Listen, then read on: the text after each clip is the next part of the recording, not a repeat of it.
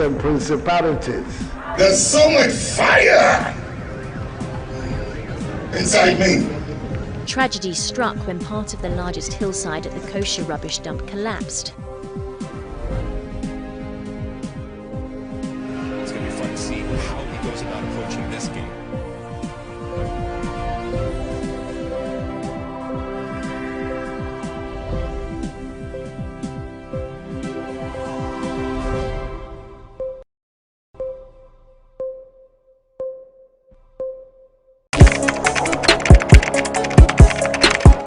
We table issues relating to the arts and entertainment for a riveting discussion, of course, without fear nor favor. The question the presenter asked them was a dumb question. You need to speak the fact and move.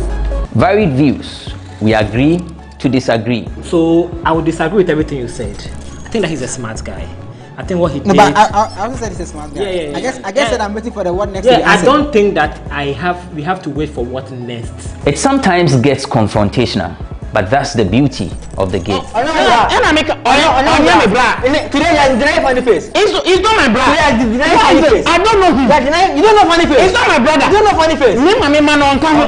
It's a package.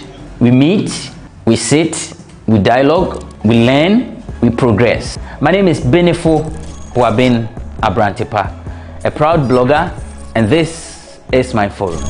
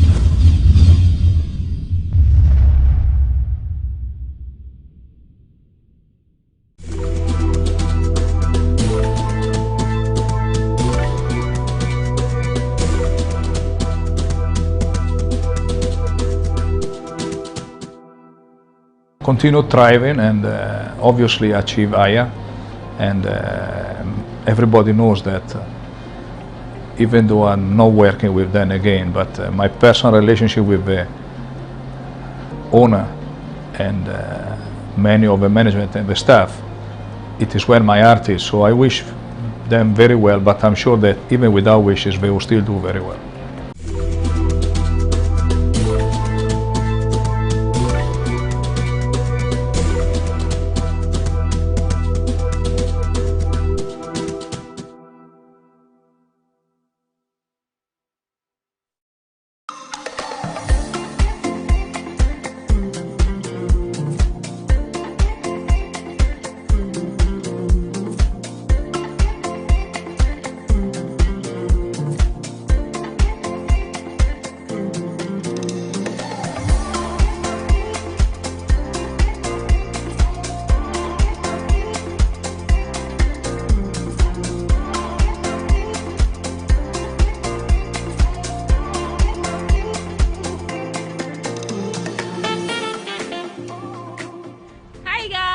are back again, Charlie. If today is your first time on my YouTube channel, you know what to do. Come join the family, hit the subscribe button, like and share. I'm currently at the most popular place in the Western region, which is called the Lighthouse, Cape 3 Point. Have you wondered what the southernmost tip of Ghana looks like? When you look at the map of Ghana, this is how the tip of Ghana looks like. And I hear it's an amazing place. I'm here to see it for myself, and I'm here to share with you my experience. And so there's a lot of history here, and I'm sure you'll be interested. So come, let's go.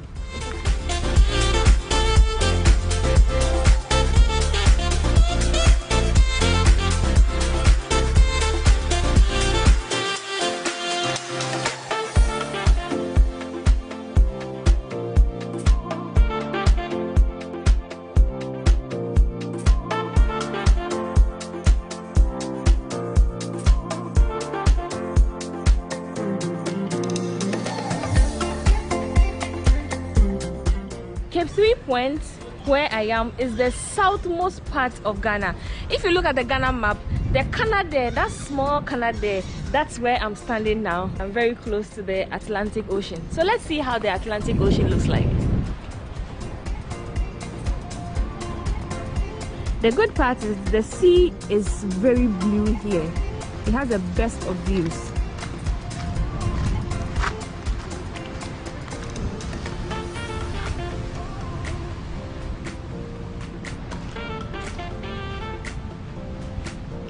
This right here used to be the former lighthouse.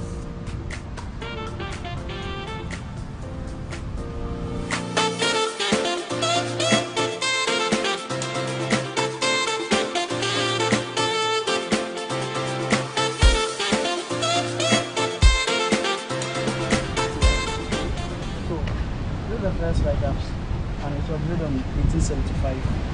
And during that time, there was no electricity or any solar panels, so they are using fire like that kind of lantern or those things. So they are using the fire on the top, so that when the ship are coming, you can see the fire on the top.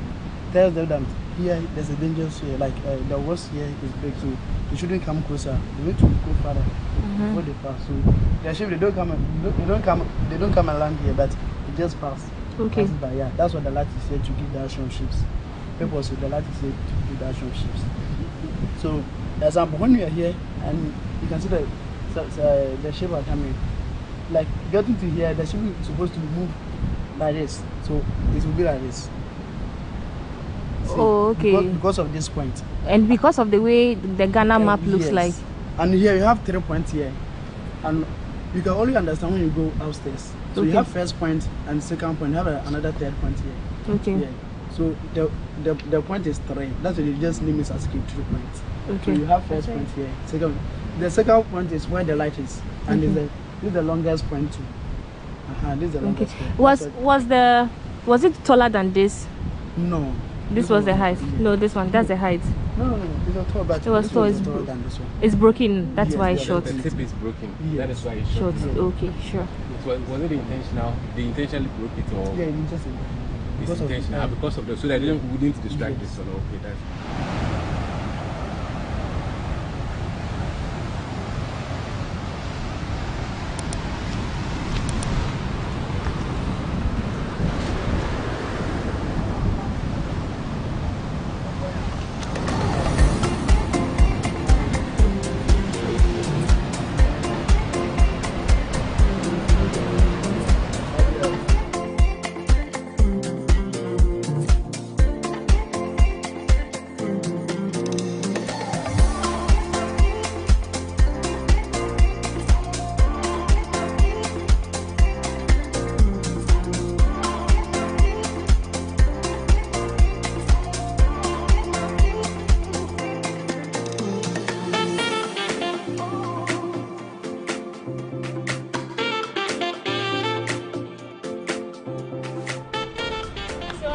Entering the lighthouse to see what's in there.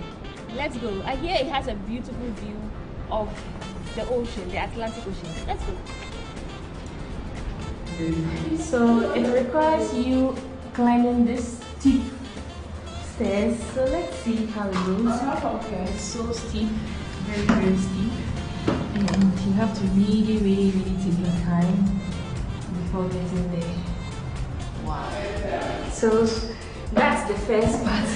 The second one is, oh my goodness. So, hey, because I'm holding the camera and the phone, it's still a little more difficult. Okay, I'll catch you guys when I get up there. Hey, how are you? How is it going so far? I'm okay. The way you're panting.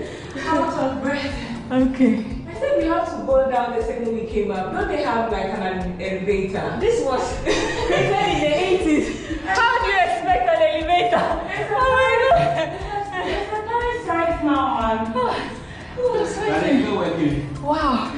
This is no easy joke. Especially when you've already taught the place. So this is the view from the topmost part of the lighthouse. This is very breathtaking. If you are scared of height, I don't think I would encourage you to come because it's really far. You can see Abigail down there. She looks like a little ant, and the view is beautiful. Very, very beautiful.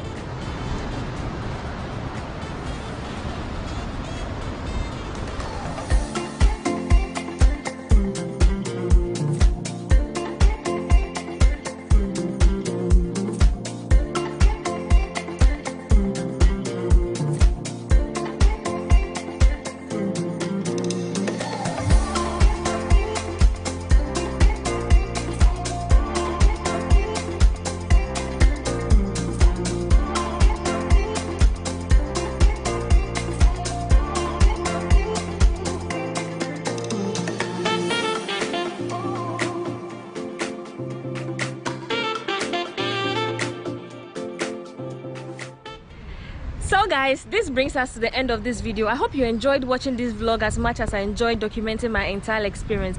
I hope you learned something here from Ghana. I mean, this is one of the most beautiful spots in Ghana. If you come in the months of December, January, February, you will get better views because it's been raining for some time now, even though we are not in the rainy season. So this brings us to the end of this video. Let me know in the comment section if you already have been here. Have you been here? Has it been a nice educative tour? Watching me virtually. Until next time on my next video, I love you all. Mwah. Mwah. Mwah. Oh, I forgot to share that it costs 10 cedis per person to access this place, which includes a tour and I mean chance to take pictures and all that. So yeah, I love you all.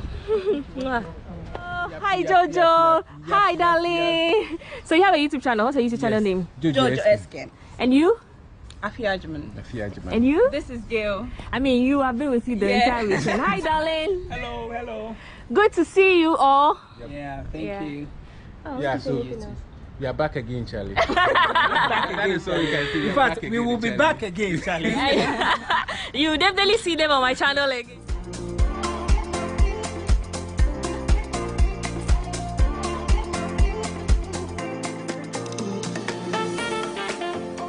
Have you guys seen a rubber plantation before?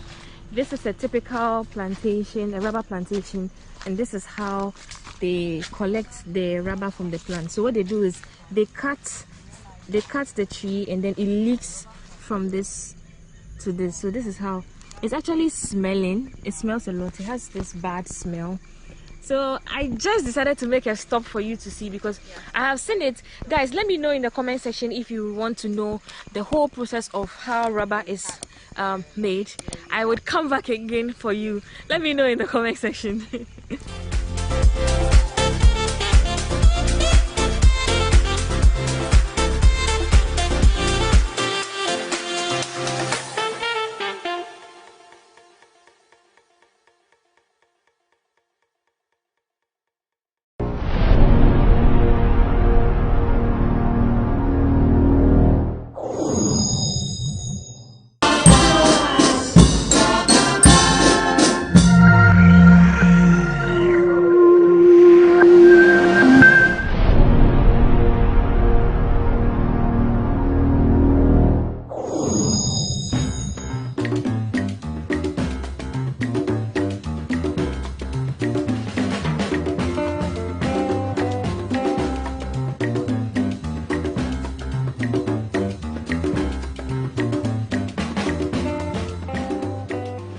This is an image of the liquid as it is now. It's a storm drain of 34 meters wide. It's about 93% complete. But the contractor is still working to get it done. And this is the liquid itself. This is the state in which it is. The contractor is working tirelessly to finish the road before the end of the year. This is another image of the liquid. This goes to the China Mall. These are the state of the road as a now. Realistic to expect this road to be completed by the end of the year? Yeah, 50% of the road has been done. What has happened is we built a new carriage road, and we are going to move the traffic onto the new carriage road. Hopefully from this week, we are going to do the bitumen works for the section that are now crashing. When that is done, we start working on the existing carriage road. That will take a lot more time because most of the structure is in place. And the new one which has been built. Our major challenge this month has been the rainfall. It's rained almost every day in Kumasi in the month of September. This is some of the fine surface that we receive after this week's one.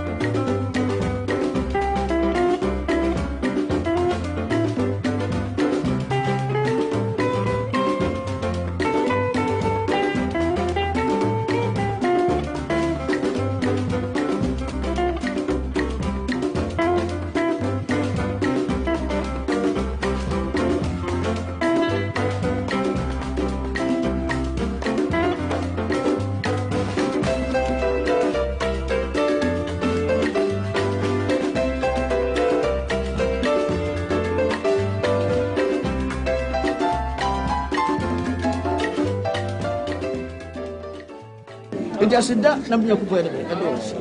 So we see idea, we will kill it. Why am I? I'm a certain mind, Ghana mind. A year pay. We have got to us. The Joseph two for set to an with the more who buy in us. Sir, I can say what she has. We don't see her. So we are by from. Amen.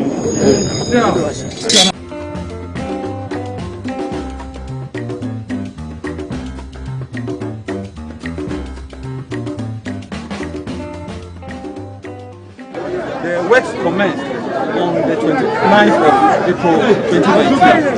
Currently, we have done 29 months.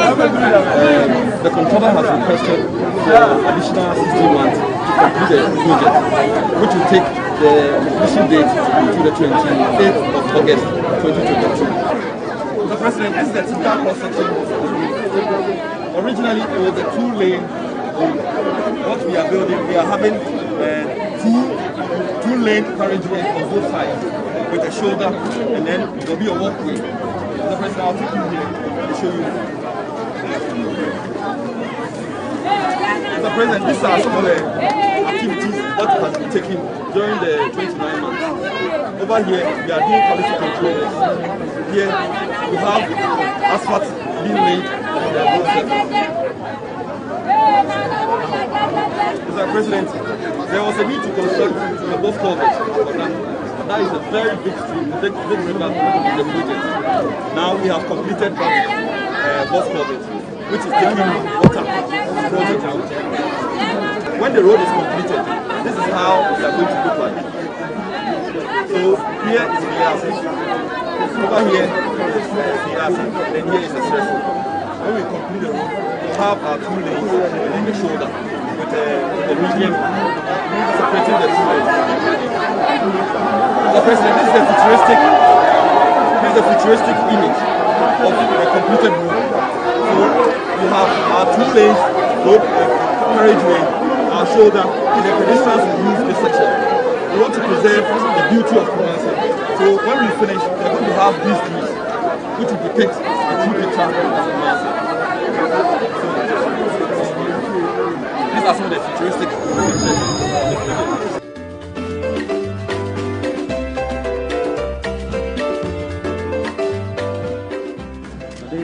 This is a 16-minute class for student population or patients? Currently, for this one, we are looking at That's this one. All girls. all girls. It's a single sex. Yes. We have a concierge, at least for assembly purposes, and then we have 8 offices in this building. We have 27 toilet facilities in this building, and then also we have a kitchenette and a staff room to accommodate 25 kitchens at the same time. Then we have 4 labs down here. Starting from there is an ICT lab, a chemistry lab, a physics lab, and then a biology lab. The rest of the classrooms upstairs classrooms. It's excellent. Recently, they just brought mattresses and chairs and tables. So, madam, we're talking about January beginning? January beginning? We can have. What's the age? How many No, we do not have that's 2 weeks. Yes, we want to limit it to about 500.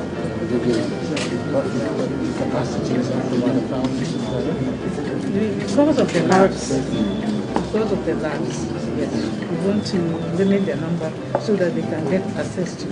Yes, very important. Very important.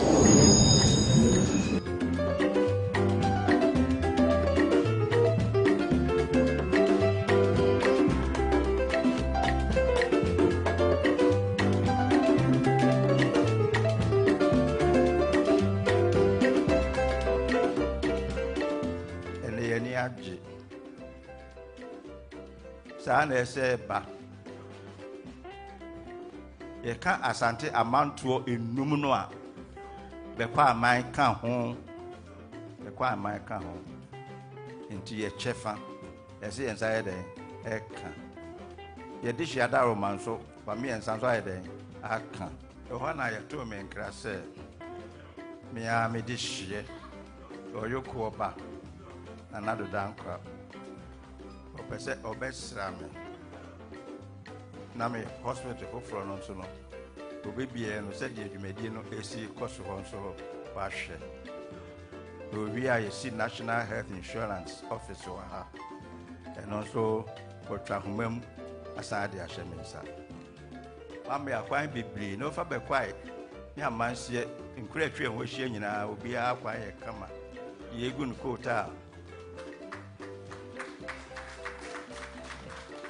ye gun asphalt ni nyina ye na chesa batwe ba ya ato nsuo mu kakra odama ubi hospital no yesi ye bompa ye na for more for nana no enwie peye ani esan asire bi eden e ka ho ze for more for nana no ewie peye de nyame ase ndi amanse man oyuko mu ne ha mo ani hwa ase de wani hwa no na fa pi kan ye ho About ha no so no am say minister obo amane no ma o ti ase se ne ma mienu titi na me ba ne dikai ba be hwe adwuma ba ne ye o potem ma me hwe se e ko yi ana e ko bone na menya kwa ye ho bibi na fe so ti se me da mafo ko ba so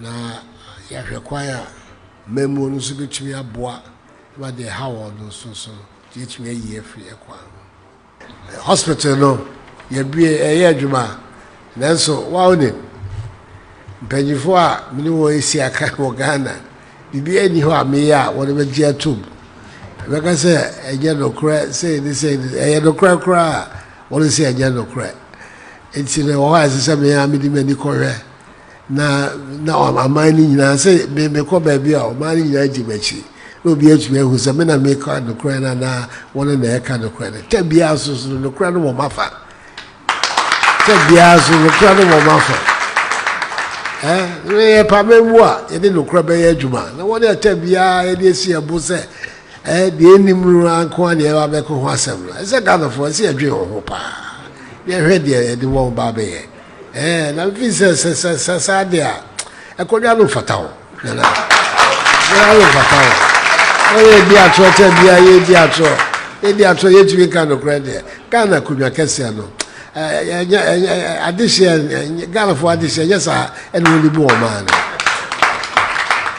It's in the barber here. Nothing, so National Health Insurance Authority, new office, and that.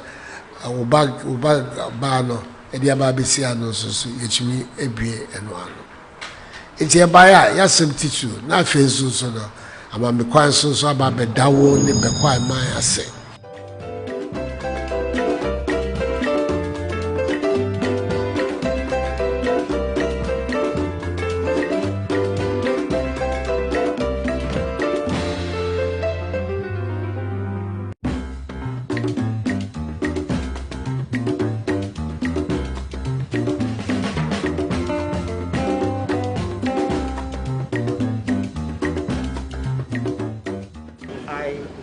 Clinics just around this corner.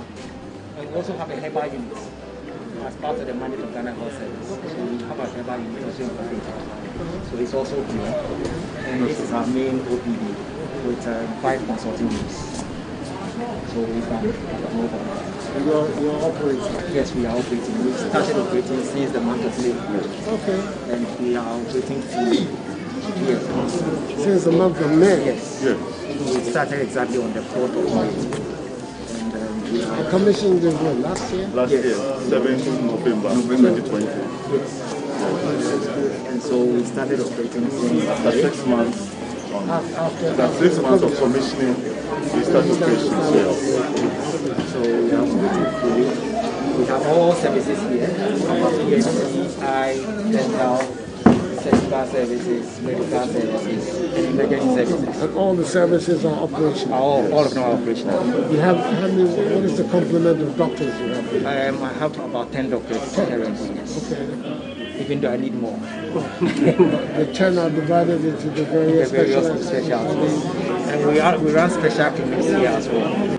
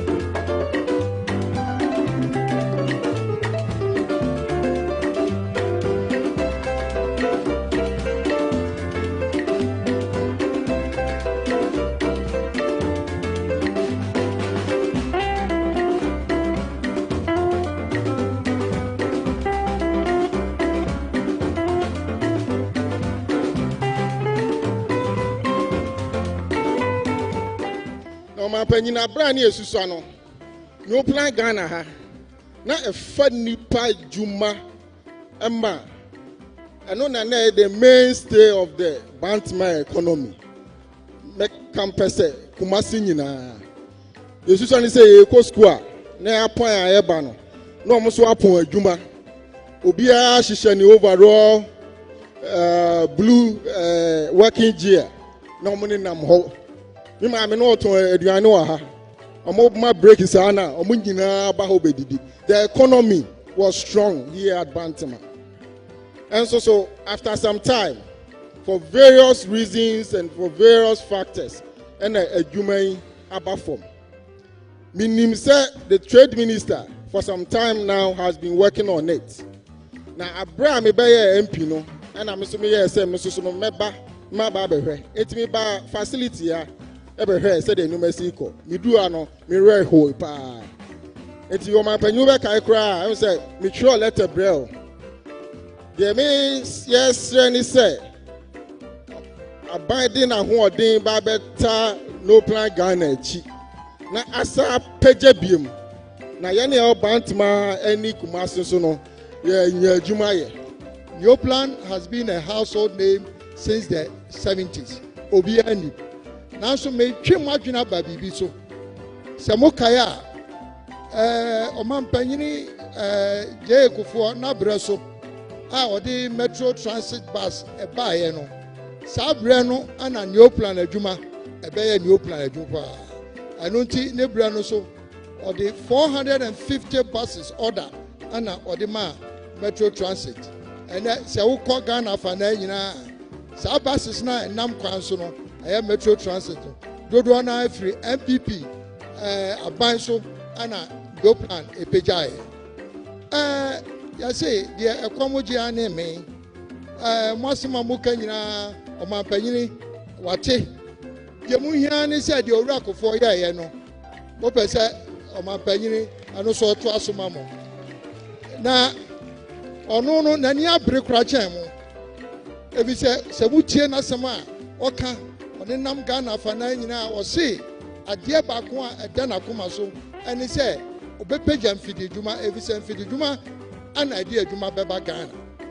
Na say, a net Ghana, Yetinian Sika crab buses, Emma, a Juma, a co, Obikromwa. I didn't think as I see can wear the crab buses, no. Young farm man, your plan, no one fast so, and fan judgment, no more. I don't think, but I won't come up to Muyam. The attorney said, na say, ya young one crater, Juma Kakra, yes, and Nayada. Yes, sir, a Jumani, I am Sika, I see a dishemu, Emma, a Jumano, a Pejabu. Na Titru Susono, Massa Akase, Munya order from Metro Transit, and also so, Majidi said, Yera, and also so, Ebeka Watson. Now, I am Minister of Trade and Industry there. Obronino Edikai can say, Omo say, Omo one district, one factory. And there be drama anymore, my name I catch him say, Yadi Amama. New plan, and yet and that, and the PNT Wakana. For paying so, and now so the new plan by a Ghana, when you're the baby call. You are Henry Jabba, Madame for Pablo. The new plan, you're living with me. Bishop Bijay, MPP, your first president, and Namuso, and your picture, new plan, the Juma, the press. Onipa me mama be di na de no aye bibia say hia say me so no de wa ye no me ba be twaso enye sa na tie na me ba be ye so Metro Mass Transport no order what if you share mo share wa ha no na what is to be a page adwuma no we're going to make sure that that order is brought very very soon.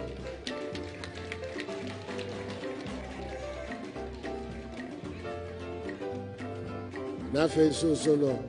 What free minister? I'm not say 1D, 1F status. New plan Ghana Limited, SSN1, and also so no. Mosabeka. AJ, munya botre kakra bi enche nse niema eba be sisa.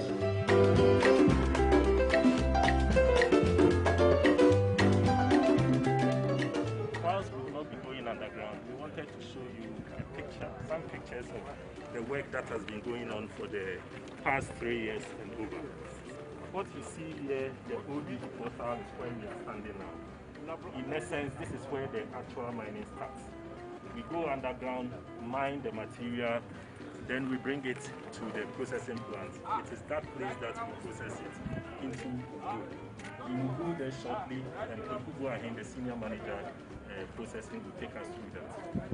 Once we've mined the ore from underground, this KRS material handling system is what helps us get the material to the surface. So we either bring them through what we can call shafts, or we get them up through the decline with the use of trucks. After we've processed the material, the tailings, which is what we have to protect the environment against, we've constructed a new pond called the BIOS tailings dam. It is lined with clay and then PVC lining on top as well, before we deposit that material, the waste onto it.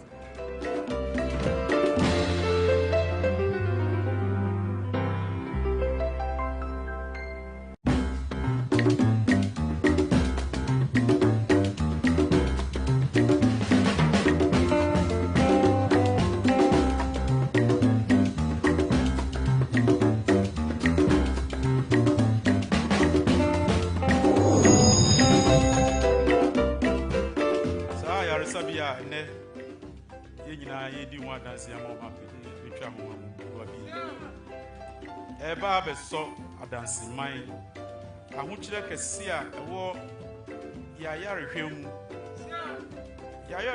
bia ewo adansi ahuchire kese oso the hospitals are so overstretched enti edim se nyame ya adom na ni eyeye supatu kusua eba beboa na yi ahuchire kese a ewo yaya resa o adansi mai mu enso afiro Juma yedi ewie ewa ha ayedi asoba beto form ama trauma and accident center a last item on my agenda for Ashanti regional tour.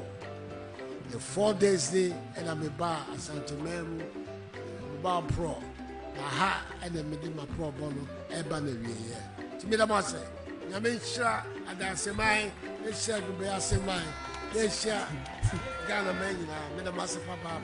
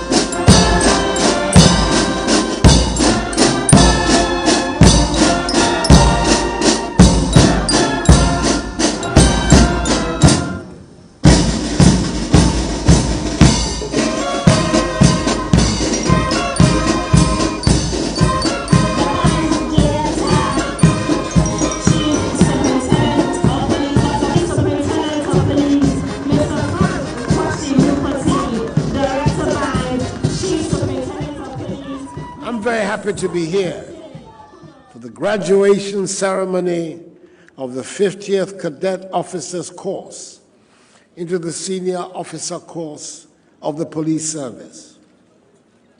I say a big aiko to the 129 officer cadets who are graduating today. and I commend them also for the spectacular drills they have put up. Ladies and gentlemen, the most important things of a nation are the peace and safety of its people and its territorial integrity. Article 200, Clause 3 of the Constitution of the Republic states, and I quote, "The police service shall be equipped and maintained to perform its traditional role of maintaining law and order," unquote. The ultimate goal of this provision is to ensure explicitly that the ordinary citizen feels safe and can go about his or her everyday life free from the fear of crime and insecurity. The police service is further mandated by the Police Service Act of 1970, Act 350, to prevent and detect crime, apprehend offenders, and maintain the safety of persons and property. The effective execution of this mandate is premised on building a professional police service that is accountable, responsive, transparent, and trustworthy, and which accommodates the concerns of the general public that it serves. We want to go back to the good old days of policing, where people felt that all the efforts of the police were geared towards making their lives more comfortable. It is gratifying to note that the 2020 Global Peace Index report, compiled and released by the Institute of Economics and Peace, ranked Ghana as the second most peaceful country in sub-Saharan Africa, after Mauritius. Such a positive global outlook identifies our country as a peaceful destination for sound investments, and all of us, including the police and the citizenry, should be encouraged by such an assessment. In spite of this, we all know that we have quite some way to go towards becoming number one on the rankings.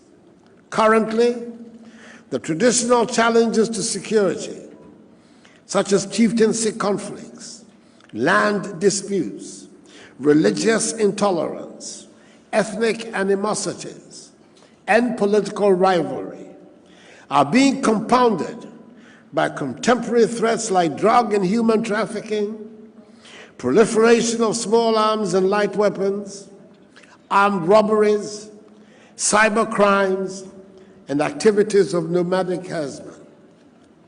Today, the challenges to Ghana's security are numerous, complex, and sometimes quite unpredictable. I'm aware the recent incidents of violent crimes in some parts of the country have generated safety and security concerns from several sections of the populace.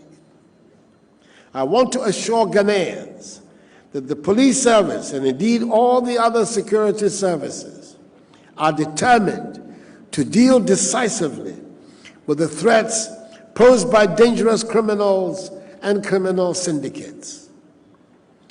We can help them succeed in this endeavor if we urge the police and the to resourcing the service by the provision of adequate personnel and logistics to enable them deliver on their mandate. To this end, since I came into office in January 2017, a total of 568 vehicles, including 15 operational buses, have been presented by government to the service, a feat unprecedented in its history. Apart from the existing formed police unit, FPU, in Accra, an additional 22 light armored vehicles have been procured for use by the FPUs to be established in November in the northern, Upper East, and Ashanti regions. In the next 1.5 years, FPUs will be established in the remaining regions that do not have FPUs. 200 motorbikes have also been distributed to members of the Community Policing Initiative to boost the presence of the police in our communities. Modern communication equipment and 4,500 fragmentation jackets have been procured and delivered to the service to protect officers and help ensure effective policing.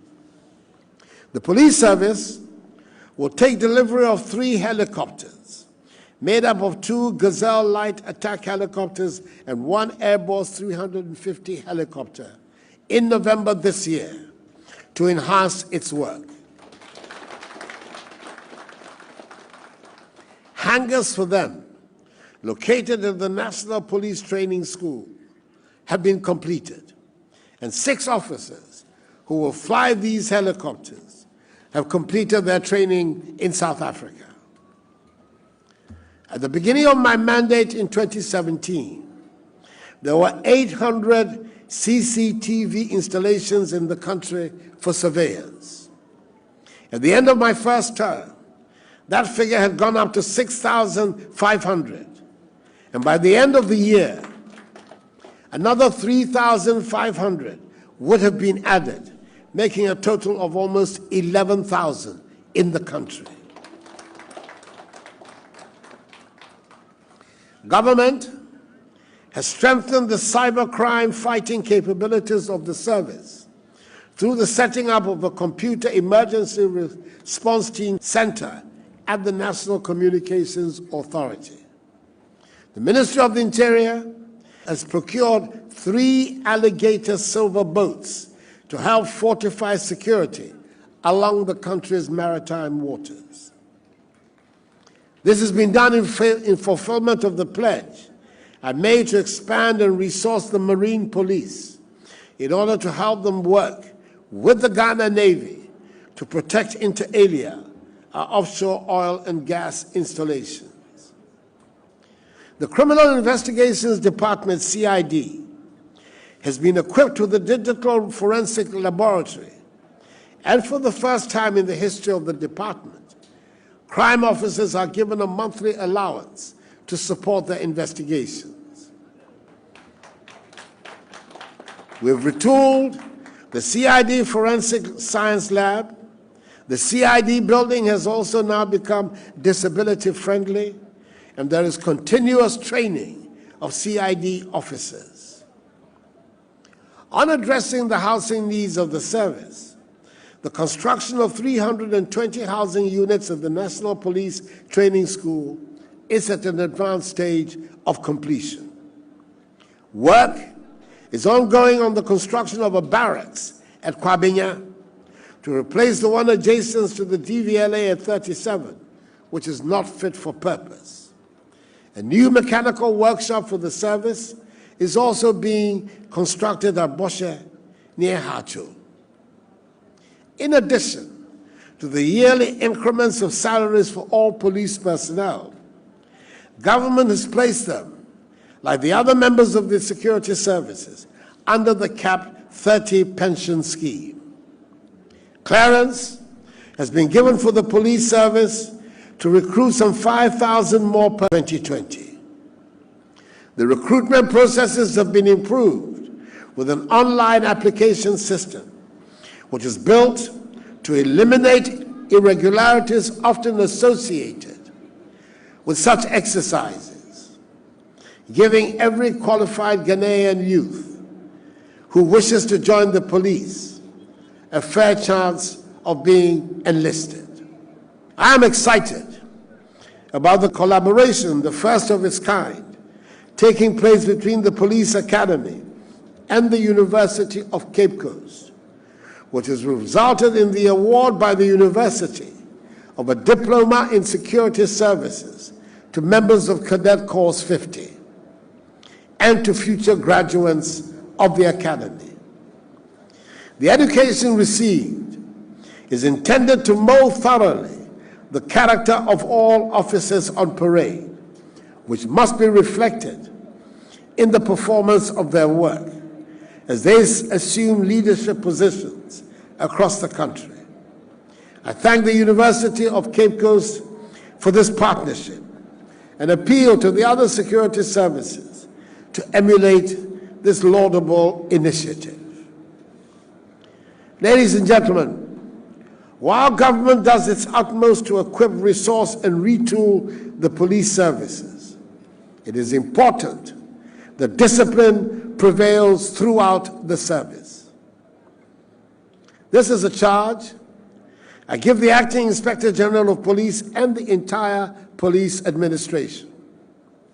Without discipline and effective supervision, winning public confidence and support to fight crime will be very problematic.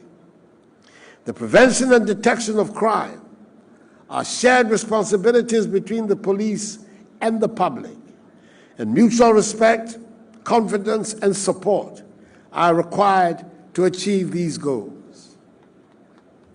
I cannot end without reiterating the support of government and I for the recent actions taken by the Acting Inspector General of Police, George Akuffo-Dampare, which are eliciting strong backing from the population.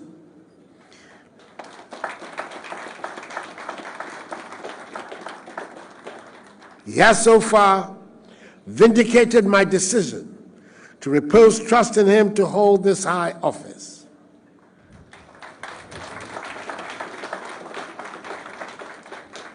I am confident that once the necessary processes are completed, which I am sure will be soon, he will become our nation's 23rd Inspector General of Police.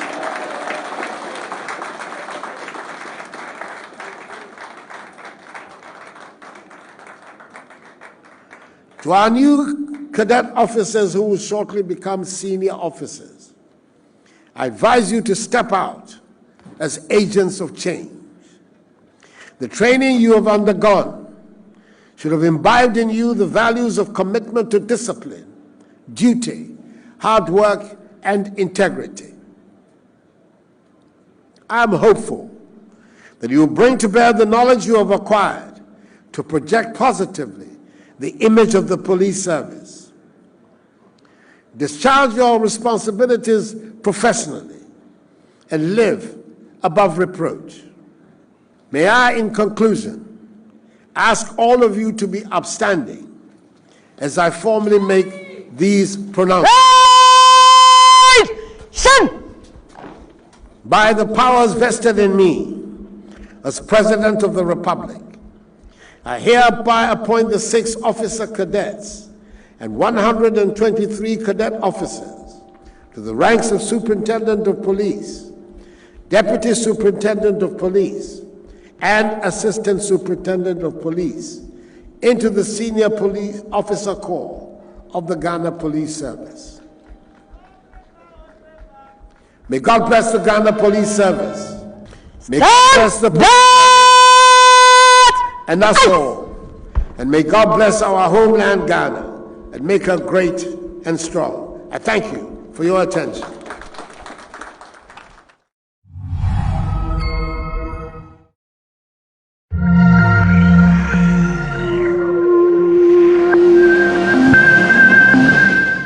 Nothing we are going to do about it. We came to this land through the government of Ghana. Honor Ministry of Interior, Ghana Refugee Board. The District Assembly asking us to go. We don't have a hometown here. We don't have a village to go to. We are here. It started since August. We have written government institutions to intervene and see how best we can solve this problem. As we are writing, they are not responding. So Liberians are prepared. Let them come and demolish the place. Prepare in the sense that we got nowhere to go. So in the morning, as we speak, they are demarcating the camp. The chief and the district assembly are demarcating the camp. We are still living here, we are demarcating the camp. And as times go by, we are not prepared until we take us to where we're supposed to be. You see, our people, it's frustrating, it's sad, but it is difficult to say in a sense that people who are supposed to be advocating for us, the Ghana Refugee Board, they are rather against us. Ghana Refugee Board, they are rather against us. 2012, we brought out 2 actions: local integration and voluntary repatriation. You are giving somebody a family here 884 CD. Yeah, look at it. You gave them money in 2013 as a grant from the American government and the Danish government. Since 2000, you have not failed us to say, oh, we are giving you ration. Do you think, as a Ghanaian, you and I, can somebody live on the money in Ghana to be integrated? Now, before even this money came, UNHCR Ghana Refugee Board sat down. They wrote document, but then they were pleading for the money to come. They made a lot of promises that if you are integrated, they will take you from here to a better place than Bujumbura. They will give you housing, you go to school, the kids will go to school, get national free, all were promised in the document. We have been neglected, we have not been treated fairly. They have deserted us. See today, situation of such, it is the full responsibility of Ghana Refugee Board to be here. Are you seeing any of them around? If you even go to Ghana Refugee Board office now, it's like a ghost town. They are running from responsibility. They are running from responsibility. And we are asking the president of Ghana, the ECWA president, and a human rights activist to probe into this issue, investigate, and know the reality. I know he's not aware of what's going on. Some of them are still dodging it. Let him look into it. The truth will come out. You also came to Ghana in 1990? 1991. 90, I got an eye problem from Liberia. And you know, I was forced to drink certain poisonous chemicals. That made me and my wife to come here. Now I born 5 children here, in Ghana here. I live here for 30 good years. Now I can't see. So if the government want to move us from here, he should give us a time. Because a man like me, I don't have money, I don't get nothing.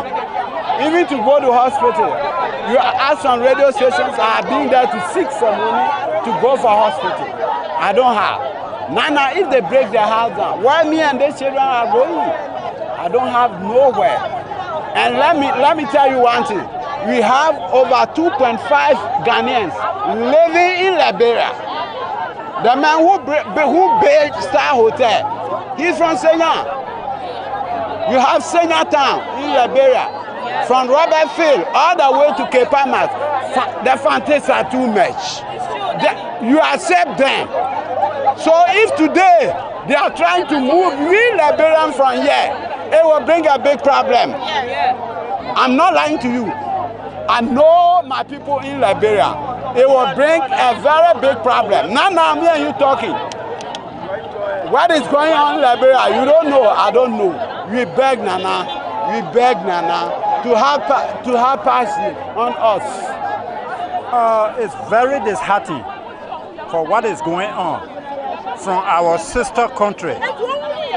Liberians, Ghanaians, they are one from time immemorial. But what is going on is surprising. Every 3-4 years they will kind of demolish. Every 3-4 years they will kind of demolish. It's surprising. But this time around, I think what I'm feeling within myself is Ghana is being disgraced. Ghana is disgracing herself. This nation is being disgraced. How they are treating refugees. This country must not forget Jesus Christ himself was a refugee. The Jesus Christ who is the savior of the universe that we are all praying to. Amen, amen. He was a refugee. So you don't have respect and you don't treat refugee well. The reward is coming from God, not from the refugee. And I'm telling you, whatever goes around, comes around. Whatever goes around, comes around. Ghanaians should not feel proud because Liberian refugees are in their land. They said they brought two options, to go back or to stay, right? Yes, some of us have chosen to stay in Ghana. We expected us to be relocated. We expected us to have packages. Up to now, only give us 400 cities to our parents that we should go and find a place. Can 400 cities feed you or find a house for you? After that, see my passport. My passport took 2 years before they give my passport. 2 years gone as a Liberian passport. And even this thing, resident permit, no work permit inside. No work permit. If we going to find job in Accra or somewhere, they ask you, do you have TIN number? Do you have Ghana ID? They don't give us the job. Labor job, that's what we can get sometimes. And the labor job once a while, they will sack you because you're not Ghanaian. See that? So this place we are living, we are not in peace. Our parents are traumatized. What they are going to do, we get a lot of people mad here. If they break this house, we will not fight back, we will not do anything. We will stay here and go and sleep in the street. If that's what they want. But you should remember, if you point the finger like this, it will come back to you. It will come back to you. We are not happy here. We are not happy if we are staying in Ghana here. Many are British war. Penima Akufuado. Yes, Raupa. Ghana for Pami Yankwan, Labera for Pamon, Obiwa, and Mamma and Papa Nina Wu, Omo Wuko, into Pamon Maquay, and the Uso no China, who Bubuna, let there any problem. My scanner and Guardian. When I was here, would do some locoso, I shower locoso, and mine be a shower of Mutiablo Timam crash our Acrofu, Inti, who's a Burunguna, Labera for, now Pamela Labera for, not Ghana for the Ayaday. And the Yanina Yayabaku, it is a wood for me, dear, my Scana Yanko, Obu Okitama 7, Obu Okitama 8, Obu Okitama 6, Miamina Wemini, and Sabikitama 6, Minukunu, Miba, Dan Cranche, Mada Bontia, Maba, Dan Utu to me, and Yaduma, Nico Chromatimi for 2 hours, my son bought a master Bubu camp. Masum Jambla Ghana. Ubatina Sukra Yahudia Uyamaye. A comedy, Yatawayanto, Yachire, Yaya baby, Camp Ubuna, Mini baby Amako, Mida Bontina Mebai, many Brisam Americano, Nemo being Kancham said Jamaica, no cry about Copa, no wonder me. I'm penny marker, now won't just know about Chimiachemi. Come for your madam Kakao. Football baby, I would do some more baby. Never done Charlie, not a wood to be our hand. Why am it all some coming feelings? Our time coming feelings. It's your man, Benima, Akufado. Yes, Row. Bayambua. Bamayesika. Nayanko. Yes, Rama, so say. Omba Ghana, my Nayaleble. Jaja Jaya man. In Tomba Buaye. Say Jaja Wawanka when you number. Jaja Atiasanka when you number. Jaja Tiasia, Anka when you number. Jaja Winty, who Minnesota solid. It's your panicha, would you unbuaye? Yes, Ranu. In an China, the Okato Buguna, they say they won't extend the time. The district assembly should know that everyone have their ready everywhere. You have a brother somewhere, and they have never put any fire behind them like this. Okay? He's a human being, he should listen to a fellow human being. He's a human being, he should listen to a fellow human being. Maybe something might happen, he expects people to feel pity for him. So he should have that same compassion of other people. Are you getting what I'm saying? He should have compassion of other people. One like me, like I told you, I have been here since 1990. I came at the age of 15. I was like this little boy when I came here. It's by the grace of God I have grown here. Okay. Due to the war in my country, Liberia, I don't know the word about my parents. And since I came, I have never gone back. Huh? I have never gone back. So, what do you expect me to go? After you have broken all the places that we are sleeping. So, what do you expect me to go? After you have broken all these places, what do you expect me to go? Then you want for the thing that happened some time ago, where it happened. Maybe I might not survive it. So please, we are begging them to extend the time. This is what I'm supposed to say. We don't get any place to go. You understand? We get mother children in the horses, and not everybody get money to go rent house or do what. Even the lockdown come, they lock the border. West play will pass when they say we should go back Liberia. Since from Liberia, I was very small when I came to Ghana. You understand? So I stay on here. I know my people, they not living again. They die. You understand? So I know they want to go back to my country. Just like that. Yeah. So they should help us. We will not be in the horses, then they be breaking horses down. Me, myself, my mother, she owner. She ain't able to walk. So if they break the horses down, which place will go? You understand? So they should get patience for us and help us. When did you come to Ghana? Since 1990. So you've also been here more than 30 years? Yes. That time I'm small girl and I'm grown that time. But now I be 40 something. My mother so when my children to the day, money not there now, things hard. You breaking horses then down on us. Which place we won't go? But maybe by 1990. Yeah, the first ship I Ghana. Roller city by. Now the air say. Ya better copy my check. Ya we and Begua. Ya we and Begua may say maybe yin. And they see almost all young free uncle. Hey ya. Hey yo. Ghana had a winning scar. Some for the Ghana phone po. And some children a winning scar. What's a mob? Sana yesu la brese egwe ya sama ya mobo. Yes any Ghana for woman.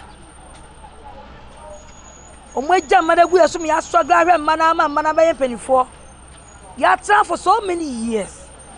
No mo see yenko. Ya papa. Yo. Na mo de me yare sa ahemfo no mo ase no mo kai hu se. Asase wei, senya asase wei. Omutu wala bewe o. Senya asase etisui. Senya fu asase etisui. Omutu wala bewe ho. Omu freedom ho. Enti aso mo. Omu hu se omu ntra ho no mu hu se. Ade omu de ye no. Sa na yesu ekro wo se afo so gu ho. Enti so mo pam ye se ye free na se yesu ekapa mo mu a. Ni aye boni ana se aye papa. Wo wi ofo nsa no wa hwa wo de. De meka cha yemfo no se wo wi ofo nsa no na wo so wa hwa wo de. Enti ayemfo no mo njai ade omu ye no asase no. Omu njai. Na mo be Ghana government. Said ye see wa na omu de Liberians no. Ombo mo de ambie border. Ombia border no. Yeah, but kwa Ghana for so baba. Enti ye said ombia border no. Ba border ni dem.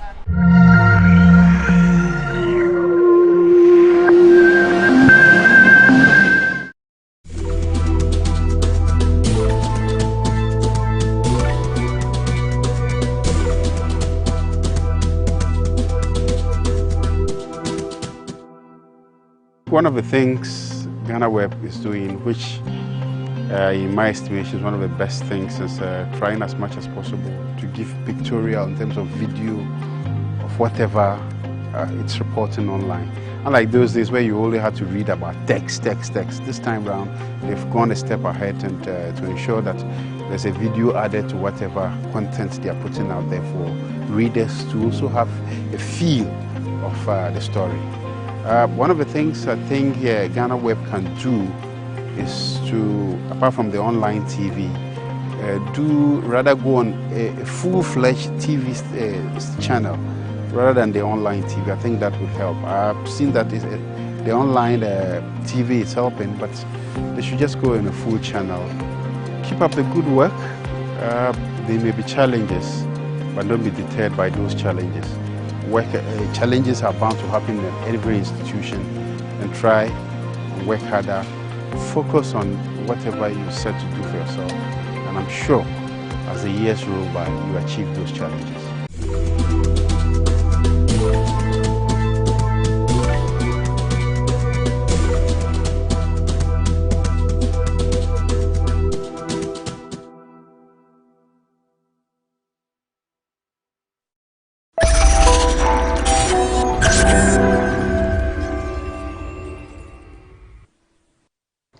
Ghana's embassy in Madrid on Saturday, September 4th, denied passport application processing for some 27 Ghanaians, including pregnant women and children, after they traveled from Girona to Martorell in the Catalonian province in Spain for the exercise or the process which was organized by the embassy through a consular clinic. Now, this allegation is being made by some Ghanaians who live in Girona.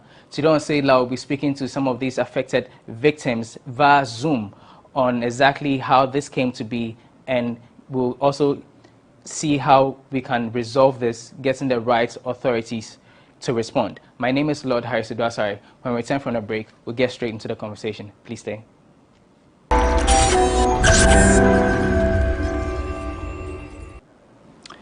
Welcome back. You're watching Say It Loud with me, Lord Harris Udwasari. So we'll go straight to the conversation. We have with us Mr. Emmanuel Esiedu. Mr. Esiedu, good morning. Good morning, and thank you for having us. Great. Thanks for being here. Now, tell me, how is the Ghanaian community in Girona like? Okay, before I do that, I would like to introduce the rest of the members here. Okay? All right. Okay, we have here with us our chairman, our interim chairman for our association, Mr. Godfrey Tobo. We have the vice lady of our Council of Elders, vice chair lady, right here. You can see her. Okay, great. Please, I'm Comfort Upon. And we have the vice president of our association, interim. Prince. Hi, Prince. And then we have an active member of our association, Mr. Wadi. Okay. Okay, Mr. Brady.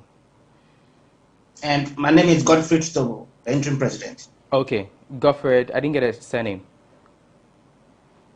Godfrey Tobo. Tobo. T-O-B-O-A. Okay. Tobo. Okay.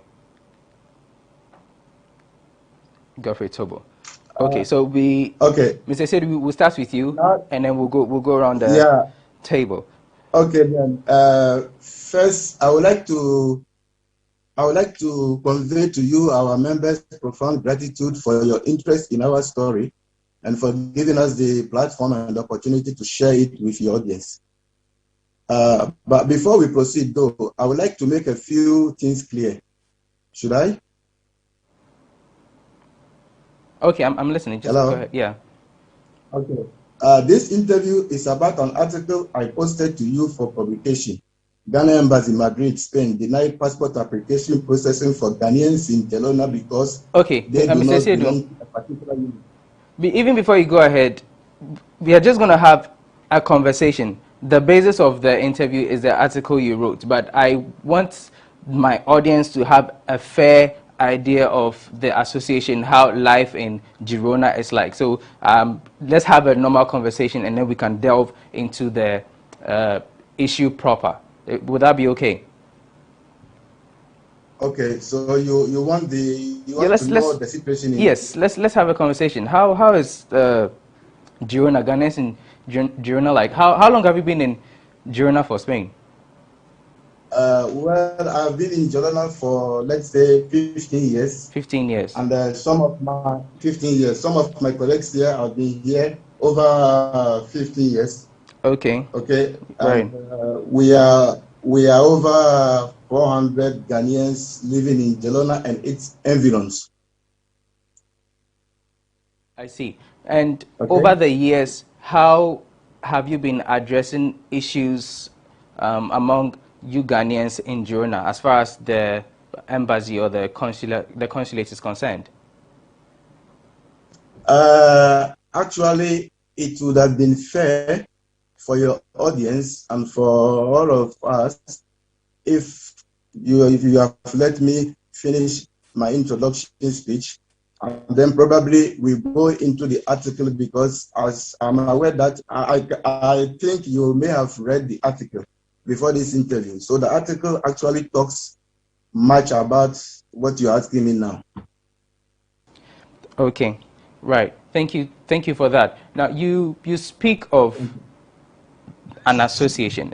Tell us more about the association. I asked earlier how you've been addressing issues with your association over time. How has that been like? About 14 years ago, right, a couple of concerned Ghanaians came together to form association, because there were no association in Jelona here. So after the association was formed, mandate was given to a group of people to lead it. They did their best up to 2015. Then they saw the need to do elections, to have a new leader to lead them. Okay. So elections took place. It wasn't even easy for the elections, because within the same caretaker administration, some people, led by our current chairman, raised an emotion.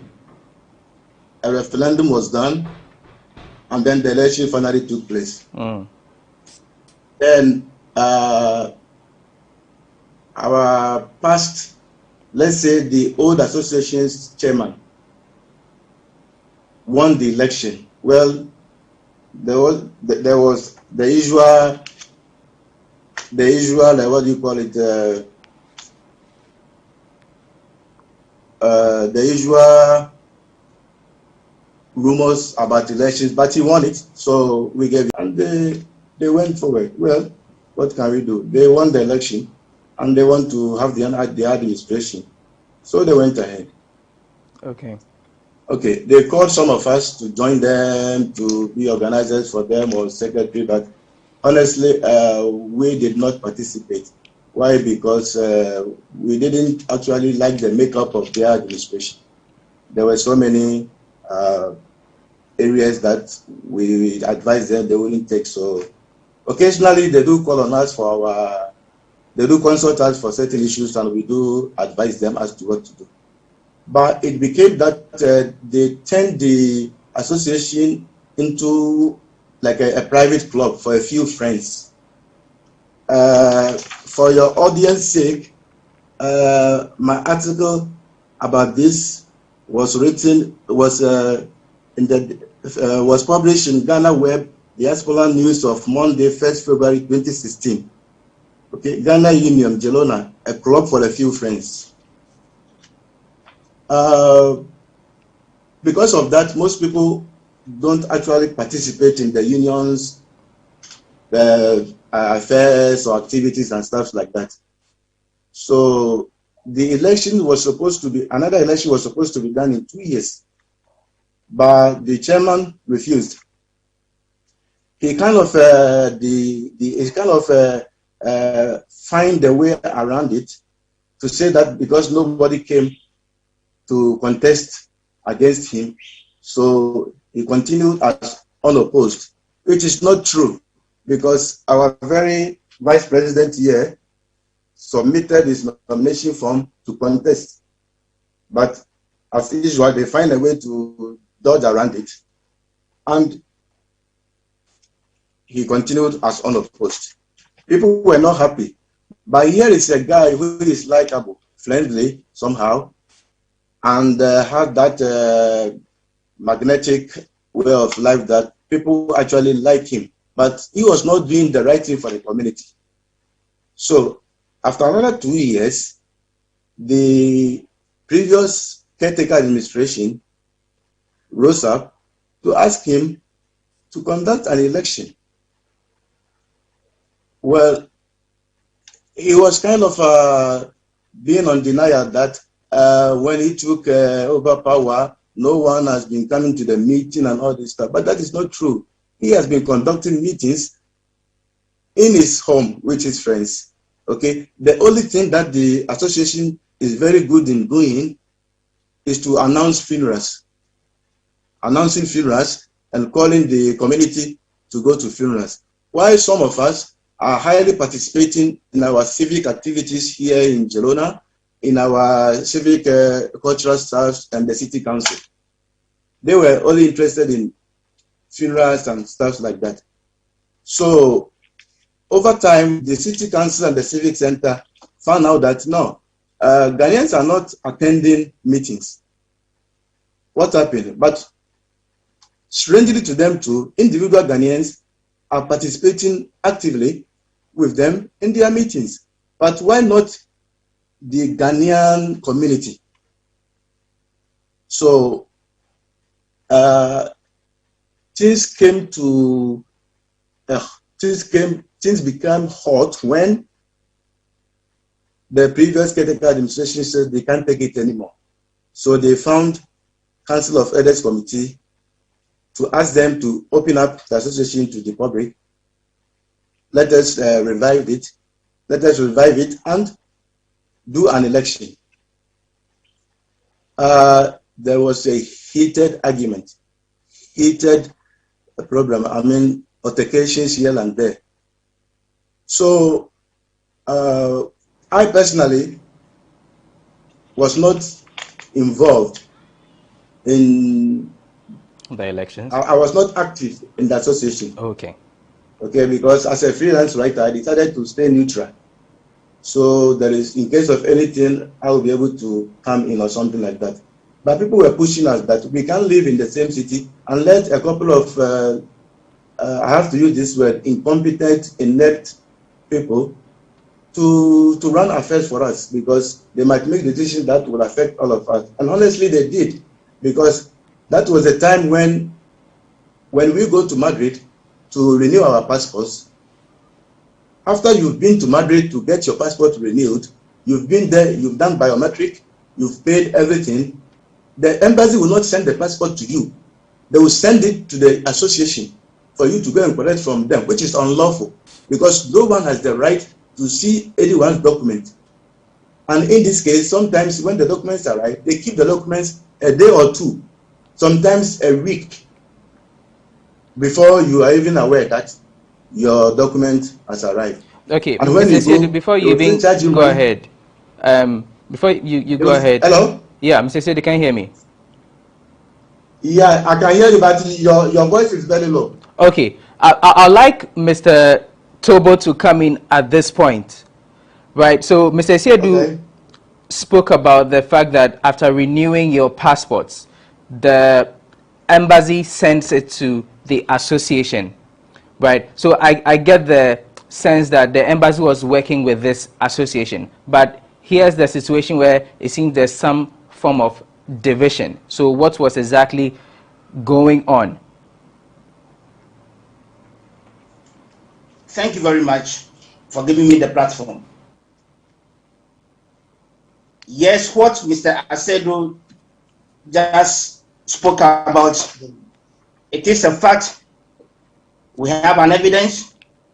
I happen to be a victim that after renewing my passports at the Ghana embassy, I provided or I gave them my residence address, for which normally supposed to be posted to me personally. My passport was then being given or posted to the Ghana Union Association Girona executives. Okay. That passport has been detained for 5 good days, not until I got in the rumor that my passport is in their hand. When was All this? efforts to retrieve this passport was unsuccessful. Thank God, you know, in Spain here, postage system works in terms of telematic communication. Okay. And through that, when the passport was being posted to them, the carried envoy that was granted that services also sent me a text message that my passport has arrived.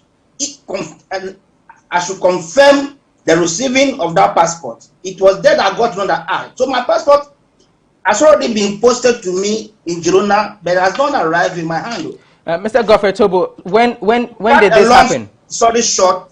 Mr. Tobo. It took police intervention before my passport was given back to me. Okay. When did this happen? When was this? Excuse me, I'm hearing you very faintly. If you can. Mr. Tobo, can you hear me? Very low, please. It's still low. I'm saying that your voice is very low. I'm asking when this happened. When your passport was seized by the association. It happened. I don't know. My passport 2021. So this happened 2014-15 thereabout. Because it was a 5 years renewal that I did. The current one I did was in this year. That's 2021. So calculating backwards, it was 2015 that I did my current expired passport, which became controversial as I speak to you now. Okay. Did you take it up with the embassy when this happened? Yes, I contacted the embassy, but then, if I can remember very well, that time, the embassy, I don't know if they were going through a telecommunication problem or not. So anytime that you try calling them in terms of issues of this urgent manner, you hardly get them. You called, it goes through, it enters into a voice message, which we call in Spanish here as buzón. Okay. So all efforts getting the embassy, laying this before them, but then finally I happened to get the direct contact to the consular then, called Mr. Jonathan, and I laid my issue to him. I sent a personal report to him by then. Mr. Jonathan expressed a disappointment of the situation by then. Okay. And then that situation was published by Mr. Asiedu in his article. If I can make a reference to that is the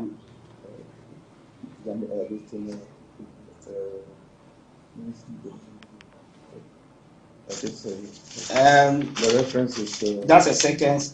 Ghana Union. Yeah, that is for a few friends. Ghana Union Girona, a club for a few friends. Diaspora News, GhanaWeb Diaspora. That is in the GhanaWeb Diaspora News, 1st February 2016. Okay, so 2016, the article got published. We are in 2021. We've had about a 5-year lapse. During this period, what has been happening? How come that has not been resolved? Good, because as been described by Mr. Asiedu, it has become like a union for a few friends. And, excuse me to use the word, they made themselves, as been said in the Ghanaian political platform, that what? Yentiobia. It was like that. Yentiobia. So, Yentiobia, as you know, being used by some of these politicians, it means that they wouldn't give even that time for you to even try to address issues with them. Okay, okay. Now, take us through. Okay, I would like to come in again. Okay, Mr. Siedu, let's hear you. Can I? Okay. Okay, from when Mr. Godfrey Tobo's incident took place, things subsided a little bit, but majority of our people they are extracting money from them. Why? Because, for example, we now are an association. We don't force anyone to register with us. When anyone needs help, they call us, we go in and we help. We don't force people to tell them that come and register with us, pay your dues up to 50 euros before we help you to get consular services from the embassy. So all of us Ghanaians were very happy when the biometric system was introduced, which means if you know how to use your computer, you don't need to go to anyone. You can sit behind your computer and then fill in the form, book your appointment, you go to the embassy, and they do your passport for you. Great. But the makeup of our community is like a lot of people need help even to be behind the computer to do their passport application process. So we need to help. So because of that, there is a guy who is the secretary of the old association. He has been killing a lot of people, taking huge amounts of money from people. There are a lot of voice messages condemning him on our platform. Well, we won't go there because that is his own problem. People are still looking for him and dealing with him. So we were very happy when things were going that way. That is the embassy side. Okay. But then when it comes to our livelihood, our lives here in Gelona, we become like a dent. No one knows us. Okay. First, the old Ghana Association has been removed from every activity that the city council or the civic centers does. We are out of it. We did our best. We approached them 3 years ago. 4 years ago, rather. 4 years ago, when the situation became heated, that the other party, which is that of Mr. Godfrey Tobo, they were calling for election. These people were denying it. So a couple of concerned citizens, including me, we approached them and asked them to stop the fight and sit down and talk. So they respected us. They gave us the platform, and both groups told us that we should mediate and try to make peace, which we did.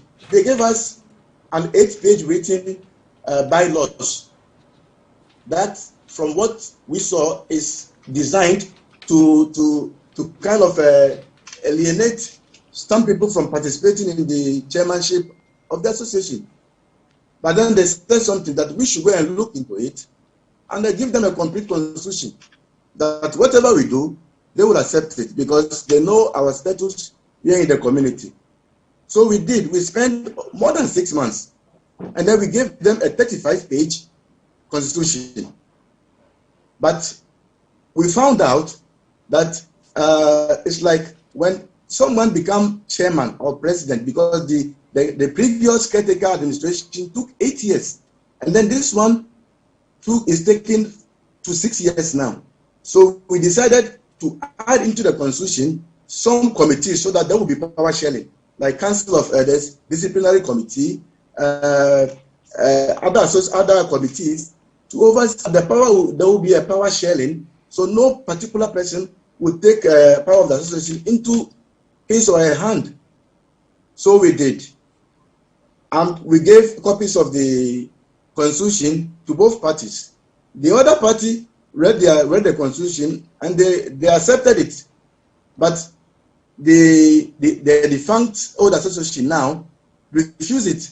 And not only, we gave them an option. If there is anything in the constitution that they did not like, they should inform us to change it. They can suggest some things in it, or they can even we can even come together and change it in its entirety. They did not do that. The next thing we heard, they've swerved us, and then they've called some few people for a meeting, and they've elected the Electoral Commission to conduct an election. But then during this time that we are looking to revive our association here, they were forming in the Barcelona province a union of Ghanaian associations in Catalonia.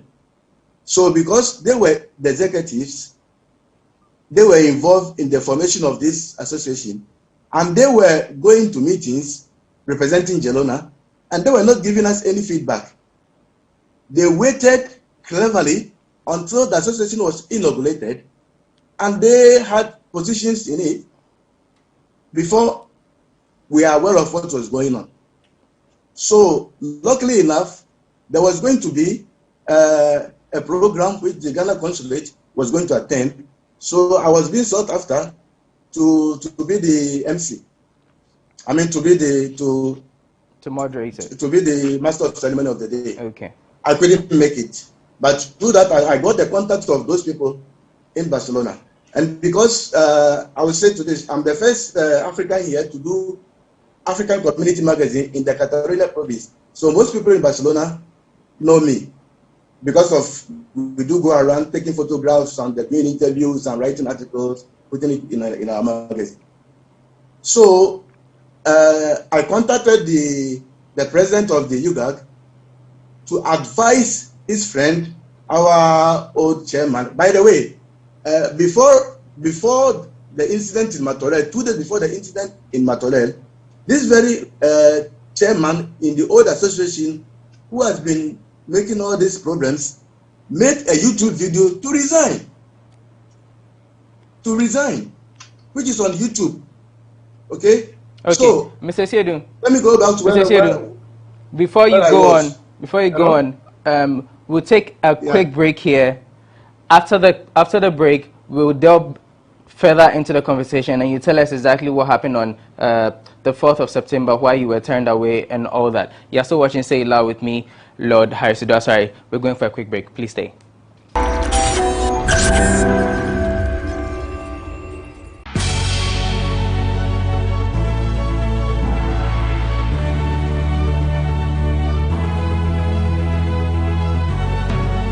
From the dawn of time, people have engaged in several businesses.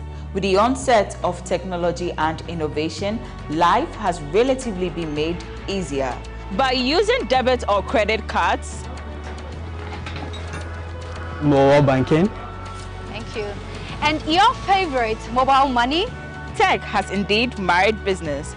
On BizTech, we spend time with faces behind known and upcoming businesses in the country. Learn more about the new technologies and innovation, as well as find out about the trending issues in the world of business. Join us as we serve you with a variety of compelling interviews, projects, and others right here on GhanaWeb TV.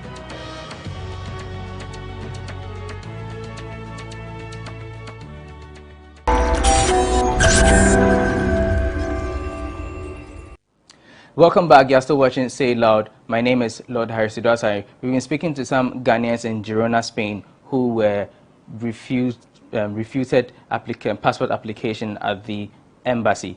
They are here with us, and they are giving us exactly more details into exactly what happened. And we've been speaking to Mr. Siedu. Mr. Siedu. Huh? Mr. Siedu, can you hear me? Yeah, I can hear you. Can you? I can. Thank you. So let's get to it. Tell us exactly what happened on 4th of September when you applied for your passport. Okay then. I'm doing that. What happened when you got to the premises of the consulate? I will read from the article because the article is written perfectly clear. No, we want to a point that the witnesses here. Mr. Siedu, I want you to tell us. I want you to tell us what happened without reading the article. You experienced it, you went through it, so tell us what your experience was. You could let Mr. Godfred Tobo or any other member speak. So let's go into it. About a month ago, we heard the rumors that in April, myself, Mr. Godfred Tobo, and one of our council of elders went to Madrid to renew our passports. Okay. So we had a 1-hour meeting, a courtesy call on the consul, Mr. Seth Odami. Actually, he was gracious. We talked on so many issues, and he even said that, very soon, we asked him that our president asked him that he came with a family of 3 in the speed train to Madrid, and the amount they paid to get there with the family is so expensive. So we were having a conversation, said, why can't they have a consulate in Barcelona so it will be easy for those of us in Catalonia to access it? Well, he gave his reason why that will not be possible. I wouldn't like to delve into that. Then he said they now have mobile equipment that can help them to travel around Spain to bring the consular services to our door. That when the COVID protocol is lowered down a little bit, that can go on. So we were very happy, and then we left. Then a couple of weeks later, the president of the UGAG in Barcelona called me and said they will be coming to Girona to have the UGAG's executive meeting in Girona, because Barcelona, actually the guy is in Tarragona. Barcelona has refused. Okay. For reasons not mentioned to me. So they will be coming to do the meeting here. So we said, okay, but it was too late for us. And you know, the European system of work, people have their work schedule. So they came, they did the meeting, we were not present.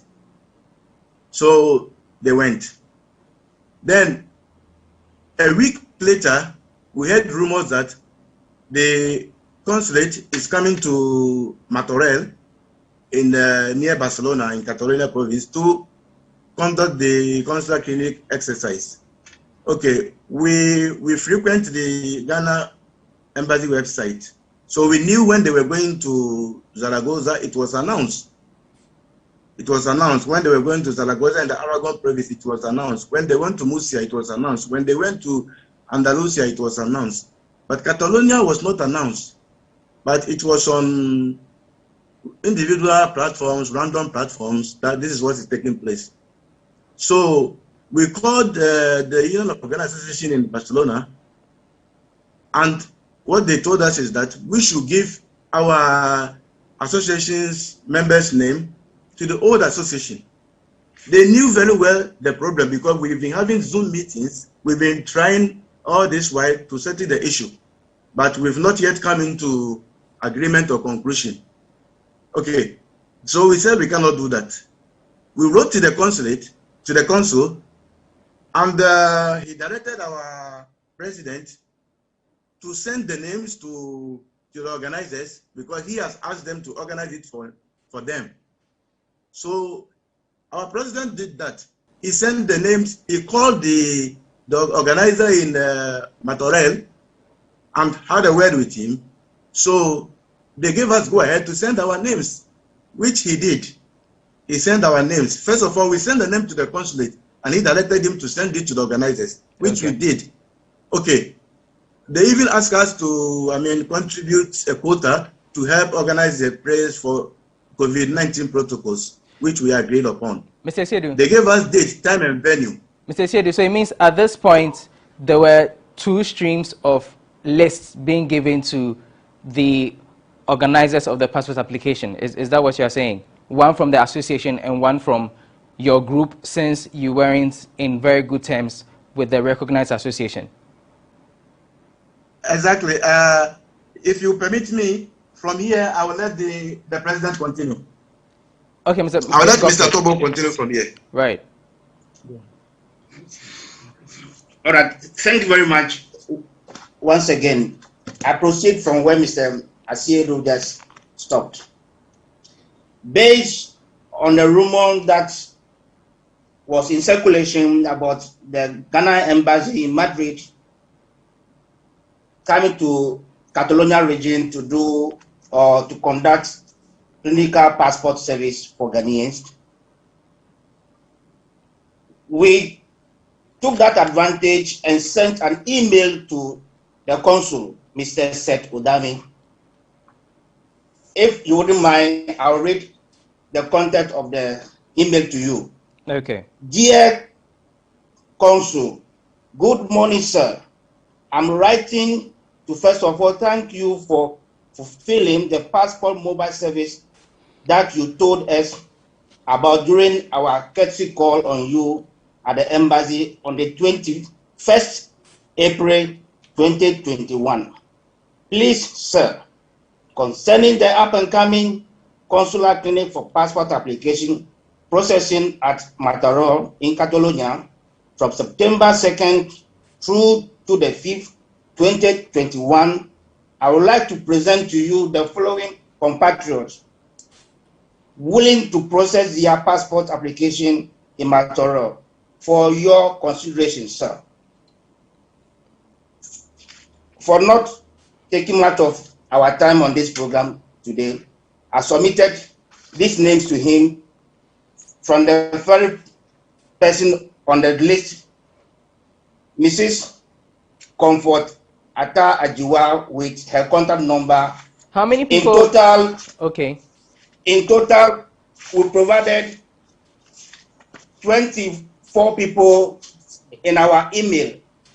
Then let me continue reading. So please, sir, kindly let us know the exact date that our compatriots coming from Girona join you at Matorel for their passport service. I would like to humbly ask for your assistance to help our compatriots from Girona community process their passport without any hindrances. Thank you for your usual cooperation. Yours sincerely, signed, Godfrey Tobo, Interim President, Ghanaian Welfare and Culture Association. After receiving this, after sending this email to Mr. Odami on the 21st August 2021, time 7 a.m. in the morning, Mr. Odami quickly replied the email. The same day, 31st August 2021, 11 a.m. in the morning. Dear Mr. Tobo, good morning, and I thank you for your email. In the first place, I am not coordinating any compilation of list of Ghanaians wanting to take the opportunity for this exercise we are going to do in the coming days. I have asked the leadership of the Matorel community to prepare the grounds for me to come to do my work. What I have said to the leaders in the community is to avoid the mess we encountered at Zaragoza. So please, channel the list to the right place and not to my office. I have high expectation and high regards to the leaders, and I don't want to talk plenty in this email, but then at the appropriate time, I will let my intention known. So please channel the list to the appropriate place, not to my office. Thank you, Consul. So with this reply from Mr. Odami, the Consul currently at the Ghana Embassy, is directing me to give the name to the host, that is in Matoro, that is the Ghana Union Chairman in Matoro, which I subsequently did immediately after receiving this email from the Consul. Okay. I informed my executives about it. They said, Godfrey, go ahead. Let's send our list to the Matoro Ghana Union Chairman as been directed by the Consul of the Ghana Embassy. Our conversation on the WhatsApp. Good morning, Brother Daniel. He's called Daniel. Please, I sent you the list of fellow compatriots willing to do passports. Then Daniel answered, good morning. Please, you can come on Friday to join. You can come on Friday to join. Okay. Girona, thanks. Okay. So then I proceed. What time, please? He said, please, it's Saturday. Then he said, the time is 9 a.m. I said, noted, please. I proceed. Thanks, Brother Daniel. Then on the 2nd of September 2021, in the evening, then I said, good evening, Brother Daniel. Please kindly give me the direction to the center of where the exercise was to be conducted. Then he sent me the direction through Google Map.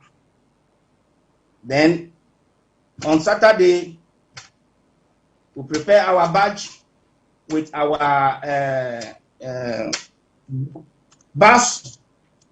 Went there, reaching there, join the queue as the normal routine, for which we are aware that our names have been submitted ahead of time, was going to be called. We reached there actually around 7:30 in the morning. The exercise started 9 o'clock immediately the same day in the morning. Our name wasn't being mentioned. Standing. So in the afternoon, almost like around 1 to 2 thereabouts in the afternoon. On board of our batch, we had children, mothers, elderly men among us. Did you call Mr. The situation Daniel? Was very bad. Did you call Mr. Daniel to let him know that you had arrived and you weren't being attended to? I went inside with some of my executives that accompanied us that day. Even some of the executives which ran with me here were there to also do their passport personally. They also got in their passport expired, so they got to do it. So our effort talking to Daniel was what? Unsuccessful. Daniel became like a dumb man. Any question to him, no answer. What is our list that I sent to you? He turned like as been described in Ghanaian Palanque as what? Mumu. Daniel turned to Mumu. Then over there, to our surprise, the name that we submitted to the host being controlled by Daniel, the Ghana Union Association, that is the defunct association leader that also happened to be there that day, he rather came from the exercise room with the list that we submitted to the Matoro Center. And then he was proud enough saying it loud in the crowd that this list from Girona is not going to be accepted because they did not pass it through me. We said, what? What was that? The protocol being directed as we have evidence of proof from the consul. Our effort to even talk to Mr. Odami was unsuccessful. I personally used my mobile line calling Mr. Odami that very day at Matador. I would not like to conclude that he intentionally refused speaking my call, but all effort reaching him was unsuccessful. The very number that he calls me on before this exercise that we are talking about, that number has not been answered that day. Even after the exercise, no calling back, no, information from Mr. Odami till I speak or till we speak to you now. So when the president of the association came to announce, what's his name, please? You didn't give me his name. The name of his name. His name is Samuel Kojo Asuman. That is popularly known as Sami. That is the leader of the defunct Ghana Union in Girona. Okay, so when Mr. Isuman was making the announcement about not recognizing the list that you had submitted to Daniel, what did Daniel do about it? What's Daniel's full name, by the way? As I said it earlier on, Daniel was still mute. He came news. He wasn't talking. Even said, I tried. We have a video for which at one of the entrances at the same premises that I happened to corner him with some of my executives over there. I said, "Oh, Daniel, come to recognize me again." Okay, I still have a copy of our list. Take it. He refused to take it. What's Daniel's full name? Daniel. I don't have his full name, but then we can find out. But then okay. He is the leader of the Ghana Union in Mantoro. That is the center okay. His full name is Daniel Asari. Okay. The Ghana Union chairman in Mantoro. That in our email, Mr. Odabi, the consul, directed us to send our list to him. I see. So 24 of you were refused the passport application process because your list wasn't recognized. When this happened, how long ago was this? This was on 4th September, right? This was on 4th September. This happened on 4th September, on that Saturday. Yeah, on the 4th September. Yeah, correct. That's on the 4th September, on that day. Okay, The so Saturday, after it happened, when you tried to reach Mr. Seth Odame and you couldn't reach him, did you try to reach the Foreign Affairs Ministry here in Ghana? Let me come into that. At the moment, no. But then I'll give the floor to Mr. Acedo to make a little point about that place. Okay, thank you, Mr. Godfrey. Please, I will take it from here a little bit. Then I will let our chair lady also have a word, and there are a couple of brothers here they would like to speak. We'll be wrapping up very soon, so please summarize what we'll be wrapping up very soon. Excuse me? We'll be wrapping up very soon, so we should be quick about the submissions, please. Actually, reaching out to the Foreign Affairs, they couldn't do it at the spot because at the spot they were nervous, hysteric, trying to find a way, and there are some few things that he omitted, which other people will speak to, because they finally a Pentecostal pastor from Big, one of the cities in Catalonia, and then the Ghana Association Union leader in the Igualada, also in the Catalonia, both of them came to ask them what is the problem, and then they took the list from their hands again, and they went inside to try to find out why have they been rejected. Pentecost matter. Okay, the pastor is a Pentecostal church pastor in Matore. Okay. Then they came back and told them point blank that Mr. Odame, the consul, refuses to attend to us. That he will not do it. That he will not do it for us. As plain as it was. Because we did not pass through. Sister Comfort, we are wrapping up. You want to? So we'll present to you some of our executives here or some of our members here that also part of the exercise wanted to do their passport that day. Yeah, Madam, so let me speak to Madam Opon.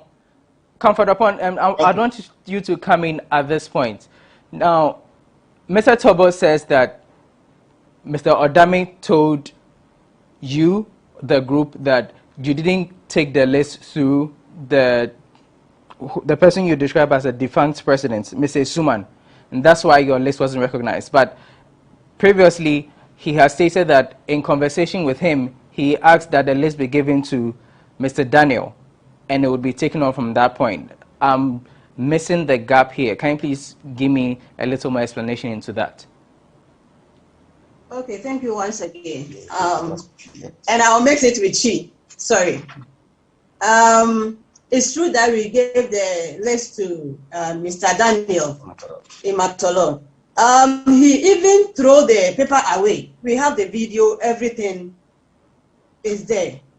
When we went, me and my brother, we went inside to give the list to the consul. The second list. The second list. We wanted to give it to them. So what they told me was, there was a man called Brother Joe. He came to us. We told him that we want to see the consul. He said right now, it's not possible for us to see the consul. He is busy now. So we stood on our foot for more than 3 hours without seeing the consul to give our forms to him. I'm struggling to understand here, because initially Mr. Tobo has stated that the list was asked to be given to Daniel. Sorry, Mr. Siedu stated that the list was asked to be given to Daniel for the passport application process.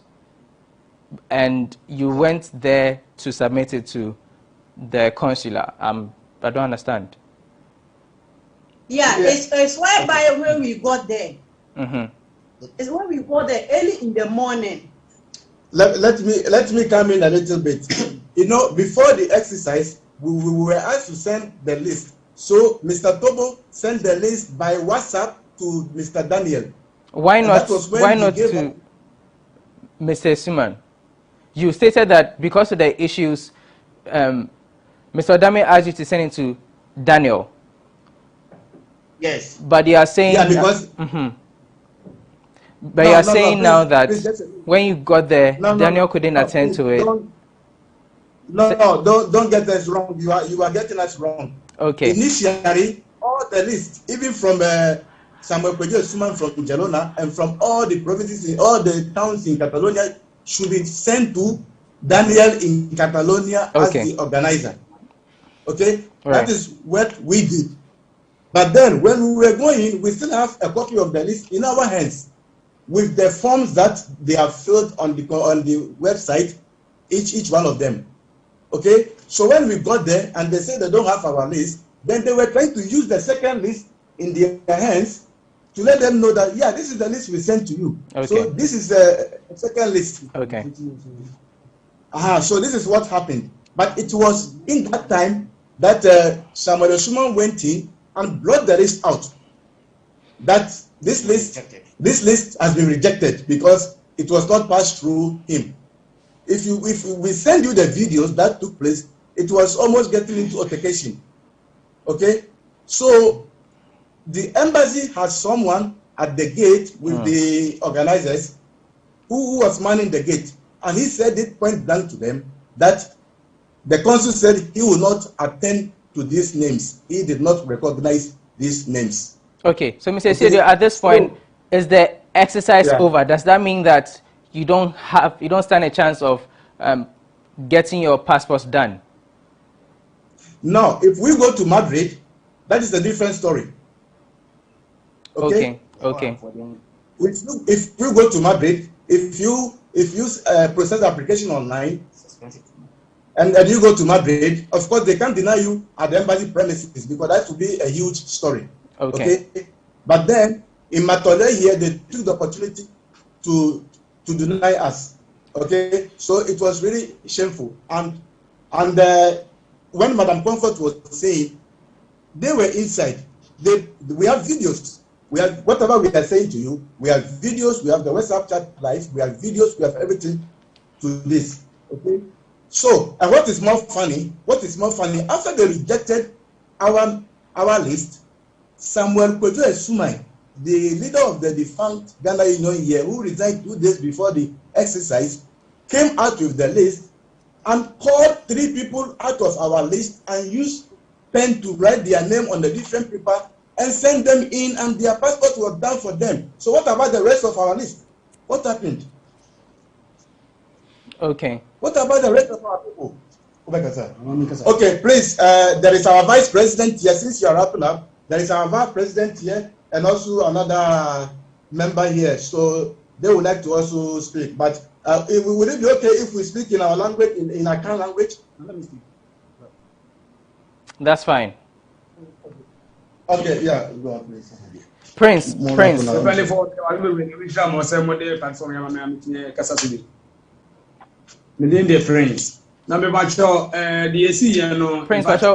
who name your thing?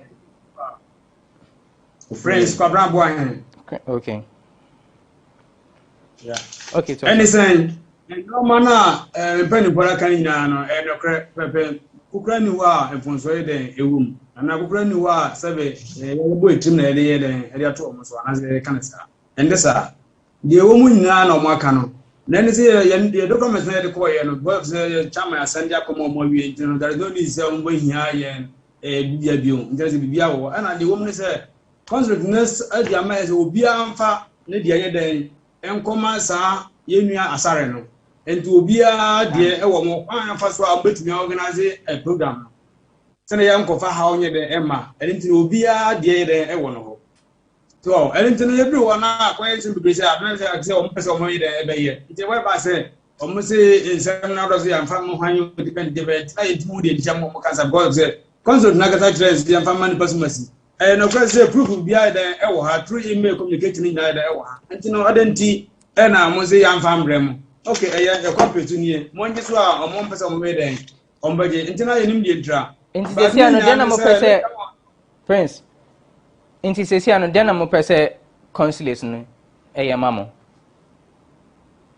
Sesi ano de ye pese o ye ma ye ne se so wo ba Catalonia ba ye adia pastor man obi a ni kwan so de fa group bia so ni kwan so de pa situation bia mu se won amba se as a Ghana ni ba bia a wo ba ye ne pastor no wo mo kwan wo ne right se wotumi ye de ye pastor ni de ma no abra ni kwan se o ji se o dwan ni situation bia nsa because embassy na concept ni have for union or have for Ghana citizens I wo ha Ghana for ye wo ha oni have for any association bia and the one is what no mase was I do na wo mu se e se what no free ho sa na ma se ze ni hia so wo ye man ana afezi so very better secretary me pacho ye bra we so fa ne dia kakran pa so na fe ye wia na mama 2 minutes na dia ka exactly what we need Mr. Maudimo na pacho ye from Prince Body na me don se be so we sta kwanya ya fa so e kasabu na nye American ina na se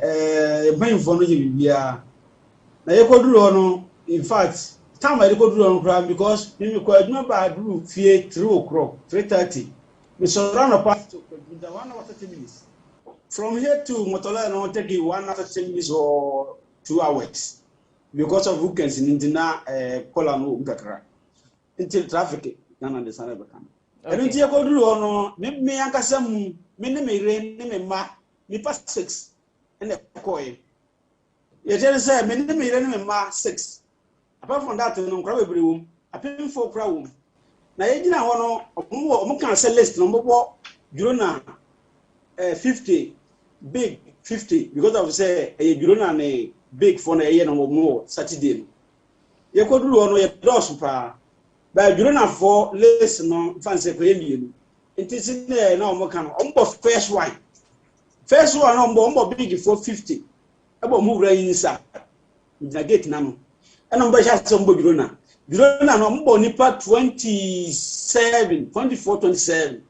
After that, you know, then you know, the computers no print here. After that, you know, the pen. I press some names. I'm on 34.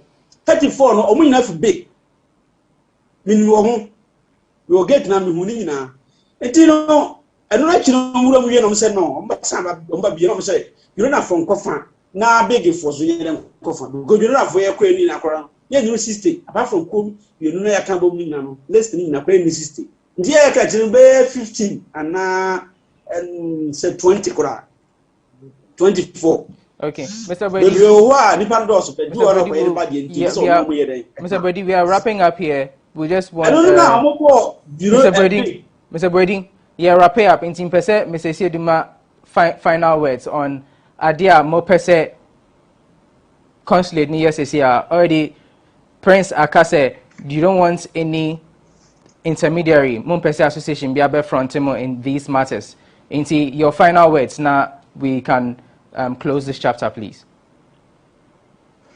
Kakra we pese make go ye man say you know Ghana for because of say me kura be bisa mo listen be bisa mo question say yenye Ghana for nti omo nyama ye ntie nkwa ansese because in crack aye ho na ompanyimfo no se ma me nkasa am say amba yi for no mba nipa tu kan ho se ma me nkasa so yo nkura wo mti se ye nkwa aye simple te beko but say ye be say kan say me ye Ghana ni nuclear passport me manyi na me yere ni nuclear passport and this obi ba so ye Ghana ni a woni nkwan say odi kese won don ko we nti won ko we nti ko he o ko bebre pa from Ghana union o ko bebre is a ko for kra no and I didn't say about say, you know, Ghana for the Yakan Hobo. The Ghana uniform, when I say, you know, Kuba Kraken Hoboma. And some listeners are more far, no Yamay. And it was out denied to say, a young car, one for less than man, one for less than uncle, or the person, you know, Munjon Co in the Mundinia in your passport mine. I find, Mamba, many messages, because we fear commander, man say for more than 700 euros. Let's say, my top of the book come Jaco. Botola, my best man now. Made Labuno and a medical ponias at the minute God of said, quiet conference behind them, Amazon. The messenger say, where Panini, neither that doman on a day. Oh, man, you and you, because of say, Panini dear, what's not why I said, you may be one man. You know, Papa can tea. Because of so tears, Samin, brother Samino, and then a charm and our Hano, a secretary, or one of them, you may catch them with a Munamange. because it's a direct. We go ministry obia. Dinya nkopon. We papa kura omukura ministry no. Nti na kura na me catch obia. Ti esre say nipa bi obaba so e Ghana ni die. Wonye ne passport man. Se kura na bia kan wo so mo ye 5, mo ye 6 na wo ba. As long as leader die ni mu no, we Ghana ni. Ampa nipa no we Ghana for. On passport ni o mu bibia ni. Na why am more simple because e basa what the basa and entimu na eba because do ya present na wa ana I say amana nyane part of na dey bufu e depend obi an na koma say sitie ti na esi ko ba ho no se nya abota na nya ya nda nka bia bi twitwade a e ono ne dey some mistake na yere aba di thank you so much yeda say only dey komo that's all time we allow us Prince but this time rapo apa amaye ya I don't know if President Kakaba can one. Your petition. Okay. Yeah, they call foreign affairs. Yeah, like a leadership, Mrs. Shelley Ayokoboke. Okay. Minister for Foreign Affairs and Regional Integration. Because case this year, now they were nervous. So when I assessed everything and wrote the article, we are now taking this process. But what we need said they should investigate this case and tell us why the consulate chose to deny Ghanaian citizens their basic right for passport processing because an association said they don't belong to them. That's what it's called. We need an investigation in the petition. We need explanation and then we need an apology. Okay. All right. Thank you so much. And henceforth, this thing should not happen again. Because women and children came back, they were crying. And let me tell you what, because of that, our community now has boosted up. On the 2nd of October, we are making an election, which is being conducted for us by our civic center here in Jorona, because they know whatever is happening. So please, we need an investigation. We need explanation. We need a change of mind and the way of doing things, and we need an apology. Okay, right. Thank you so much for speaking with us, Mr. Emmanuel Siedu, Godfred, Tobo, Comfort, Opong, Mr. Boedi, and Prince. But that's all time would allow us. We've been watching Say Loud. Now, these are Ghanaians from Genoa in Spain who were refused their passport application after several weeks of engagements. My name is Lord Harris Dwasari. Do join us for our subsequent episodes.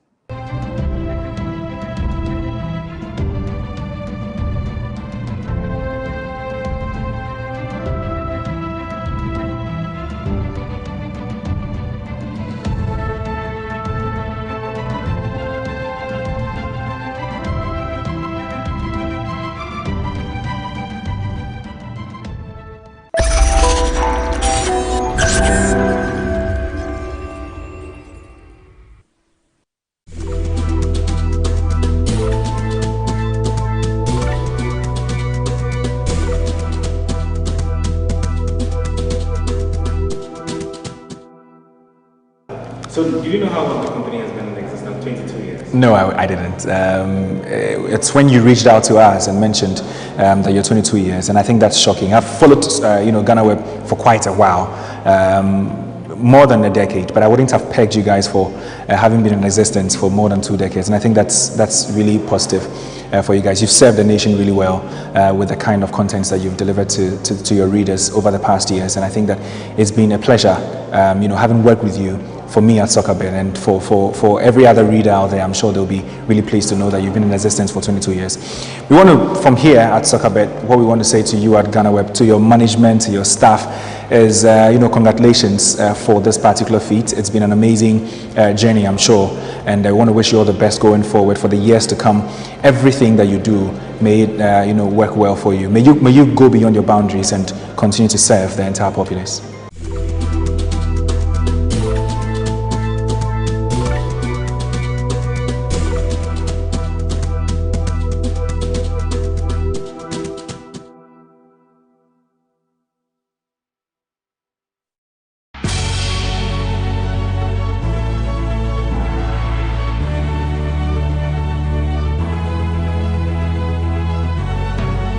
From the dawn of time, people have engaged in several businesses.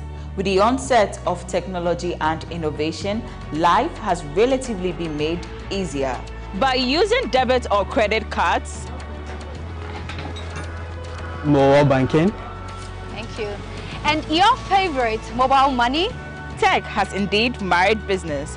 On BizTech, we spend time with faces behind known and upcoming businesses in the country. Learn more about the new technologies and innovation, as well as find out about the trending issues in the world of business. Join us as we serve you with a variety of compelling interviews, projects and others right here on GhanaWeb TV.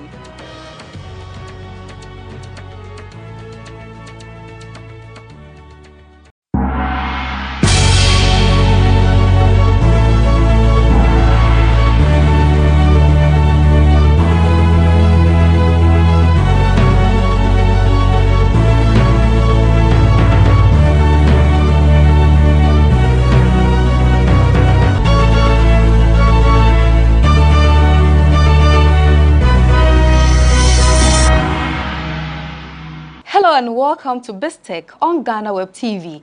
As usual, I am here to serve you some stories that made headlines in the week and an interview a member of the business desk had with an expert. I am Ernestina Sewa Asante. We'll be right back after this break.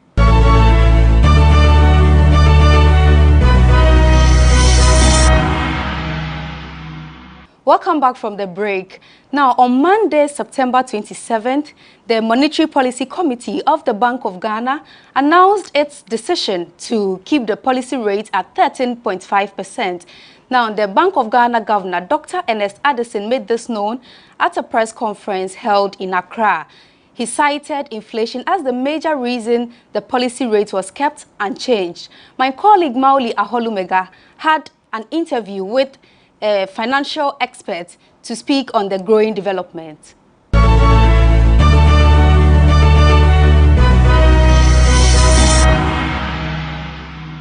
The Monetary Policy Committee of the Central Bank has decided to maintain its policy rate at 13.5%. The Central Bank cited inflation rates remaining in the medium term in the absence of unexpected shocks as a result of the COVID-19 pandemic. To unpack this, I'll be speaking with the Chief Executive Officer of Tent Maker Ghana, an entrepreneurship hub. Before I introduce my guest, I'll take a quick break and we'll be right back.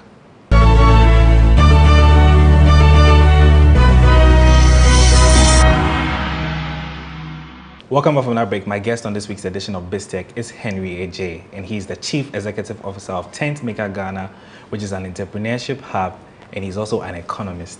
Henry, welcome to BizTech on GhanaWeb TV. How are you doing? I'm great. Yeah. How are you? I'm doing very well. How's New York? New York is good. Yeah. Thank you so much for your time. Yeah, so welcome to BizTech. I wanted to quickly have a conversation with you on the recent announcement of the policy rate by the central bank, which has been kept at 13.5%. I wanted to first pick your thoughts on that. Well, I think that the governor gave reasons why this must be kept at 13 points because of the fact that, there are a lot of things that happens in the economy. And for a central bank that has a responsibility to regulate how the financial system is, like, you want to make sure that the rate at which you are lending to banks and then the rate at which you are giving people an opportunity for access for capital is very important. So I think it is good, especially when we are managing a situation that is pretty different from what we know as a normal.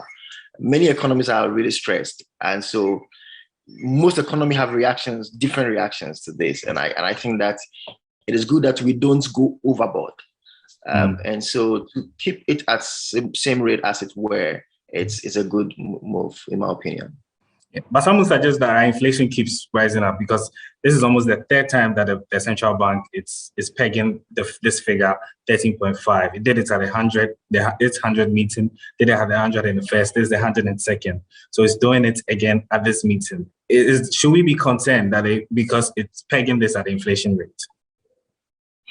Well, I mean, the policy rate is a bit different from the inflation rate. And when you look at even our inflation, I can say the margin of inflation is not too much. When you look at various economies, and I've said this, that when you look at, say, the US economy now, as at the beginning of the year, inflation was 1.4%. As of now, inflation is 5.4%. Yeah, that's a huge increase. Yeah, and it's because of the dynamics of the recovery. there's a lot of cash in the system. Now, I keep telling people that as of now, the dollar in circulation in the system now has increased by 40% in the last 1 year, right, in the US economy.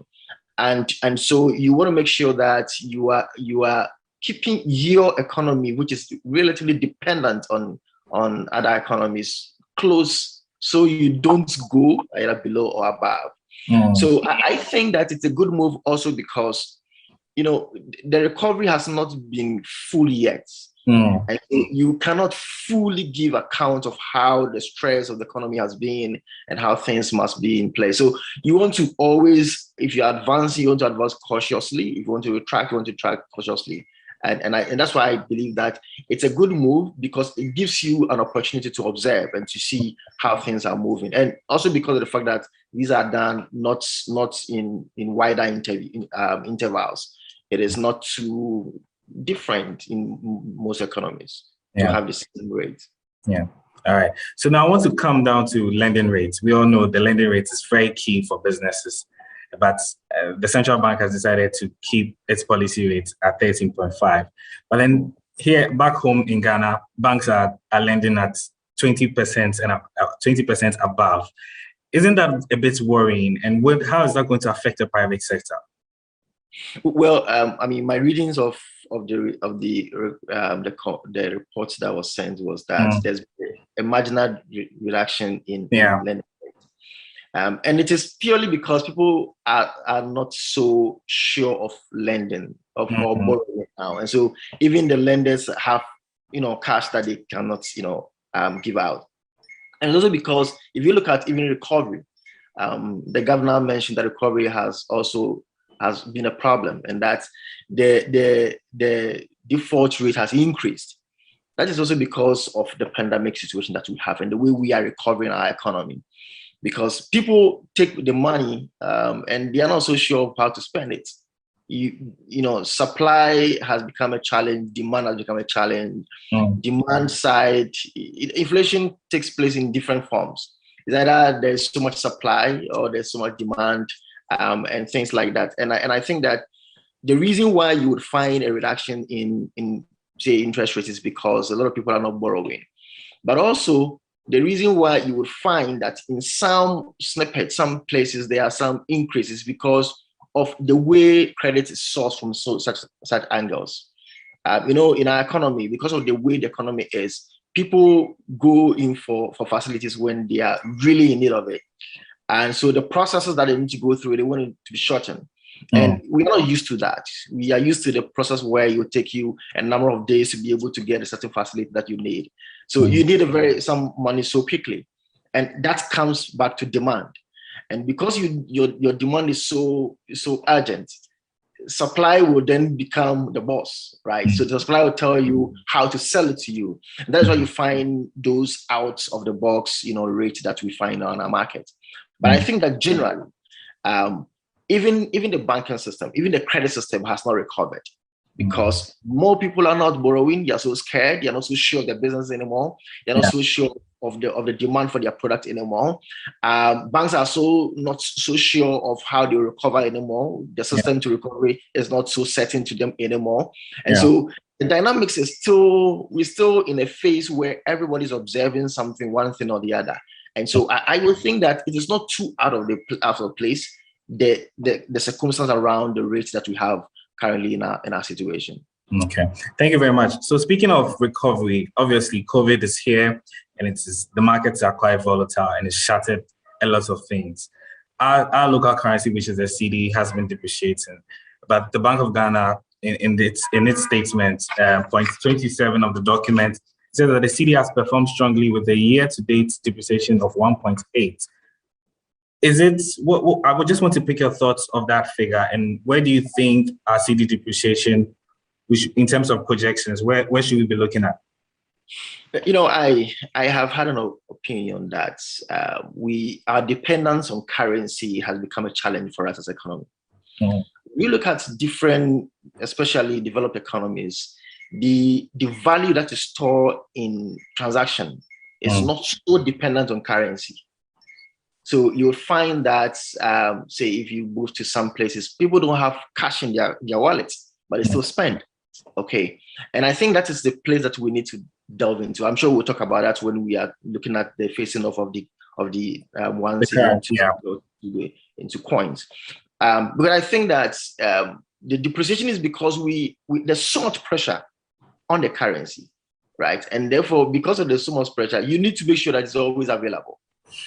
Okay, and that is one thing that our economy must move from.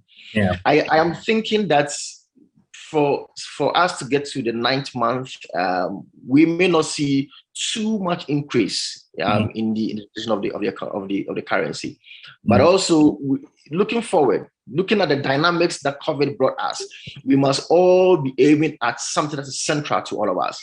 We must all be able to put in place some mechanism, some shock resistance, so that when there is something like this again, our currency will not be suffering. Yeah. Right. So I told you that in the US now, there's so much cash in circulation, but we don't think that the currency is depreciated. Why? Because of the system that is in place. Even though there's so much currency, people don't store value in cash.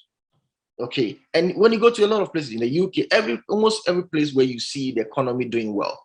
So I asked the question, why do I have to go to, say, Malcolm or go to the mall and have to carry cash with me? Why can't the mall, why can't I go to any place to buy something that will help me not have cash, but have it on some other medium, And I think that will reduce the pressure, and our currency will have much more value than it has now. Okay. All right. Speaking of value, the Bank of Ghana has also announced that it wants to phase out the 1 cedi and the 2 cedi notes. I first want to understand, do you think this is a good move? And I also want to add to this that the Bank of Ghana's reason for doing that is it's not cost effective to print.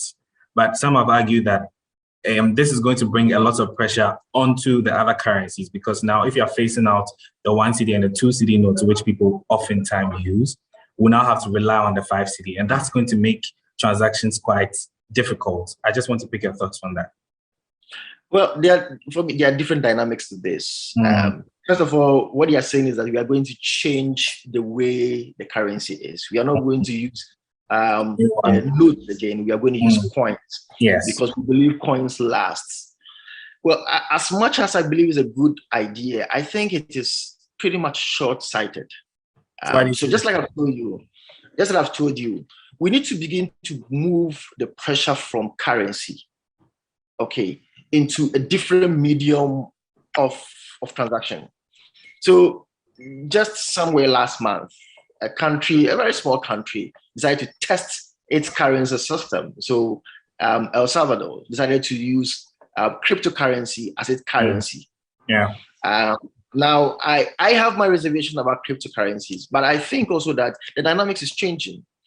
So we need to move from the place where we are dependent on something like that, on physical cash and things like that. I believe that the way our economy is being transitioned now, the fact that we are trying to digitize our system, the fact that Ghana Card is putting some value on, putting my identity on individuals, will help us to streamline some of these things. But we cannot continue to, have a certain sort of value in a certain, medium that give us a problem, because that thing is in itself losing value. So if I have a cedi and then tomorrow I cannot use that cedi that I'm using today, there's no value for it. But what will make that cedi lose its value is because there's so much pressure on that cedi. Okay, if you want to go get something and then you need to have the value within yourself. Okay, so you need to have the cash within yourself to pay. If the person who is selling to you doesn't see that cash, the person is going to sell to you. But I see that in systems where people don't need to have the value by themselves, but create some trust. Currency is basically a store of trust, a store of value. So we need to reinvent ourselves, from moving the dependence on cash-based economy to some level of economy that doesn't always have to look for cash. But again, to the concern that you raise, not many people want to carry coins on them. All right. Now, because of that, it means that all the time there is so much pressure on the larger denominations that we have. But I don't see it as a problem too much, because it is not the face. No, it is not, in the old times when we say that we are not going to use that currency again, such that because there's no 1 cedi or 2 cedi, if you have a change that is, say, 1 cedi or 2 cedi, you say, let us leave it. And so because of that, pricing would have to factor those small denominations in place, right? So I think it will not be too much of a problem. The only thing is that in the medium term, I think it would help us, so we don't need to reprint currencies like that again. But the question is, if we see that there's so much pressure, as we've heard, on, say, the 200 cedi that we just printed, are we going to print it in coins?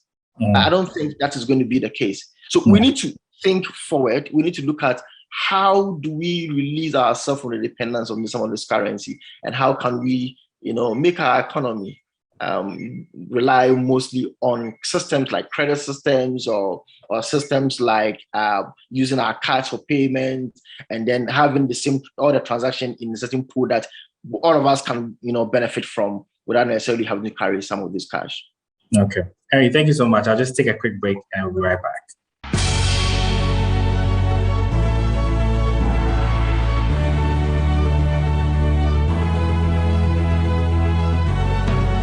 From the dawn of time, people have engaged in several businesses. With the onset of technology and innovation, life has relatively been made easier. By using debit or credit cards, mobile banking. Thank you. And your favorite, mobile money? Tech has indeed married business. On BizTech, we spend time with faces behind known and upcoming businesses in the country. Learn more about the new technologies and innovation, as well as find out about the trending issues in the world of business. Join us as we serve you with a variety of compelling interviews, projects and others right here on GhanaWeb TV.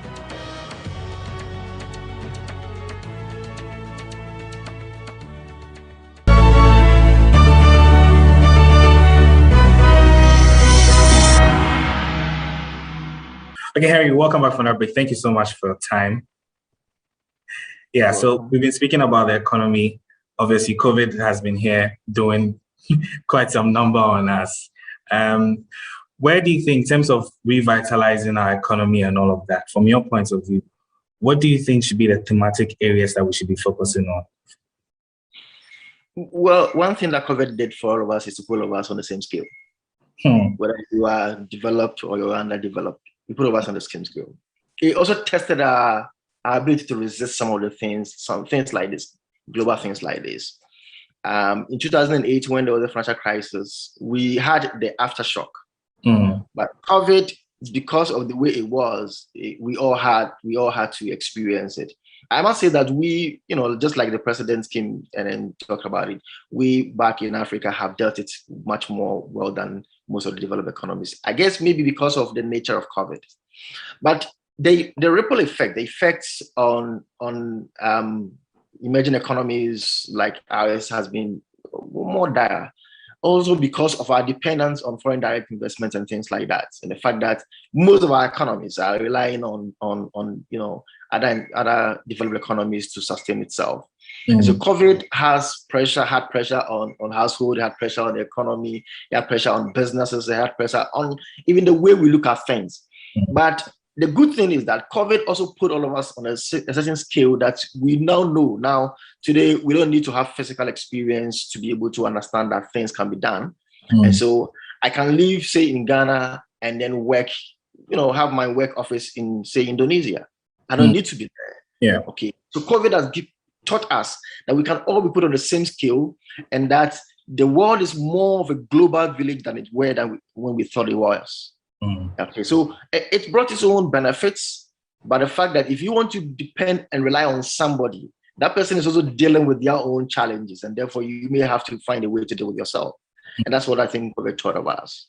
Yeah. So speaking of, you mentioned something very profound about dependence. Speaking on dependence, the finance minister is expected to come before Parliament and present the 2022 budget, the main budget, in November 15th. What do you think should cover this budget? Okay, so I mean, in terms of even the backlog of COVID and the transitioning into a new dispensation, I think that the sustainability of most economy has been how to digitize our economy. And that's why I said that I'm excited that we are at least using Ghana Card to identify ourselves. We are using the street naming, we are using the house naming and things like that as a way to identify ourselves. I'm not too sure what timelines we have, but I think it is one key aspect of the recovery of our economy and the sustainability of our economy. In recent times, I think that industrialization has become a very interesting, emerging strength for our economy. And the fact that when we move a lot of companies to come and settle in our system, we structure our economy to help in the growth of that. What I am looking up for the finance minister to be able to draw on is how we are going to complete this whole process of digitizing our economy. Because like I've told you, it will do us a lot of good. It will help us in our credit delivery system. It will help us in our economic recovery system, but it will also help us in our sustainability system. There's one area that I think we started a long time in the first term of this government, was how a lot of people were giving confidence to reinvent themselves, to start something. And so you notice that there was the setup of the Business Development Ministry, and which had the NEIP that helped a lot of people. So we saw a lot of people, graduates, now trying to set up their own enterprises. I think that image was good for all of us. So I've told you that if you are going to look at somebody who is living in some developed economy to come take care of you, it would take a long time. So you need to give more confidence to your people so that they will begin to see within themselves the capacity to produce or to do something else. And so it is one area that I think that the government must spend a lot of money on. How do we reinvent ourselves? How do you give us all the confidence, especially young people? Because our economy is a youngest economy, and therefore we must begin to give the confidence to the people to know that we can do it. And if we can do it, then how do we do it? Is to be able to put in a lot of finance in those areas. So I think that the government must be able to create a certain pool, a pool that build graduates, pool that will build the sustainability of the economy, to be able to create something for itself. So I am looking to the same way the government brought free SHS, all of us were excited, and the fact that we're giving ourselves some understanding of how things happen around us. I'm looking at the government saying that, look, the way to recovery is to industrialize. And the way to industrialize is to keep building the energy of your people to dare to industrialize. And how do they dare to do that? Is to give them some incentive to do that. And therefore, these are some of the things that I'm looking at. But also, there are some things that I feel that the government must really look at. And that is how we distribute our infrastructure. I think that it becomes a challenge for us when the infrastructure decision is skewed. It becomes a challenge because then we build too much pressure on places. For instance, in Accra and in Kumasi and things like that. And I think that if we have to distribute our infrastructure, we have to look at the areas. Previously, when the finance minister is coming to read the budget, one area that we look at is roads. Which road is in the budget, which road is not in the budget, and things like that. Road network is very important, but also how those roads is able to produce something. How those roads. I think, for instance, say the area of road network that we need to look at is the rails. The rails, in the beginning of this government was prominent, but in recent times I've not really heard too much about it, and something that I think that we need to look at it as one of the areas that will help our growth. All right, Henry J, thank you so much for your time. This has been very insightful. I've been speaking with Henry J, and he's the Chief Executive Officer of Tent Maker Ghana, and he's also an economist. And we've been unpacking the recent developments by the central bank to maintain the policy rate, amongst other matters, with regards to the economy. This has been this week's edition of BizTech on GhanaWeb TV. My name is Mauli Aholimeka.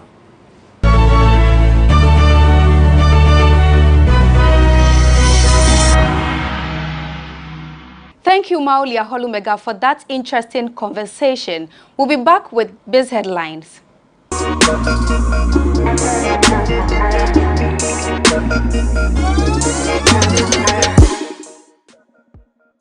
To our very first story, the Bank of Ghana on Monday, September 27, 2021, announced that the monetary policy rate remains unchanged. The central bank kept the policy rate at 13.5% at their 102nd meeting in Accra.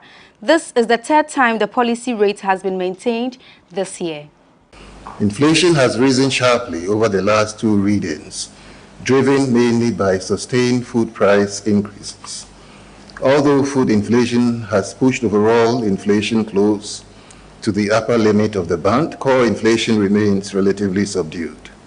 In the view of the committee, the increase in inflation is mainly due to food inflation, which is expected to abate with the onset of the harvest season.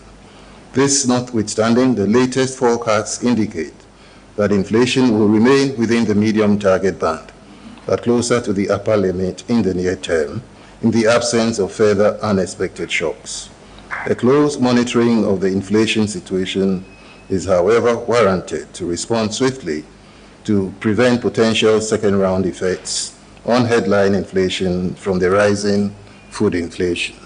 The committee stands ready to respond appropriately as needed if this particular risk materializes. Given these considerations and the fairly balanced risks to inflation and growth in the outlook, the committee decided to keep the policy rate unchanged at 13.5%. The Bank of Ghana Governor, Dr. Ernest Addison, announced that very soon the 1 cedi and 2 cedi notes will not be in the system. He said printing the aforementioned notes are not cost-effective and most times receive them soiled and torn. Also, the currency processing machines are unable to process these weak notes. Dr. Ernest Addison therefore noted that the 1 cedi and 2 cedi notes will be replaced by their respective coins. The 2 cedi notes and the one with the President Nkrumah's picture on, I know that there has been some discussion on that. You would recall that this was a note that was issued as a commemorative note. You know, so commemorative notes are not notes that you continue to print, right? And therefore, what we have done in the last 2 years is to introduce the 2 cedi Ghana coin, right? And the 2 cedi Ghana coins, I believe, are circulating, and you would expect that eventually they would more or less play the role that the 2 cedi notes are playing. Both the 1 Ghana cedi note and the 2 Ghana cedi note would eventually be phased out because they are not cost effective in terms of the printing costs of notes that circulate very widely and they come back very torn and soiled and very difficult for currency processing machines to process them. You have bales and bales of 1 cedi notes which we are not even able to process. So the view in the longer term is to more or less, get out of the notes of 1 cedi and 2 cedi and then use the 1 Ghana cedi coin and the 2 Ghana cedi coin. Management of the Bulk Oil Storage and Transportation Limited, BOST, has stated it has saved the country from paying $26 million to 8 bulk distribution companies. This comes following huge deposits of petroleum products which allegedly went missing from tanks of the National Strategic Oil Storage Company. We did a forensic audit in-house. We brought in Yoko. We brought in the national security. We used our own people with the same stakeholders. And guess what? Each of these companies who claimed they were owed $37 million now accepted that we owe them $11 million. We saved this country a whopping $26 million. And this was done by the same staff who we came to meet in Boston, together with support from some security agencies. Now, this is a very huge feat, because if this money had been paid without questioning the amount, we would have paid $26 million for free out. So we are extremely proud about this particular event. The Bank of Ghana has disclosed that it spent 337.5 million cedis towards the printing of currency notes in 2020 to 306.2 million cedis spent in 2019, a recent 2020 annual report has shown. The report said the central bank has also spent 7.9 million cedis in 2020 on other currency management operations compared to the 3.9 million cedis spent in 2019. These figures, the BOG said, place the expense in the total currency issue recorded in 2020 at 347.8 million cedis. On currency notes that were in circulation for the period, the central bank recorded 23.3 billion cedis as compared to 16.2 billion cedis earlier recorded in 2019.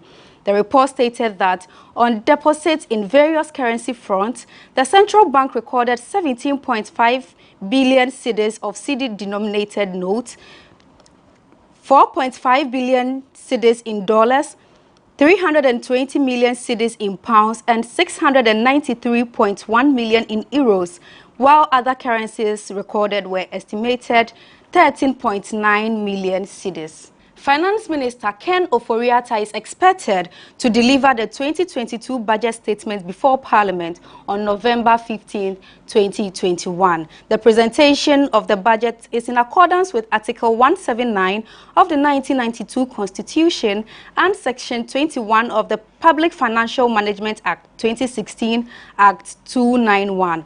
According to a statement issued by the ministry, it is prior to the presentation seeking inputs from various business associations, professional bodies, faith-based organizations, as well as the general public. The inputs the ministry added will cover the budget presentation from 2022 to 2025 and should reach its offices not later than October 8, 2021.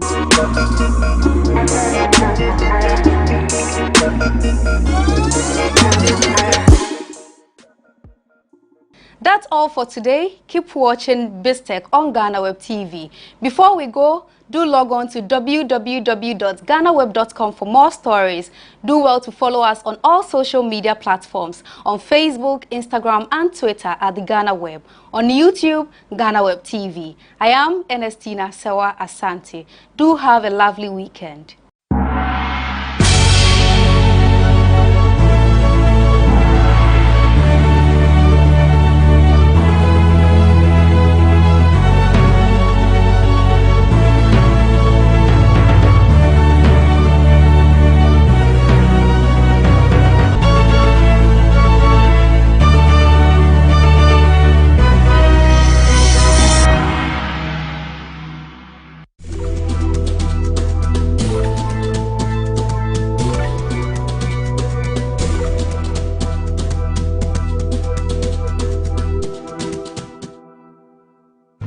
It gives me great privilege to congratulate GhanaWeb on your 22nd anniversary.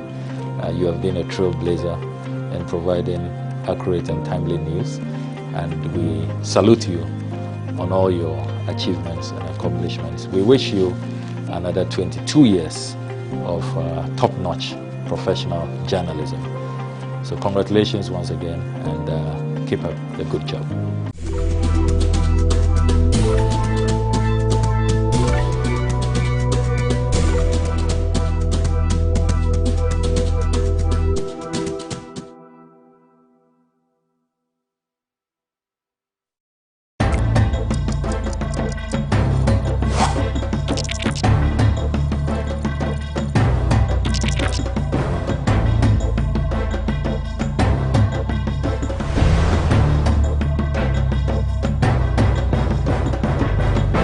Welcome to the Lowdown on GhanaWeb TV. This program covers all the relevant issues from the hard truth to the facts and fears. My name is Ismail Akwe. Today we are going to discuss the media in Ghana and journalism. Journalism in Ghana has become more pluralistic than in the past, and thanks to digital media and social media, now the traditional media is following social media and digital media to get the news. How did we get here, and what has been the story in the past? Our guest today is a seasoned journalist, and he's also a politician, and he's going to take us through this journey and evolution of the media in the country. We'll be right back on the Lowdown.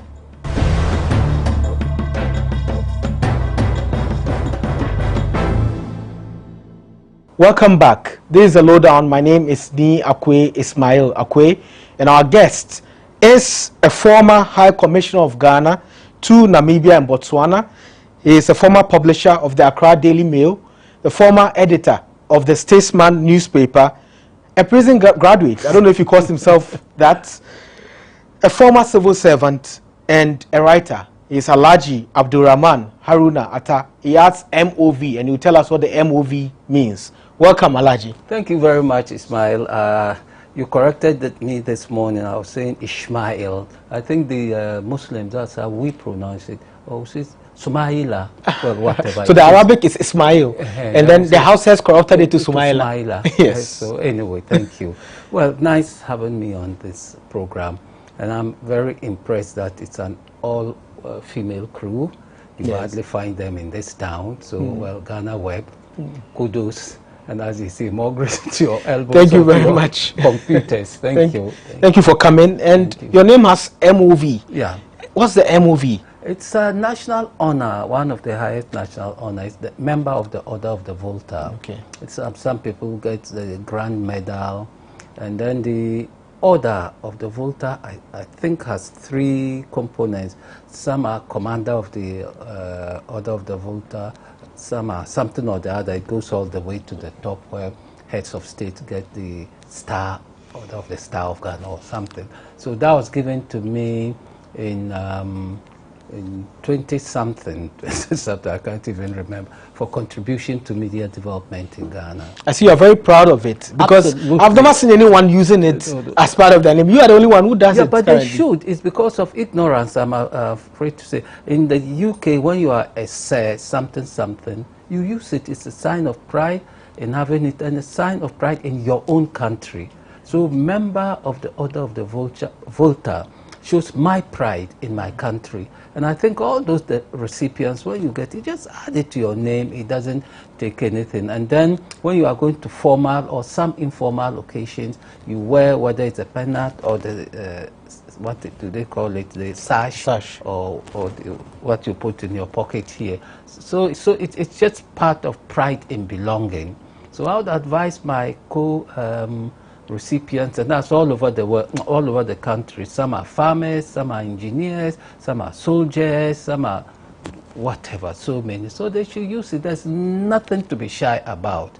So that's why I use it all the time. Well, that's quite inspiring, and I'm sure they would also follow your footsteps. And I'm sure by the time you get to my age, with this kind of work you are doing, you also get an Inshallah, so we pray for it. Exactly. I'll be proud about it. Yes, or the Grand Medal. Yes. Yeah. So you have so many titles. You used to be an editor, you used to be a civil servant, you used to be an ambassador, which was most recent. Yes. Which one do you cherish the most? Funny, the ambassadorial job.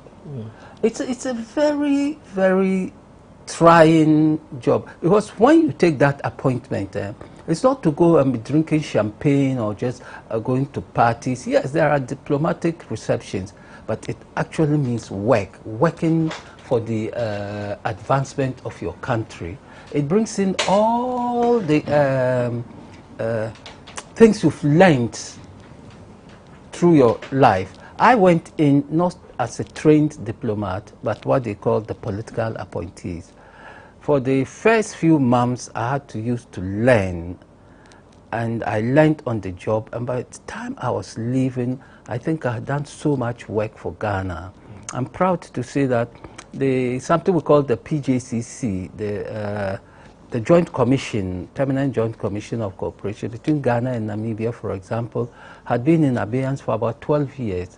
When I went within the first year, I was able to get it going. And the PJCC is the platform on which nations discuss matters of interest, set up the policies they want to follow, the areas of cooperation. So it's a lot of work. And then you have to do with the personal relationships with your hosts and also with your staff, with your Ghanaian staff. So it's a lot of work. I found it more exciting out of all my my experiences. Maybe the next I can say of my life is my time as a student, secondary student. Those were great days. I don't think anybody who's attended secondary school will not mark his or her secondary school days as one of the most exciting in their lives. Which school did you attend? Navasco, the great Navasco. Oh, I should have worn my Navasco anniversary. You're either wearing KNUST. Yeah, t-shirt. Our anniversary is this year. So, did you start writing in Navasco? Yes and no. Not formally, but a little article here, a little article there. We had some small magazine, and it got us into trouble even once, and I was suspended from school for 1 year.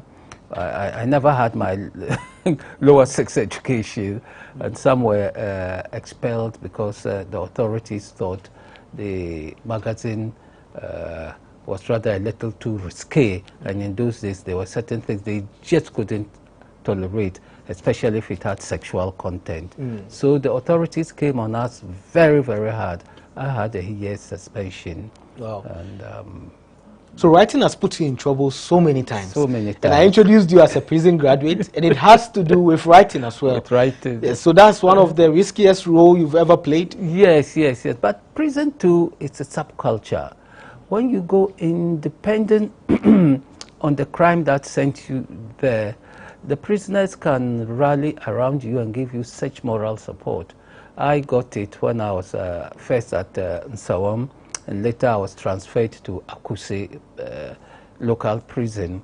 I remember once I fell really ill with malaria, and all the prisoners in my cell rallied, boiled hot water, helped me massage myself. I don't know where they got the money from, but they bought a robe and came and rubbed my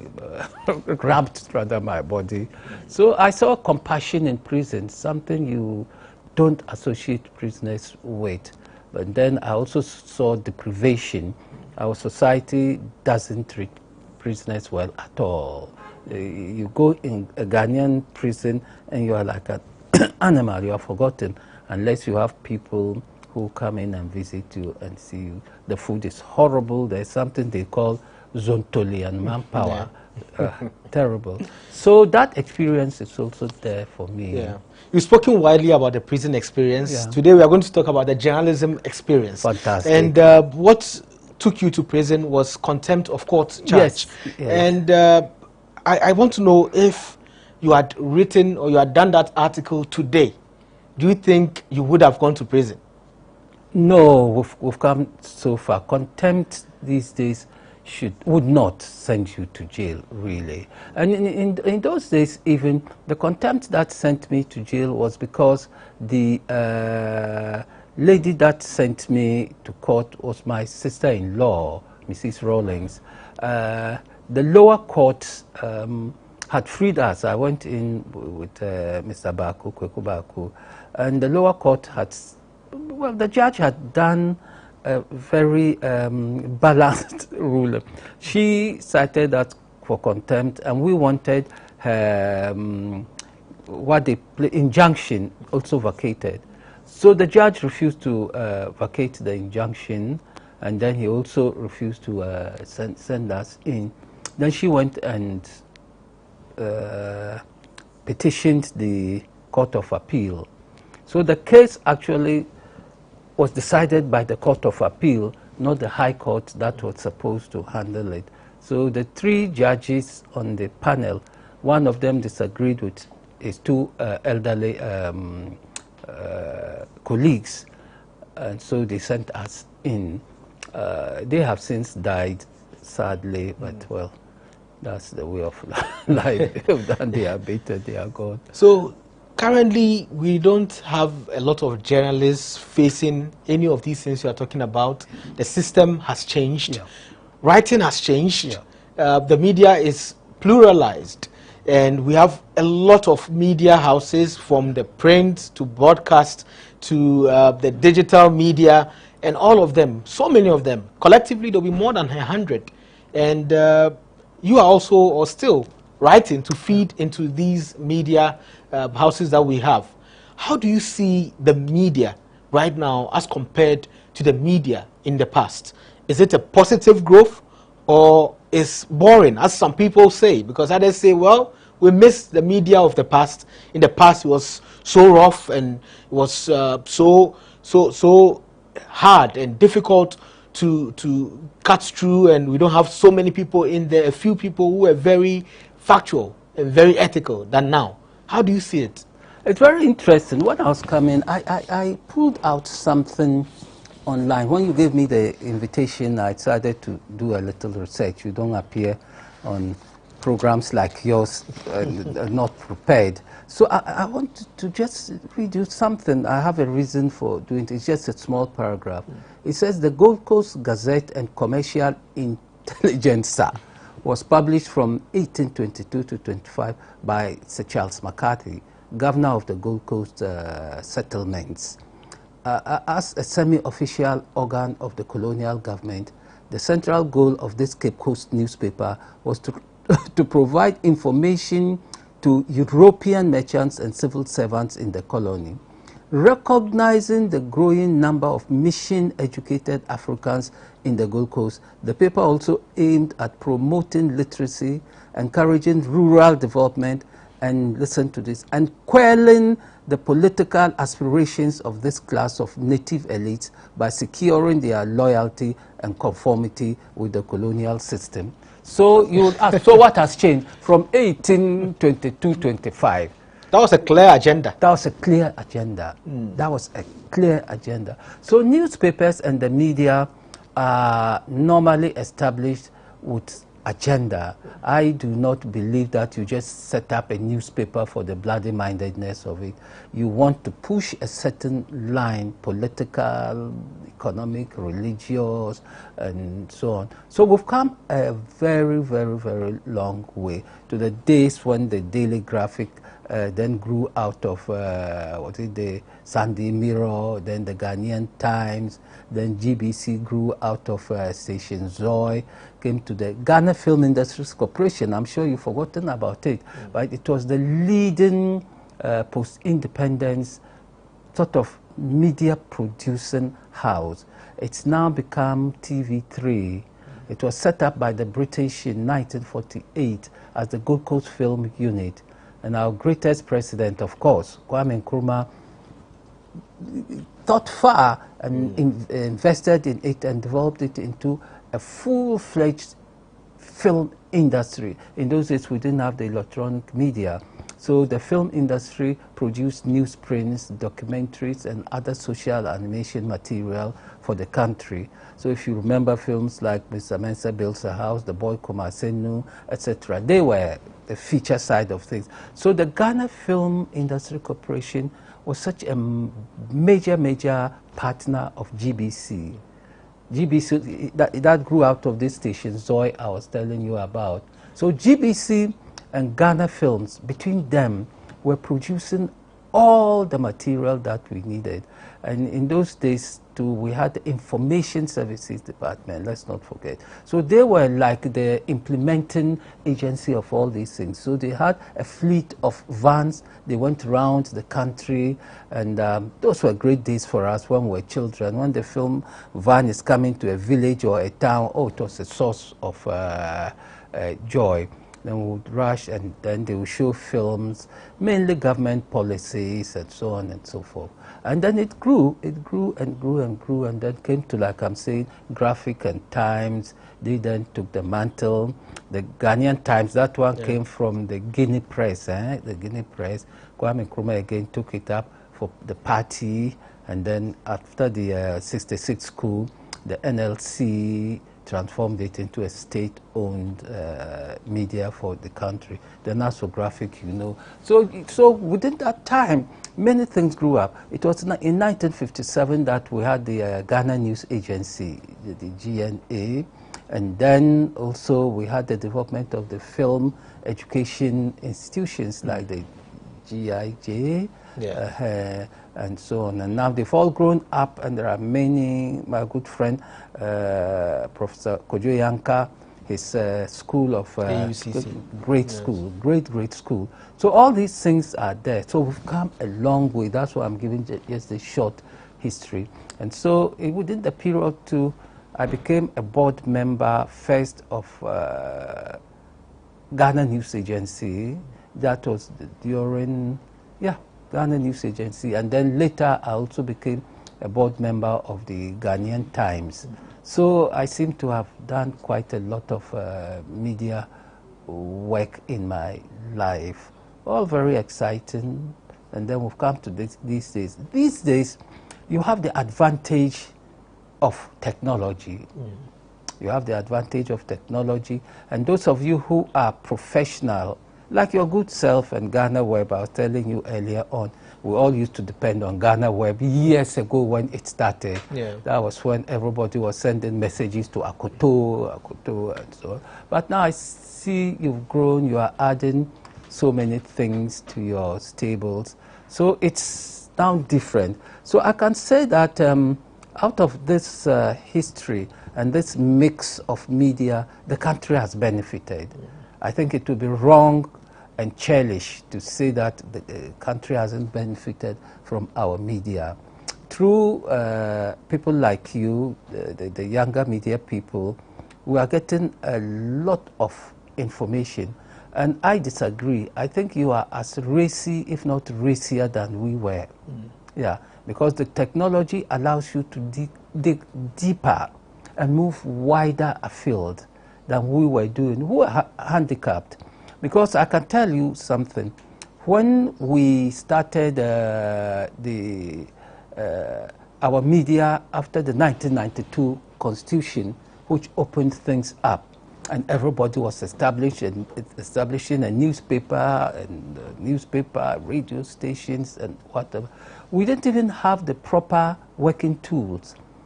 To do a newspaper, we still did the cut and paste. We will cut, paste here, and so on. But now everything technology, unless you don't have the money to do it, but the means to do it is there. So it's given us a lot of variety in the media, and that's why a plural media is there. We shouldn't fight a plural media. I disagree with the people who say you should conform with each other. No. You be as different as possible. Be as different and as innovative as possible. The country would only benefit, excuse me, from that. Our period, let me tell you this little history. My good friend Cabral, Ambassador Cabral, he was the one, I think, who went online first with the Independent. So it was a cause for him to bluff with his pioneering role in getting online. So the first newspaper to go online. To go online. Yes. So and that time it was Africa Online. All of us later became Africa Online, Online. That was even the email address of my newspaper until we moved on. And I also, in my own little way, it may or not mean anything, either the first or part of the first to introduce the use of digital cameras to do my pictures and do my pages. So it was then a very small camera like this, and I was carrying it all over the place. I cherished it so much I wasn't even giving it to my reporters. I wanted to do my own pictures. So I remember the late Jacob Echebel once told me that, he says to me, Abdul Rahman, you are too old to be doing it. let your reporters do it. But then that's how the status was in those days. Technology was almost nil. And then, of course, it started building up. then other surveys, media, whatever. We didn't even have the proper working tools. To do a newspaper, we still did the cut and paste. We cut, paste here, and so on. But now everything, technology, unless you don't have the money to do it, but the means to do it is there. Yeah. So it's given us a lot of variety in the media, and that's why a plural media is there.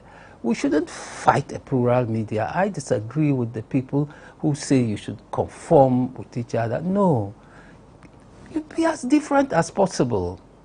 Be as different and as innovative as possible. The country would only benefit, excuse me, from that.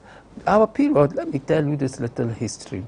My good friend Cabral, Ambassador Cabral, he was the one, I think, who went online first with the Independent.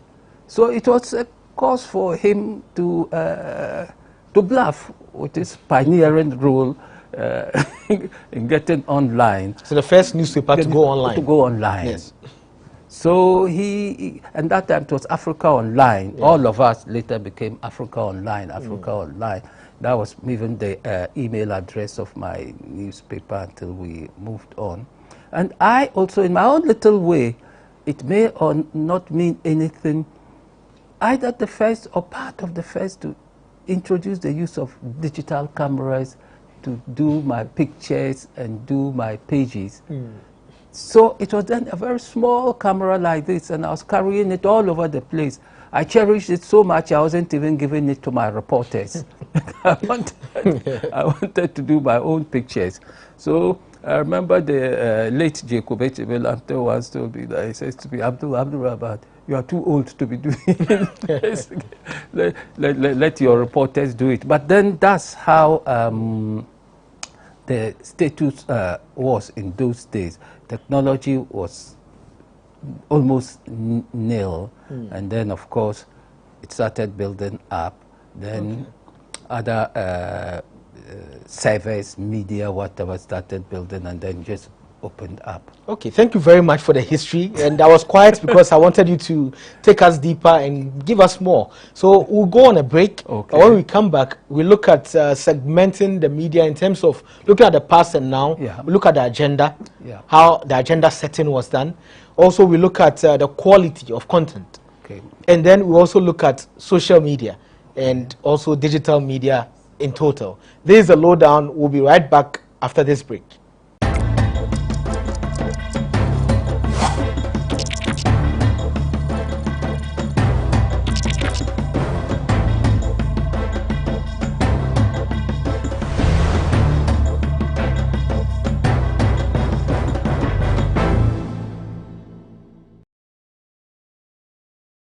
Welcome back to the lowdown. My name is Ismail Akwe.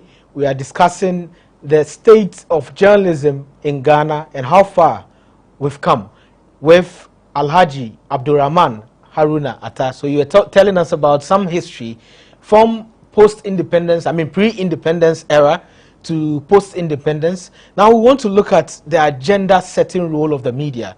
How was it before? And how is it now? I know in your period, the media wanted to have some sort of democracy. And you had publications by your newspaper, The Statesman, by Kweku Baku's newspaper, I think the Guide, and so many other newspapers that were setting an agenda to have freedom of the press, freedom of speech, and democracy in total. How was it like before? Before, it was fairly stiff. It was dominated by the state-owned media. When you are talking of the print media, Graphic and Times, and of course the electronic media were mainly GBC and Ghana Films, like I told you, and of course Ghana News Agency. Yeah, so it was all government controlled. It was muzzled, completely muzzled by the government. So as private media, how did you survive? It was very difficult. It was a hand-to-mouth existence. Advertising wasn't coming because business people and other people were afraid to advertise in our newspapers to get penalized. So any day you got just a one-page advert from somewhere, it was a source for jubilation, because then you know a little nokofio will come from that for you to eat. But it was very difficult, and then the media atmosphere was unfriendly. You remember once Mr. Baku's newspaper, they even went and bombed it, and so on. So it was very, very difficult and unfriendly. But then we fought on, and later credit must be given to President Kufuor. He was very open to us when he was in opposition, and so we would meet him every now and then, and we kept hammering that what he should do, his living legacy, would be to abolish the criminal libel section of the criminal code. So it was from us, we put pressure on him, and truly too, when he won the elections and became president, that was one of his first legislative actions, to abolish the criminal libel section of the criminal code. Could we say the media played a role? I mean, then it wasn't opposition media. Did you play a role in Kufuor's election? We did very much so. At that time, the interesting thing was that President Rawlings had stayed for a length of time that I think people were tired of him, really, and they wanted a change. We also wanted a change. In fact, I developed a very robust attitude towards him, because I thought he had not only overstayed, but then he had dictatorial and authoritarian tendencies. And that was the basis of my media fight with him. Nothing else, after all. Why should I fight him? He was my wife's sister's husband, so really we should be on good terms. Maybe even if I had behaved myself, I probably would have had some droppings from the government of the day, but anyway, that's a joke. Yeah, so I was very robust in my columns in those days. It was called Taking Issue.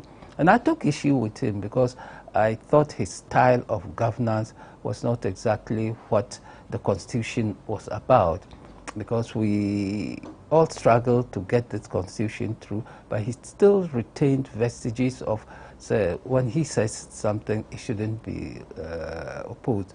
So I did it. Kweku Baku, my good friend Ibn Kwaku of the Free Press, and so many other names were involved in this ambition to get the media landscape at least cauterized of the kind of tendencies that was keeping us down. So in those early days, after the 1992 Constitution, we were like little kids in a candy store. We were all over the place, stealing from here, putting this in our mouth. So we were a little unruly.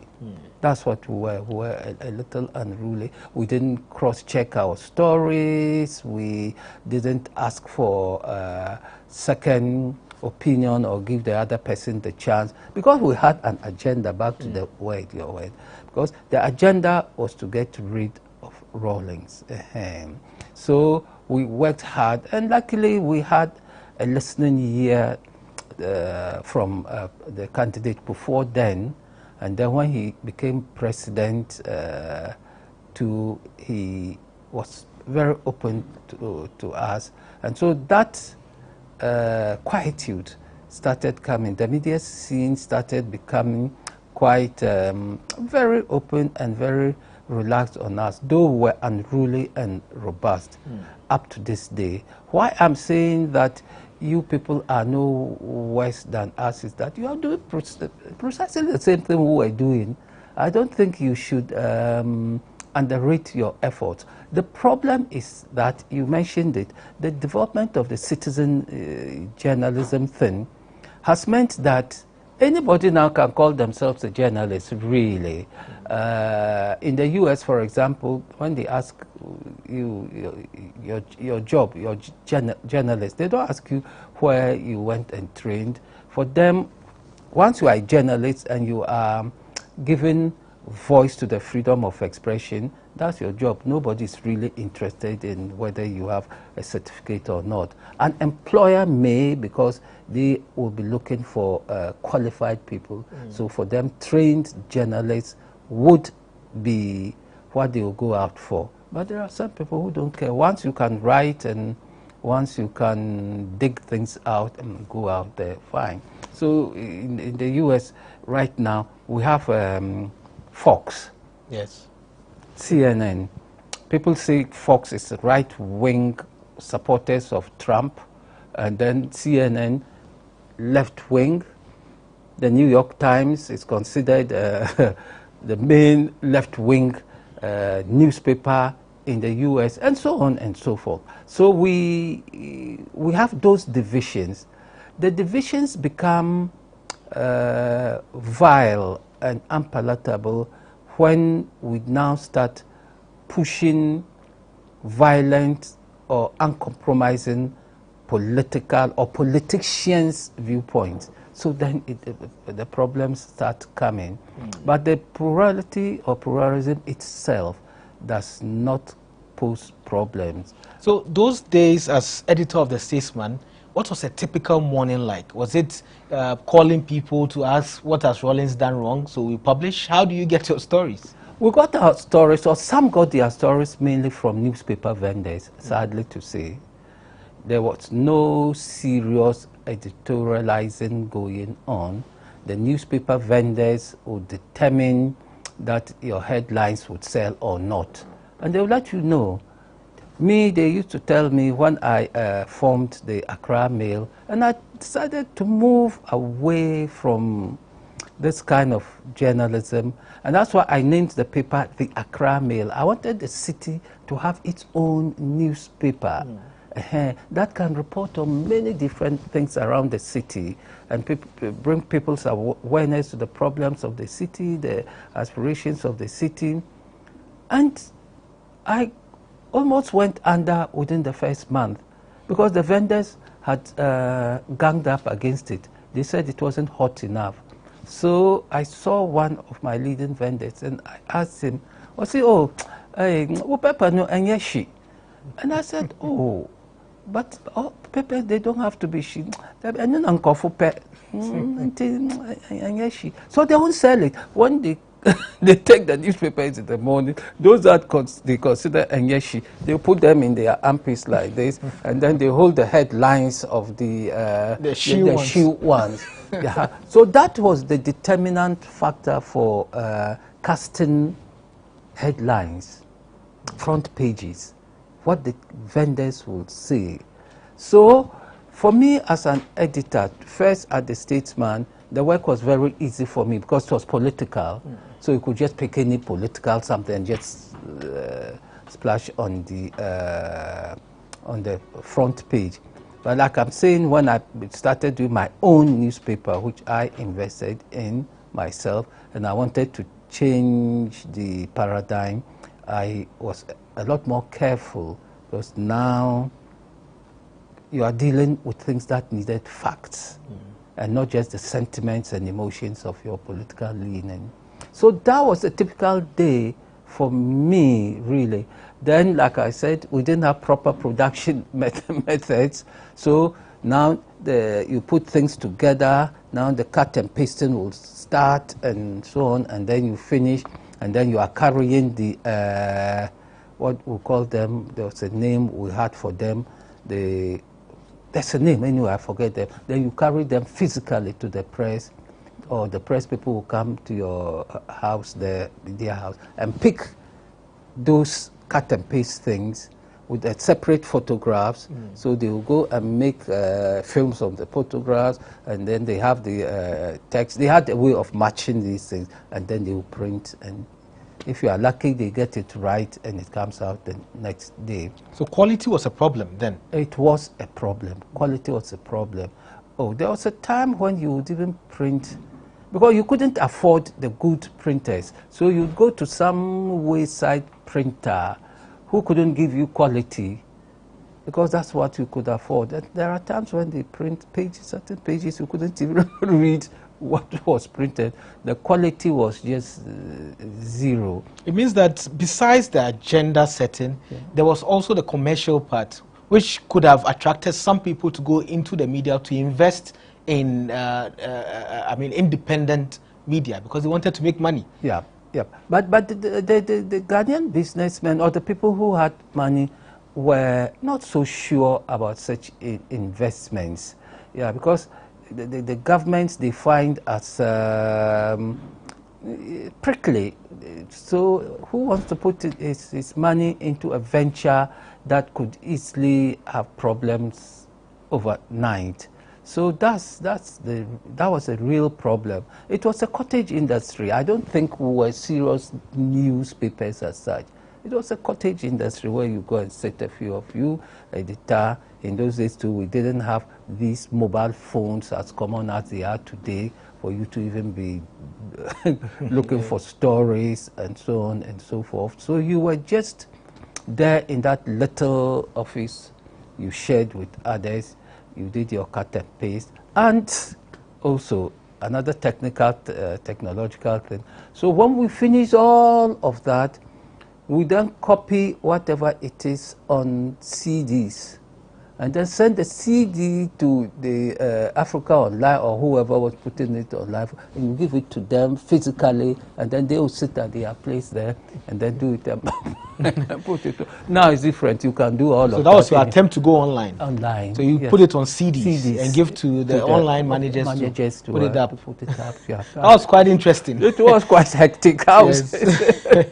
So we've come really far, and now the digital space is wide, is bigger. Social media is there for everybody to be a citizen journalist, as you explained. And citizens are now sending their articles to be published online on the biggest media houses like ours, GhanaWeb. How do you see that from then when it comes to citizen participation in the news making? Do you receive letters to publish in your newspaper, or do you go out there to talk to people to have them or their views published? Oh, we received letters. Our post boxes used to be full of letters and unsolicited for articles. So you didn't even have to go out to seek the content. The box office, PO box would deliver sacks of letters from readers and people who just wanted to publish something. And so we had space for everyone in those days who would contact us. Some people may even just call us and tell us that, oh, they've seen a story in our paper, we should hold a page. They'll do a rejoinder. So in those days, we took the constitutional requirement of rejoinders very seriously. At least I did. When I did something and someone brought a rejoinder, we published it the next day, usually where we printed it. We didn't hide it inside. If it was on the front page, we'll put it on the front page. So that's how we did it. It was never a dull moment, really. Never a dull moment, but you were always on tenterhooks. You were always on tenterhooks. But now things have really changed. The only problem I have right now is that there's no editing going on because of the citizen journalism there. And I think maybe the online editions are overwhelmed, so they don't always read what comes to them. So you go online and you start reading certain errors that you think an editor should correct. I'll give you two examples from me just last week. To rein in, R-E-I-N, they should rein in whatever. I wrote to rein in, R-E-I-G-N, like the reign of a king, as different from reigning in. And my editors here and elsewhere didn't correct me. The same mistake was everywhere. Was everywhere. I was so embarrassed. Haruna, I can't tell the difference between rain and rain. But I had given I thought my editors would read through. But then you do well. There's a young man, well, I'm not campaigning for him, Kent Mensah. He does the Mail Online or something. Yeah. Occasionally he will read and then call me and say, oh, editor, is this what you mean? And I said, oh, Kent, God bless you. God bless you, my son. If this had gone out without you reading it, I would have been embarrassed. So that's the only thing I think you should do better, the editing. And then the second thing was that there was a place I should have just used an A to make the sentence meaningful.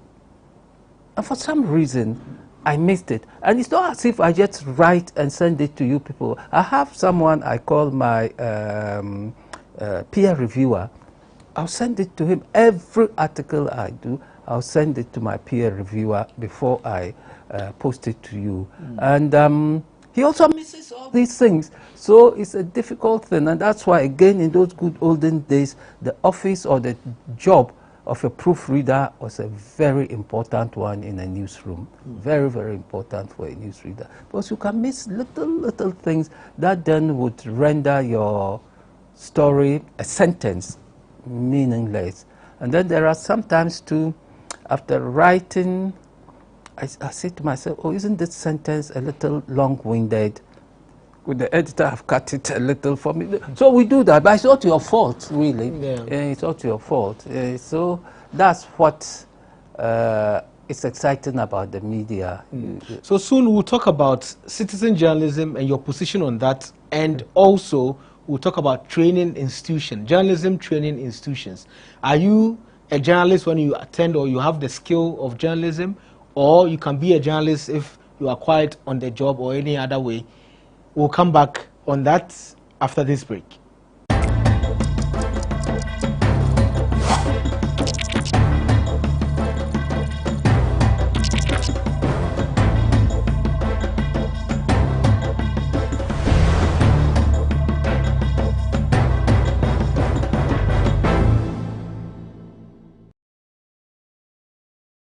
Welcome back to the Lowdown. My name is Ni Akwe Ismail Akwe. Our guest is Alhaji Haruna Atta, Mr. Abdurrahman. I have to add that. Please do. So we are talking about the media then and now.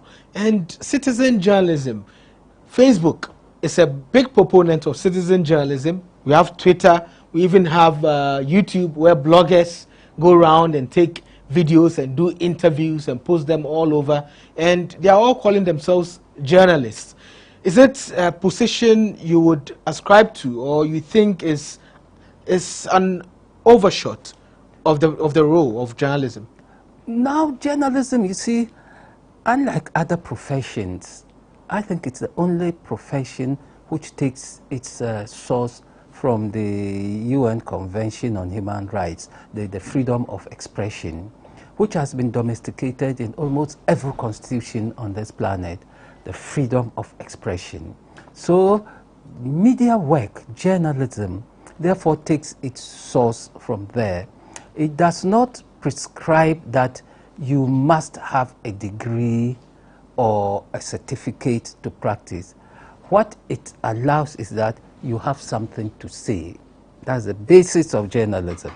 So earlier in the practice of journalism, Joseph Pulitzer, the founder of the Columbia University School of Journalism, he was the one who said, no, journalists cannot just be allowed to just flit about. Journalists must be trained, and journalists must have, in quotes, the kind of respectability of doctors, lawyers, and the other professions, accountants, and so on. So it was from that time, around 1911, when he wrote that his famous treatise on journalism, that people really started now thinking that, oh, then journalism can be a discipline that should be studied. And I agree, it should be studied.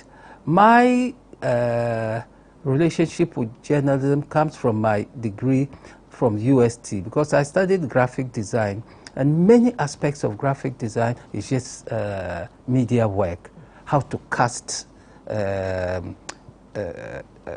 this thing we use for advertising. There's a word you use for it.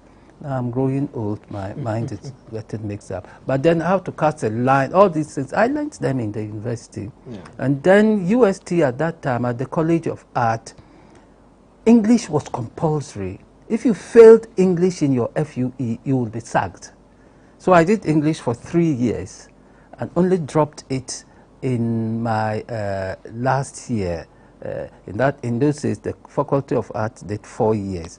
So you drop it. And so my training was from that angle. And it shows in the way one does things, one writes. So I believe that some training is necessary. Even though you are filling in the voice of the voiceless as a result of the freedom of expression, but some training is good. But then I haven't said that without training, it does not mean you can't practice as a journalist. In the good old days, again, back to the good old days, you learned your craft on the job. Many of our pioneers, especially at Graphic at times, but especially at Graphic, they learned their craft on the job and did so well. Later, they were sent to the UK to places like the Thompson Foundation. I don't know if it's still in existence, yes. Which gave our senior journalists in those days, again, more or less on the job training. So training for me is very important. At least you learn the use of the language. Language is very, very important. Today we are arguing or debating whether do or die is the same as all die be die. I think it's the subject of my article today. I don't know whether you've seen it. Yeah. So it's all to do with language. Journalism cannot function if you don't have the good language, either written or spoken. If you are not trained and you are a citizen journalist, really that's what you are. You can't consider yourself a professional journalist. And I think there should be a place for professional journalists, whether they learned it on the job or they learned it in the classroom. Our top men, people like Ken Bediaku, who used to be the top sports journalist in this country. Uncle Ken is now an old man, but people like him, people like one of the great editors, he wrote a book, the Gab books, Cameron Dodu. These were great editors, you see. So I think rather that yes, there should be training and we should have room for the citizen journalists, but we should not let them overwhelm the professionalism of journalism. Journalism is not a place you should go to because you have nothing else to do or nowhere else to go to. Go to journalism with the intention that you want to be a journalist. You want to write. You want to be in the print or electronic media. And then you come out as a very good journalist. I believe in that. Now, if we talk about getting training and some skill, there's a school of thought that the journalism institutions, which are also growing, there's a proliferation of them, but they are bringing out or churning out a lot of journalists who are half-baked. They're only learning the theory, and when they come into institutions or media institutions, they are unable to produce quality content as professional journalists are supposed to. Have you encountered any of that? I have, and it's heartbreaking. And so you are right, absolutely right. That's why I mentioned the GIJ, I mentioned the Kojo Yanke's place, and then of course the mother of all of them at the School of Communication Studies in Legon. Yeah, there are many mushroom schools of journalism, and I think they are more also the problem than the half-baked journalists they churn out. Yeah, because the half-baked journalists they churn out have the degrees or the certificates or whatever it is they give them, but you encounter them in a newsroom, it is a nightmare. A half-baked journalist in a professional newsroom is a nightmare to sub-editors and editors. Yeah, so I still believe that we should look for the good institutions of journalism or any of the communication arts and sciences. Like I told you, my background was in graphic design, but it had elements of communication. So I came out with a degree that I could use to communicate, which is very important. And that's what journalism is all about. Citizen journalism has not always been something for me to encourage, because then they take up all sorts of issues that sometimes end up adding tension to society. You see, and that's what I believe professional journalists try to avoid. Professional journalists would use all the tricks of the trade to get whatever it is out without going out to be bloody-minded, if I can use that word. So let's encourage those people interested, young people interested in doing journalism or becoming journalists, to apply for and get places at GIG, the African University of Communications. African University College of Communications, yes. And such places. I don't think we should encourage mediocrity in any profession. But unfortunately, the traditional media, which is more professional, is now following the citizen journalists on social media to get their sources and get their information. And we are seeing that in some stories that pulled down because the source wasn't real. Someone will post a picture of somebody holding a human head, excuse me to say, and say someone was killed somewhere. Then quickly you see it on the traditional media, which is more professional. And later they say, oh, it's a picture of 2 years ago. So we are sorry for the publication. It is laziness. Another problem of Ghana these days is intellectual laziness. So whatever they did, I saw it, it was sent, but I deleted it. You see, I get all of these things too, but the moment I see things dealing with children, whether it's something good about a child, I delete it. Animals, whether it's something good or bad about an animal, I delete it. Certain things that show disrespect to women, I delete it. I'm talking of this, what's it called? What we have on the phone, the WhatsApp messages, thing. Yes. So it goes all around. Let's have that mindset. The editors must know what to delete on site and not do it. So for what they put out in this paper, I think it's laziness. If their editors are very smart, there are many areas that are not getting touched on. There could be niche newspapers for such things, and we will read. It doesn't mean when you put something that is not shit on your front page, people won't read. There's a class of people who will read. So even if they have to become niche newspapers for such quality, why not? After all, they are lucky, especially Graphic and Times. They are still being supported by the government in many respects. The Graphic earns its money from its own commercial activities and to some extent Ghanaian Times, but they are still state-owned newspapers, and they carry that title that gives them leverage over all the other papers. So you see the number of adverts in Graphic, you wonder why everybody is rushing to Graphic. It's because of that state-owned title they have. But one thing that's quality are your articles, and I'm looking at some of them. The titles themselves are quite appealing. So I see one, Coup d'etat, and how you even spelled it, Coup d'etat, C-O-O-D-E-T-A, the sports child of Ethiopia. And then Cathedral of Doom, concerns of Muslims brushed aside, Bad Blood, the Cross, Star and Crescent Spa in Ghana, and so on and so forth. And I can see the book you wrote on John Mahama, Awene Pa Nkasa. You have very interesting titles. How do you come by them? Is it experience? It's all combined, but like I told you, it's language. Make use of language. Study language. Be sensitive to language. To be a good writer or a good journalist, study language. My daughter is even a better writer. You may have heard of her, Aisha Harunata. Yes. She's written 4 novels.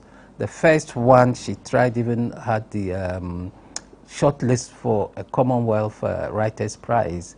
And right now, she's going to co-write a novel with Wilbur Smith. You remember him, that great South African writer. You see, so it's to do with language, and I'm sure she picked a lot of language from me and her mother, who was a very good editor. Unfortunately, she's not well. She has multiple sclerosis, and she's in a wheelchair right now. But her mother was one of the best editors I had ever met. She worked with me on The Statesman, and then worked with me briefly on the Accra Mail before the sickness made her activity impossible in life. Yeah. So language is important, Ismail. You can't undermine language in writing, journalism. So, talking about your daughter, you know, when anyone Googles Haruna Atta, she comes. She comes. I'm now. How do I say? My claim to fame is my daughter's, not mine. Yes. But as a parent, you are proud when such a thing happens. Well, anyway, it's great to have you here. And if you have any last or final statements you want to make before we go. Yeah, but it's not the final statement as such. I'm just going to thank you and say continue the good job. Because there was a time when you started, or GhanaWeb started, there was nothing else. That time, even your email or whatever was Akoto or something. Now I realize you've changed everything. So you've moved. You've become big, and then continue the good job. Like I told you earlier on, I like the way you do. I sent you articles. You don't just publish it. You look for newsy parts of it and turn them into stories. That's the professionalism I'm talking about. So let us do that, and let's leave a little space for the citizen journalists. They can never outclass or outrun professional journalism. The rest assured. They will make noise, but professional journalists will still survive. Thank you very much for coming, Alhaji Abdulrahman Haruna Atta. This was quite an informative interview. And we'll have this every Monday on GhanaWeb TV. My name is Ni Akwe Ismail Akwe. Be safe.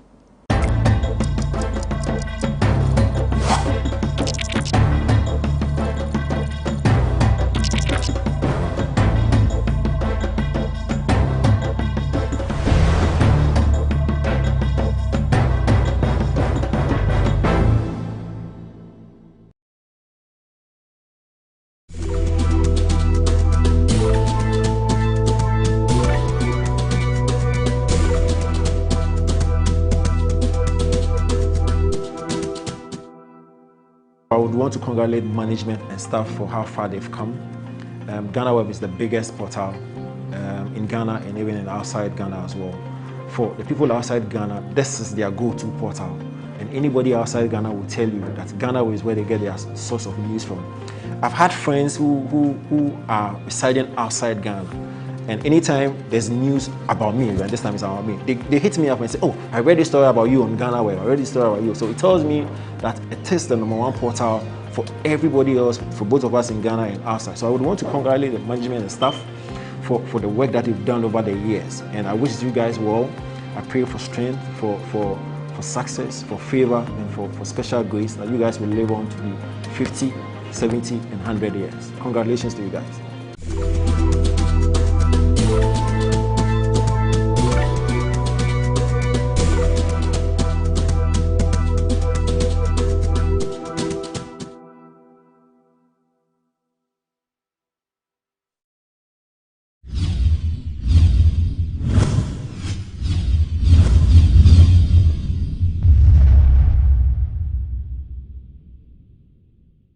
It's not every day we hear stories like this, but today's guest on The Untold flips the script.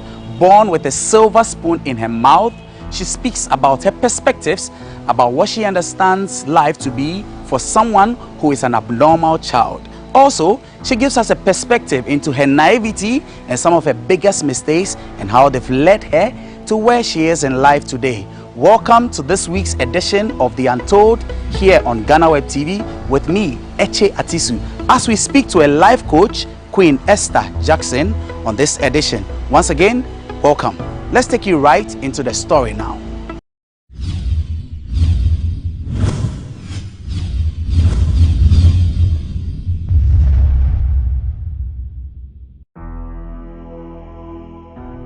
Queen says it as it is.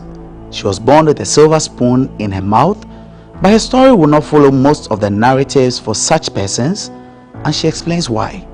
I typically don't have the story of I was born from here and I raised there. No, mine is different. I was actually born with a silver spoon in my mouth. Seriously, I was born with a silver spoon in my mouth. I was born to a father who was in the military, but he was way up there, and my mother was a businesswoman. So I mean, life was good, very, very good, very good. I was born in the house of maidservants, nannies, and all that.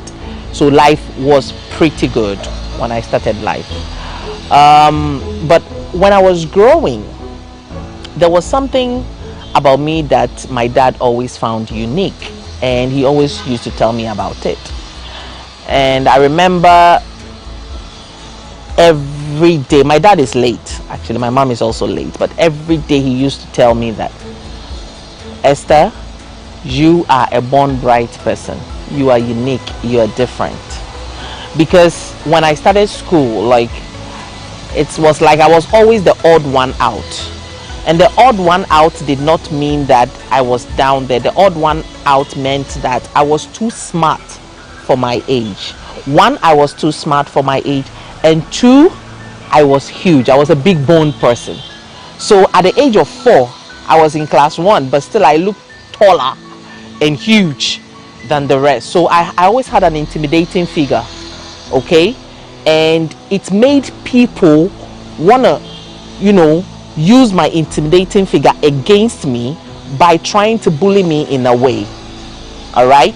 So, but then if you get so angry and you attack back, you are the bad person. And if you relax too, they take advantage of you. So I was in a confused state from my childhood. What do I do when someone tries to, push me to the wall to fight back? Do I really fight back by pushing the person? Because as soon as I start fighting back, I become the giant. And when I don't fight back, they take control and I'm on the floor. Like most girls, Daddy's constant words kept her together, especially when, as a young girl, all she wanted was to be normal. But my dad used to tell me that, don't worry, that is how you are. You are smart, you're intelligent, you're different. Accept it the way you are. But as I was growing, being the odd one out is not an easy thing. And I know a lot of people face that thing a lot. Because you're being too smart, you are in class. Things that other people, because I remember when I was in class 4, I used to go to class 6 to go and learn. And I was doing homework for people in class 6, but I was in class 4. I was just too smart for my liking. And it made me have names like Too Known, or that kind of thing and all that. So it made you feel like people don't really like you. And that is when you start sliding back in life, when you start thinking like that. So, well, when I was growing, it was good, everything was nice. But as I said, my intelligence was always the problem. So having friends became an issue. And I really also wanted to be normal, because I was thinking that the way I wasn't normal. So I wanted to be normal. So in order to be normal, I go to the people, others, and I ask them, how can I be like you? And then they tend to take me down a road where I shouldn't go.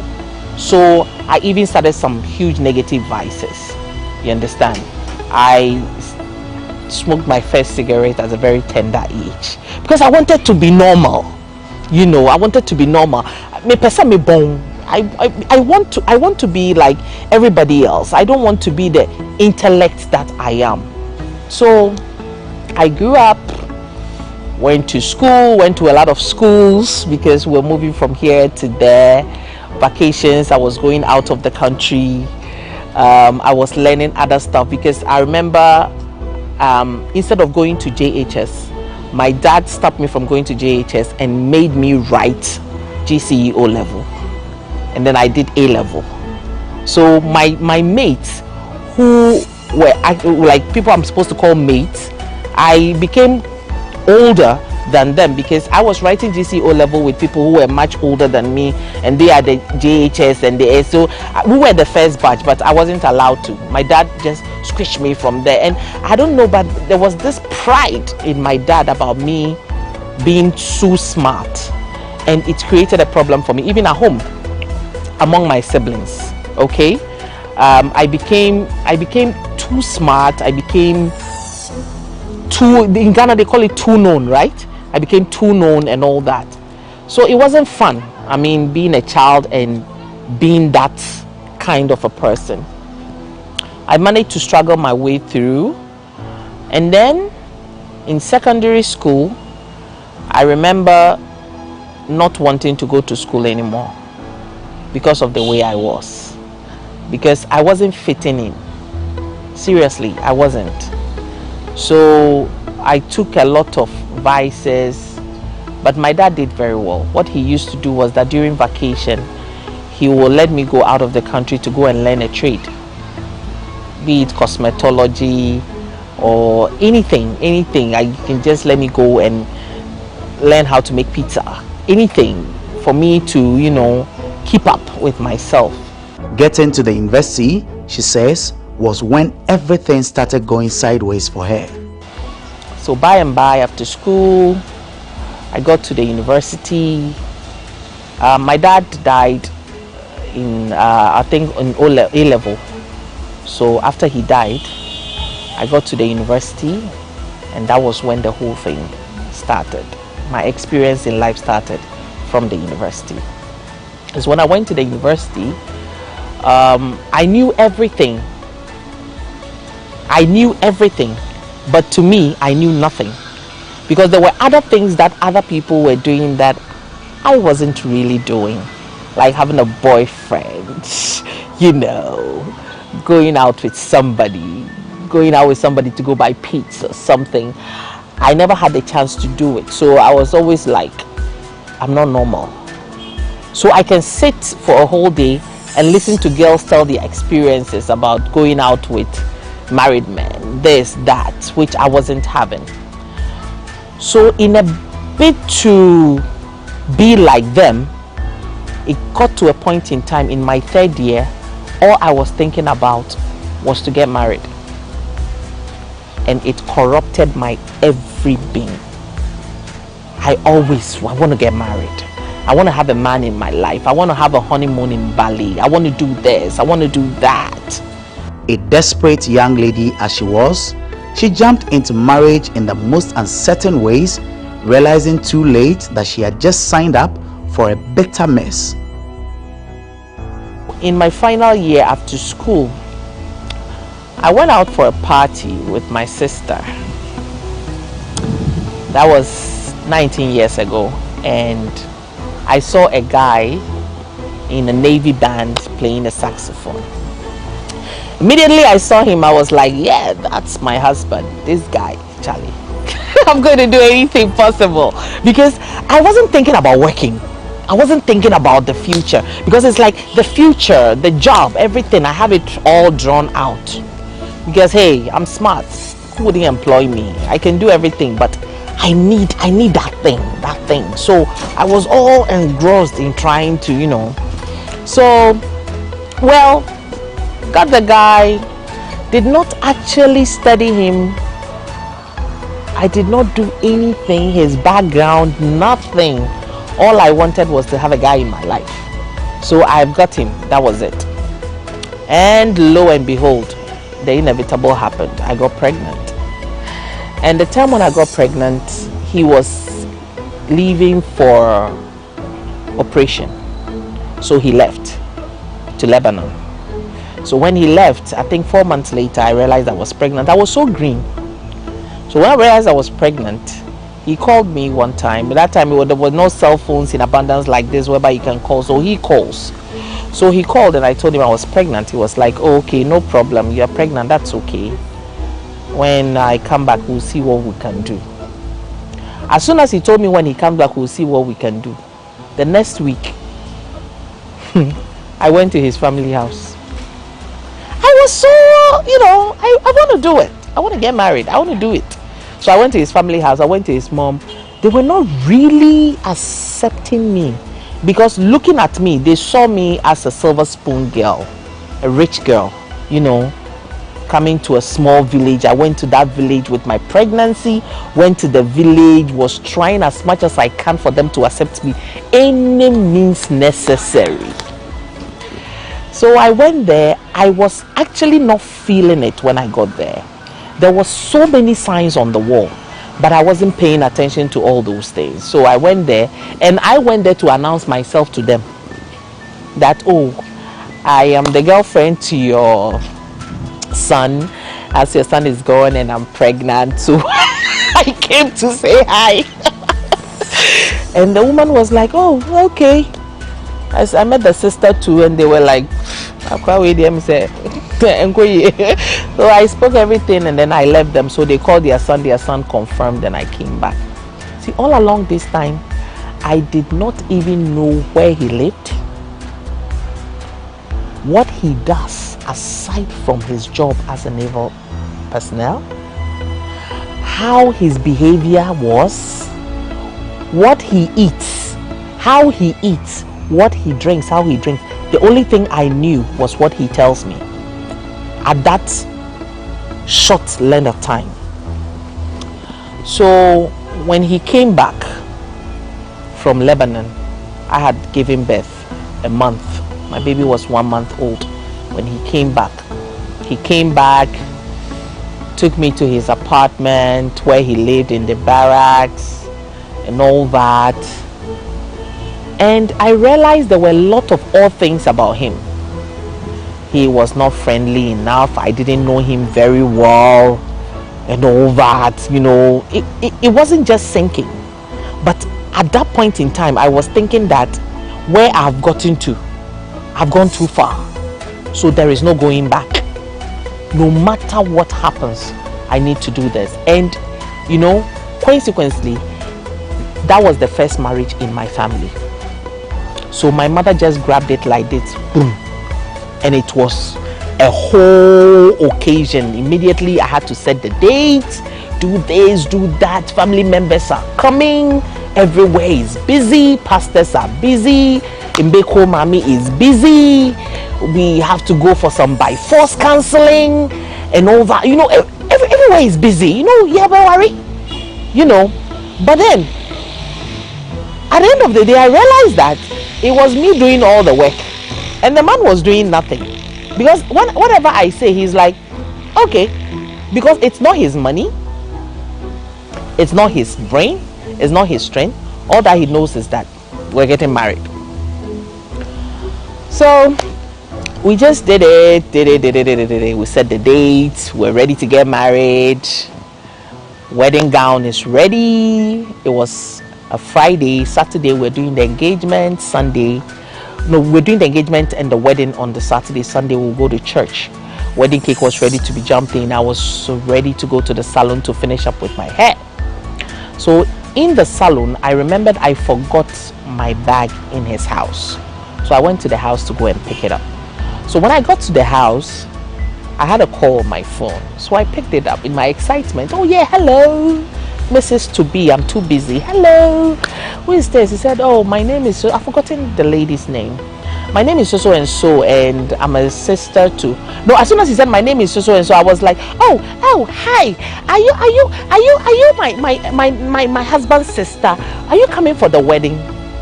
And the girl was like, wait, what wedding? I said, tomorrow. So why are you calling me? And he said, I'll call you back. I said, okay, fine. Got my stuff, got into my car, went to the salon. I was in the salon fixing my hair when the call came again. I picked up the phone and said, I am not his sister. I am his girlfriend. We've been together since he left for Lebanon and he came back, and I got your number from his phone last night when I was sleeping next to him because I realized you were trying to call him and the call was coming and he was trying to hide the phone. So when he left the room, I took the phone. So what did you just say? I said, but we have a child and we are getting married tomorrow. And the lady was like, no, you don't have a child because he doesn't have a child. I said, you want to see pictures? Hello? we do have a child. We're getting married tomorrow. And he said, no, that's not the truth, because we are also planning. We are planning a lot of stuff. And are you Esther? I said yes. But he said no. What he told me was that you are a certain woman he is trying to lure to get a visa to travel. Okay, all right. The shock was just unbearable. But at that moment, I had some rage in me. I had some serious rage. So I just told the lady to stop doing the hair, because we are finished fixing the weave on it. It was left with the, we call it tonguing, curling. So I said, okay, you can do the curling tomorrow, but I need to go do something at home. What society thought of her at that time meant so much. It overshadowed her conscience to the point where she concludes her wedding day was the worst day of her life. I just started my car. I got to the parking lot, I parked. I was walking home, and in my walking, I was telling myself that I'm just going to tell my mom that the wedding is off. I was walking boldly in an angry manner. But when I got to the front of the house, seeing people cooking, my family members had come. Chicken, clucking, goats bleating. This one is cooking in Katinkwine. And as soon as I got there, you know, Fantis, are you for? Oh, are you for? Oh, as soon as I turned around, I saw my wedding cake being ushered into the room. They are sending my wedding cake into the room for tomorrow. The lady who was coming to do my last wedding gown fitting was there, and all that. I was just standing there in the middle of the yard. And at that moment, I just buried all my feelings, and I took the feelings of what society and family will say if I should cancel the wedding. And that was my worst mistake in life. That was my worst mistake. I started thinking, what is my mom going to say? What is society going to say? People are going to say, I have a child without a husband. People are going to chastise me for not getting married. People are going to say I cancelled my own wedding. I'm going to be like an outcast. No, I'll go ahead with this wedding. So I just went into the house, and then I called him. And then he asked me where I was. I told him I was at home, and I said I wanted to see him. He said he was at home. And instead of me letting him come to me, I still went to him. So when I went to him, I asked him, who is this girl? He said, what? I said, well, this girl called me and told me that you said the only means you need ways and means to travel, and you need a visa. That is why you are with me. So tell me, what is going on? He said, that is not true. We are getting married tomorrow. Or you don't want to get married. You want to cancel it, I cancel it there. My dear, I couldn't say no. In fact, my wedding day was the saddest day in my life, because I wasn't there, but I was just doing something just for the day to just go. His family also came, and they really made me see that I wasn't their class, because they are poor people. So even at the reception, they refused to eat the food given them. The food was so rich, and they just sat there for some time. After some time, they just got up and started looking for their son to give them lorry fare to go back to their village. The only thing that the man bought for himself was his jacket. He didn't know how the wedding rings were made. He didn't know how the food was made. He didn't know anything. And trust you me, I did all those things with my own personal money. Because as soon as I got pregnant, even though I was in university, in my final year, I was still working. I got a cosmetic shop. I'm a hardcore lady. I like to make money. For me, my core value is to make money, because I always tell myself it is glorifying to sit in a Range Rover and cry than to walk and sob. So I love money. Me pesika. If money could be eaten with fork and knife, that is what I will eat. So I don't hesitate in doing anything to make money. And by the time the wedding was over, my capital was gone. My capital was just gone. My business was down. But I was wearing big rings with a zirconia red stone on it. Mrs. So and so. She was abused and looked down on, but Queen explains why it wasn't his fault. We moved to the house, and that was where the whole thing started. The relationship started in an unbalanced way. I was the one doing everything. He was doing nothing. So the relationship started unbalanced. So it couldn't balance because he hadn't gone through the process of meeting me halfway, anywhere, anytime. So nothing was balanced. So he can do anything and everything without thinking about the way I will feel or the way I will react to it. All that he knew was him and how he would get through life. The rest was a story because I can handle everything. When I see people going through this now, I laugh because a lot of people are going through it, I swear.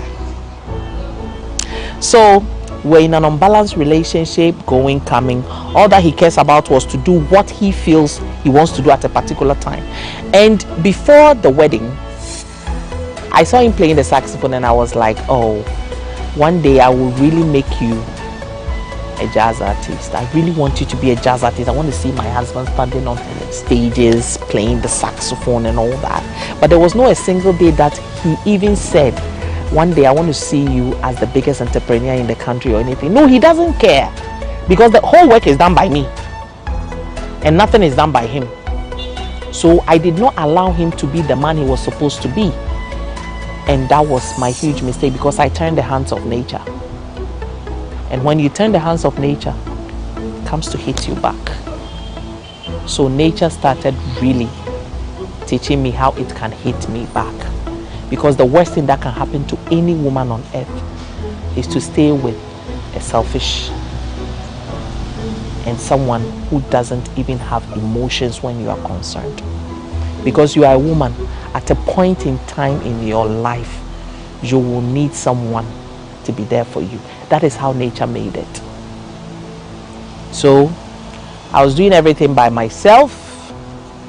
If he comes home and the child has made maybe a mess in the living room, he starts shouting, and when I talk, I get beaten up. Because if it was at first, I would have said, okay, he was a bad person and all that, but it wasn't his fault. This was where he came from. And you can't change somebody who came from the gutters. You can shower him. But trust me, he has smelled the whole thing into him. It is in his being. You cannot change him. So as I'm sitting here, if I tell you that I blame him for one day, for whatever happened to me being a single mother, I am a fat liar. Because I should have known my standard and where I am to pick somebody or to choose somebody to my standard. But I decided to be God, to call myself God Esther, to pick somebody from nowhere and mold him for myself.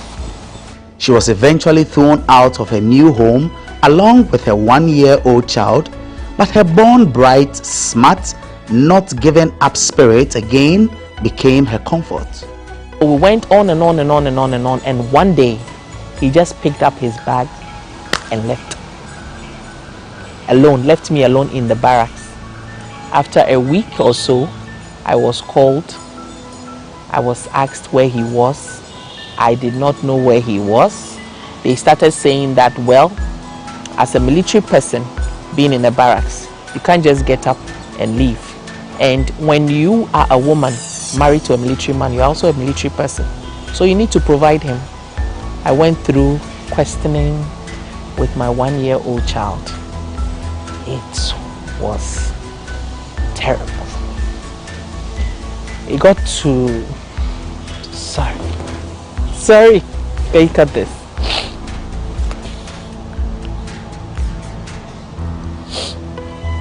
Can I have tissue, please?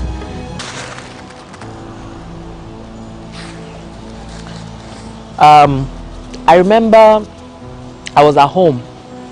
There was no food at home.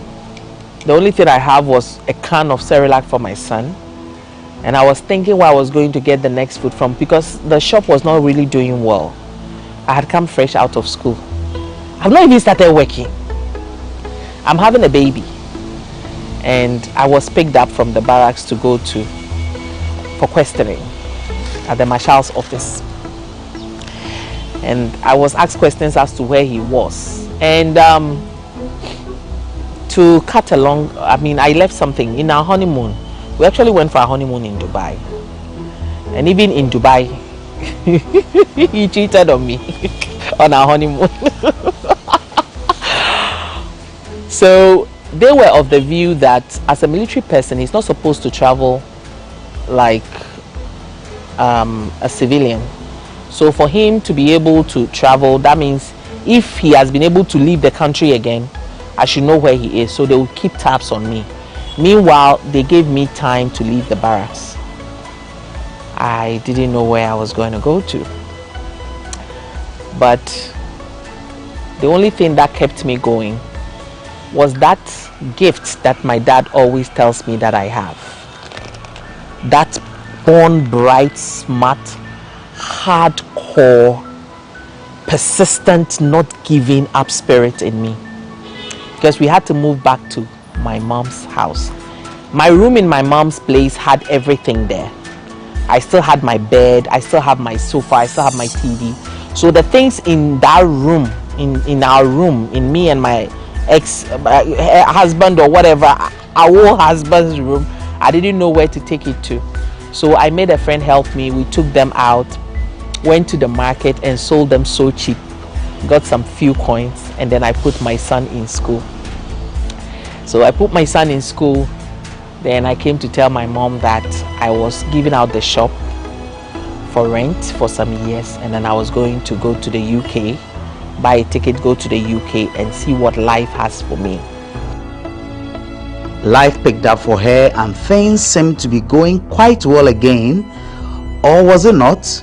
I left the country, and then I left my son for my mom. So I left, went to work a little, got some money, came back, started again. And God being so good, when I got back, I got a job with Toshiba, the franchise holder in Ghana. So I started working with Toshiba. When he left, I think he was deported. When he left, I had already gone to my mom's place. So I was given a job because I hadn't done my national service. So I started my national service at GBC.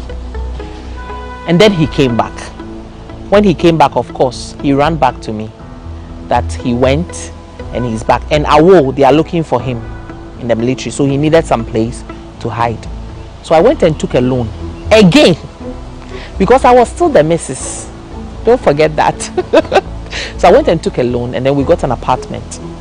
So I moved out of my mom's place, but I left my son with my mom and then went to live somewhere in Accra. And that time he said he had started his musical career. So he was going to studios and blah, blah, blah, blah, blah. I was still supporting him. Till one day, the inevitable happened. He left home. We had an argument. He left home and I was looking for him. So I went to where he went to, where I know he will be the next morning. I got there and he was with another woman there. I don't know what happened at that moment, because when I saw him and I was like, look, who the hell is that? You know, I started ranting and raving, and then suddenly I just went off. And I woke up about 3 weeks later and I didn't have memory of a lot of things. I woke up with amnesia. This amnesia lasted for 8 years, as a matter of fact. So I had amnesia, and then he continued with his life so easily. Once again, life was so much better for her, but the forces of life came back knocking at her heart. So I had to pick myself up, and that was why I got the job in Toshiba. I was doing very well, very, very well. My son was going to one of the #1 schools in Ghana. Life has become good again. I registered in a school in India to do cosmetic science. So I was going to school and I was working. I was traveling all around the world with my son. Life was good. Life was so much better. But trust you me, I made a mistake again. Because at that time, society, when I was going through all that trouble, society got missing. Family got missing. But when things started getting better, all of a sudden, the face of society and family came again, asking for a rematch in marriage because my son supposedly needs a father figure in his life. You're doing well. Your son needs a father figure. Your son is getting spoiled. Do this, do that. Get somebody. Get a father figure. Get a father figure. So I went to Europe for summer holidays with my son. And I met someone again. I met this person again, and suddenly when I met him, after buying one ice cream for my son, hey boy, how are you? Immediately I saw him as a father figure. Oh my God, you know what? It's a blessing to be born in Africa, because if you can survive the system, you can survive anywhere. Because immediately I took pictures were on my Facebook. My mom saw it, my late mom saw it. My late mom was like, oh, he's so cute. Is he married? Is he a Christian? Oh, then he's the one. So he became the one again. I didn't take my time again to really get into things.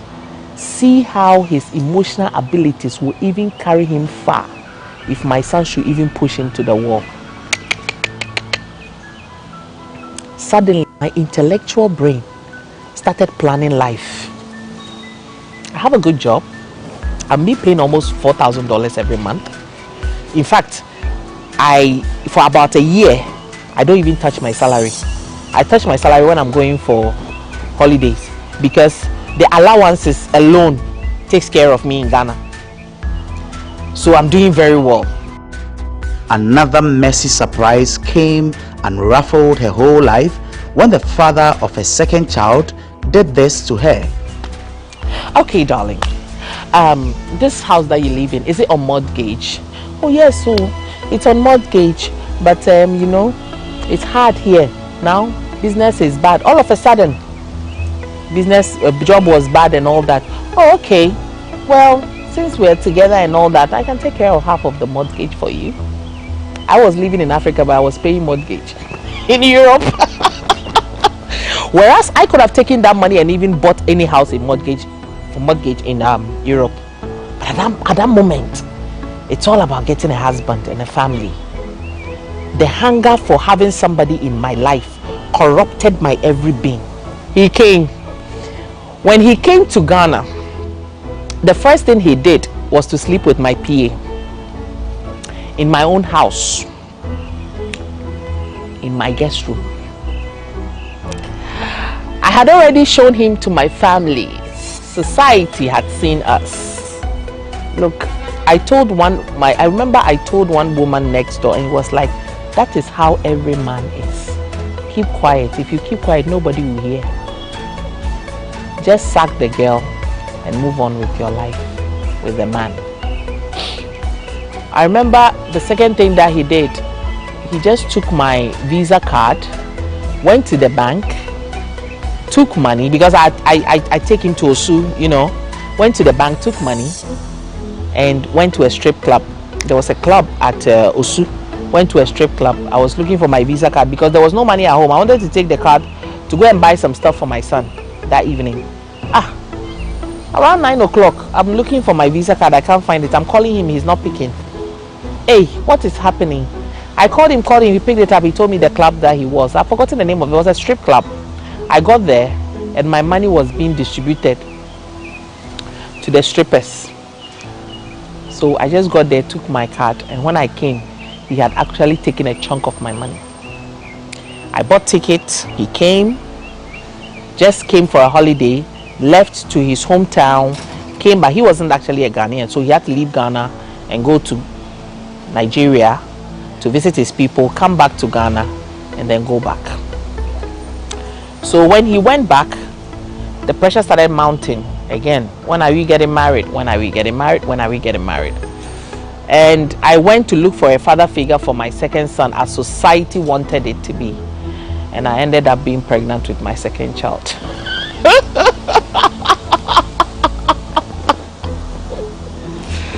Okay, so I'm pregnant with my second child. But I was strong this time. I said, no, I'm pregnant with my second child. I will not go ahead with this wedding, this second one. But I will focus on the child and try as much as I can to streamline my life this time. So immediately I retracted and came back to normalcy. And it was good. Because when he left and went, not knowing, when he got to Nigeria, he had enough money to go and promise marriage to a lady that he knew was there before he went to Europe, that he hasn't gotten money to come before. So the lady also started calling me and telling me that he happens to be the wife of the gentleman. So I said, oh, okay, no problem. Please, so if he's your guy, I beg, take it, because me myself, I don't want it again. She got her head back in the game of life and speaks proudly about how well she's doing. I remember I looked in the mirror one day and I told myself that, Queen, you were not born poor. You were born with everything. But along the way, you have made several mistakes that have gotten you here. I want you. I looked in the mirror and I told my image that I want you to promise me that from henceforth, you will make it work and restore yourself back to where you are supposed to be as a single parent. And I made that promise to myself. And I started all over again. And today, I can proudly tell you that I have my own business I'm running, a cosmetic company. I have other businesses that I run. I import cars and other stuff. My biggest son is now 18 years in a good school. My youngest son is now 11 in a very good school. And as a lifestyle coach, I take my time to impart knowledge to the minds of a lot of people. I have helped lots of people build their own companies. Because in between the time when I realized who I was and what I wanted to be, I needed a shortcut because I didn't want to start from zero. So instead of me staying in my kitchen trying to make hair food with my spoon and spatula, I needed some bulky money to start something somewhere. So when I see somebody who has the money, it's like, I want to do it, but I don't know how. Oh, I can do it for you. The person feeds on my intelligence, takes everything that I have at that moment to build him or herself up. I get nothing. And then when he or she is okay, he just throws me to the curb and I come back to square one. Queen explains why her mother always encouraged her to get married. You know, I don't know about if there is a modernized way of the old mothers doing things differently. But my mom was the kind of mother who had redemption through marriage. So to her, marriage was everything. So when I went and the first one did not work and I came back, it was all about pray. God will make another way. I don't know if there are other mothers who see differently, but that was how my mom sees things. Because she had her redemption through marriage. Seriously. She was in a village, a rich man came to the village, picked her up, married her, brought her to the city, and she became who she was. So to her, marriage was everything. My siblings, well, we are 8 in number actually, we're a lot. I'm the last girl because we're 2 girls and 6 boys. I have 5 boys following me. So I'm always like, they call me mama. I'm like the mother, you know, because of my stature and everything. And I do something they call me penisem. I always like to take care of people. I take care of people more than I'm being taken care of. And through that attitude, I learned a bad habit of bottling things inside. No matter what problem I'm having, I show my 32. Hi, how are you? Are you okay? Do you need something? I'll take care of you right now. So it only takes someone with a special grace to actually notice that there is something wrong with this lady. Let me help her. So my siblings, I end up being the bigger one, taking care of everything. So they're always like, oh, she got it. And that was the gift my dad always told me. I'm always in charge. The only person who can see through me is my first son. Because I've done it, now when I'm doing it, like, Mama, hello. You are not okay, go to bed. You're tired, go and sleep, let me do it for you. So, I mean, he is the gem that I have. Sometimes people think when you are a single mother and you are strong, society thinks you have hatred for men. Me, I don't hate men, I love men. And there's something I always say, I say it all the time. There are almost 4 billion men on this earth. I've only married 2. What about the 3999999? And I will do anything because I love the company of men. Come on, I wouldn't love women. I love sex. I love men. I love love. But I just have to be sure and keep myself in check on the choices I make when men are concerned. Listen to her speak about the only things holding her down in this life now. My 2 wonderful sons, because they keep me going. So I never have any regrets in having them. They are the blessing I have in my life. Without my sons, I think I will be dead. Because at a certain point in time, I feel like giving up. But I want to see them in a certain pedestal.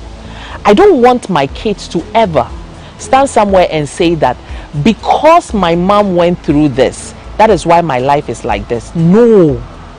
So I try as much as I can to give them everything that I had when I was a child. So my kids needs to have the best. So they are my blessing. They keep me going all the time. They keep me on my toes.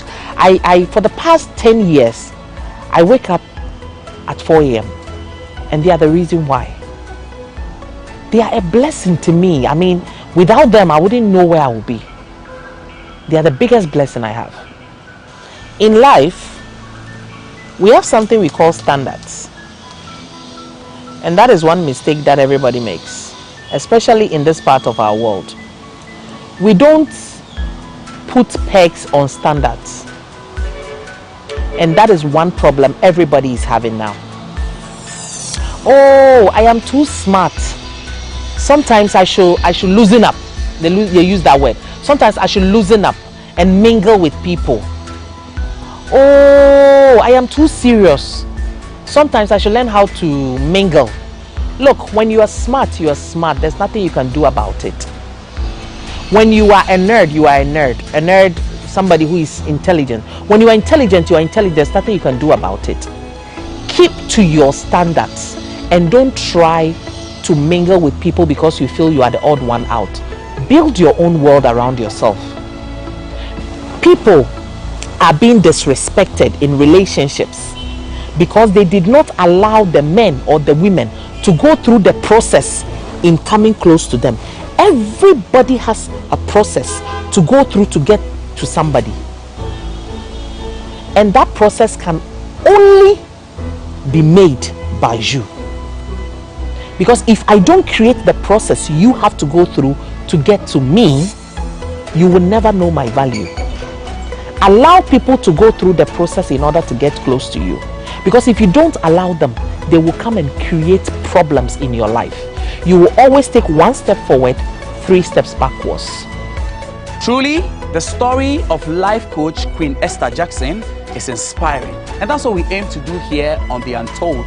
We are glad that you joined us for this week's episode. and we're hopeful that you join us once again. Remember to follow us on all social media sites. It's at the GhanaWeb, and as part of our 22nd anniversary here at GhanaWeb, we have nice packages up for you. Follow us also on www.ghanaweb.com for more news and information. Until another time, to stay safe.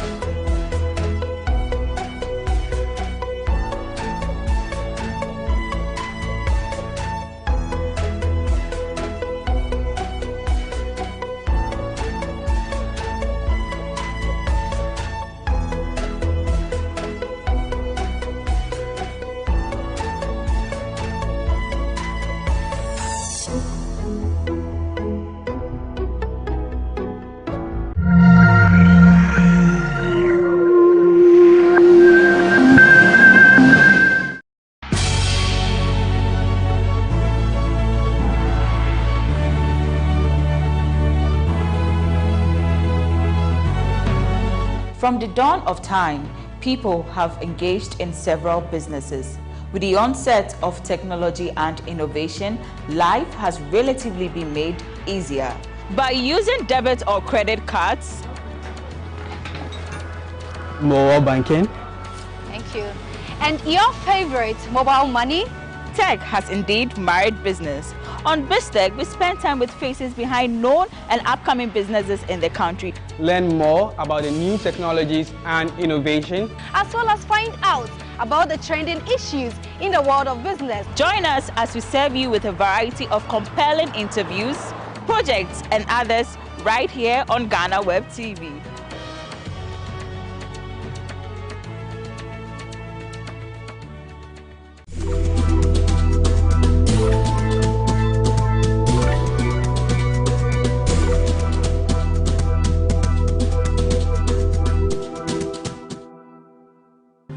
What can I say? Congratulations.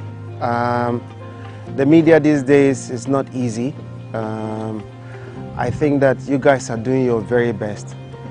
And when I look at the team of people who are doing this work, I can only congratulate you and hope that this team will maintain and move on to achieve much greater things. But congratulations. You're doing a good job.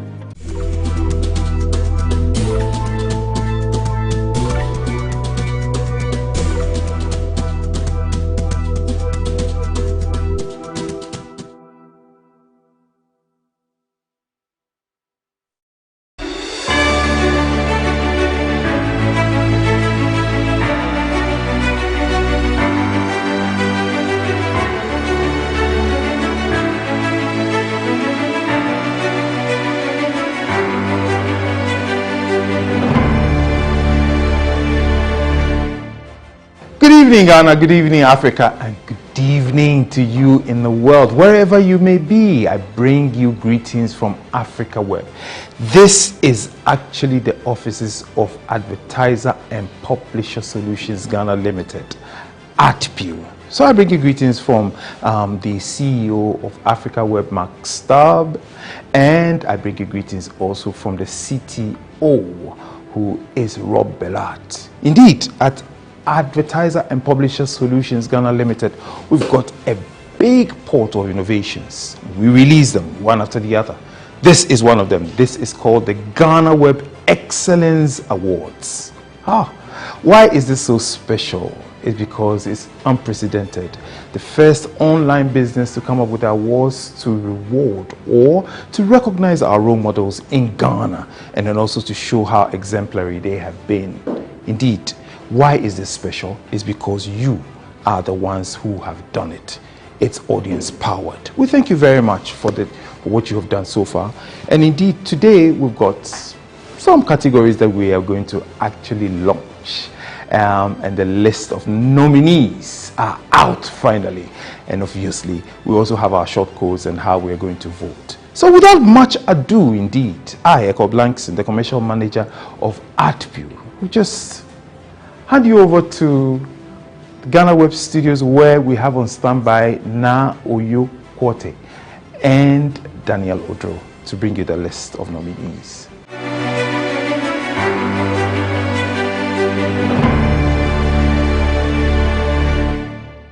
Thank you very much, Mr. Eko Blankson. Like you rightly said, this is the maiden edition of the GhanaWeb Excellence Award. It's a night that we unveil the nominees that you have shortlisted for each award category. Some 85 Ghanaians who have distinguished themselves in various fields of endeavor have been shortlisted by you. There are 17 categories for the awards, and each category contains 5 nominees. But of course, there's only one winner. And your favorite stands a chance of winning only if you vote. Indeed, my name is Daniel Odro, and I'll be doing this with my colleague Na Oyokwote. Before we go into the nominees, let's now go and take highlights of when the award scheme was launched earlier this year at the AH Hotel at East Legon.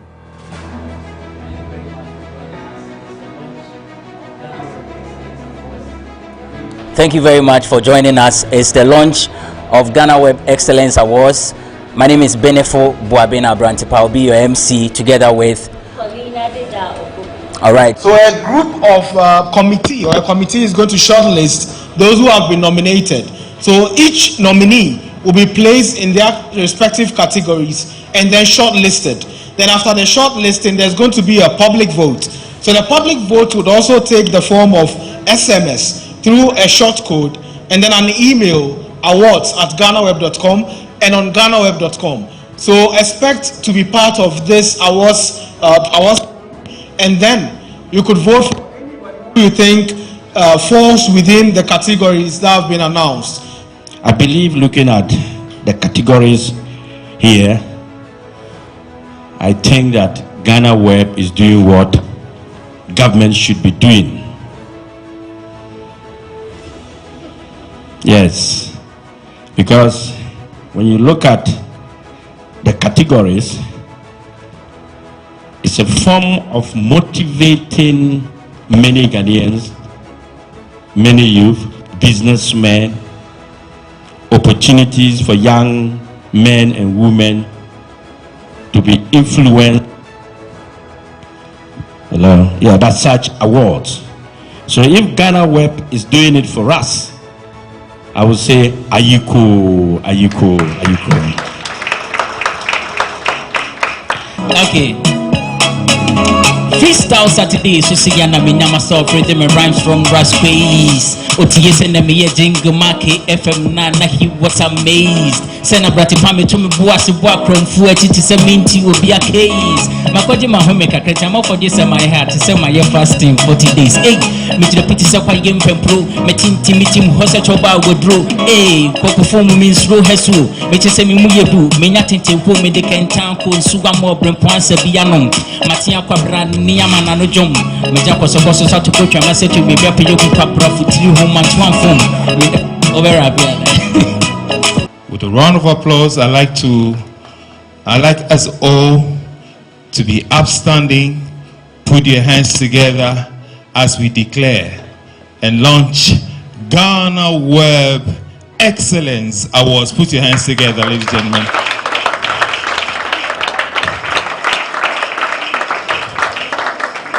Indeed. Thank you very much. You may take your seats. And thank you very much, our distinguished personalities who joined us.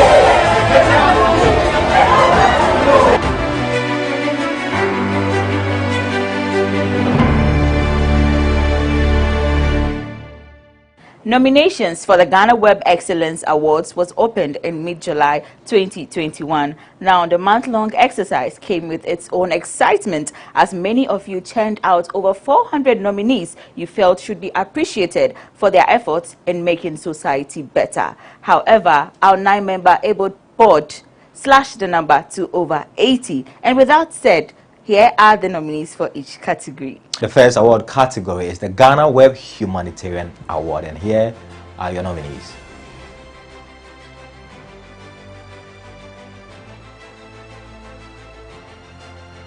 The nominees for the GhanaWeb Humanitarian Award are Honorable Kennedy Ejapon, Member of Parliament of many years standing. He's also a philanthropist. Also in there is Nana Ba Namwa, a journalist of many years standing, the only woman in this category. Apostle Kojo Safo Kantanka. Then you've got Bishop Samuel Noimensa, and last but not the least, Father Andrew Campbell. He's not a Ghanaian, but he's literally a Ghanaian. Interesting category. Yes, another interesting thing for me is there's only one female in this nominee. Yeah, tells you how hard she's worked over the years. Yeah, like, she's really done a lot this year. She's really helped a lot of people and solicited for funds for a number of Ghanaians who were in need of help. Right. Yeah. Let's see who wins the ultimate of the ultimate award as far as this category is concerned. The next award is the GhanaWeb Women Empowerment Award.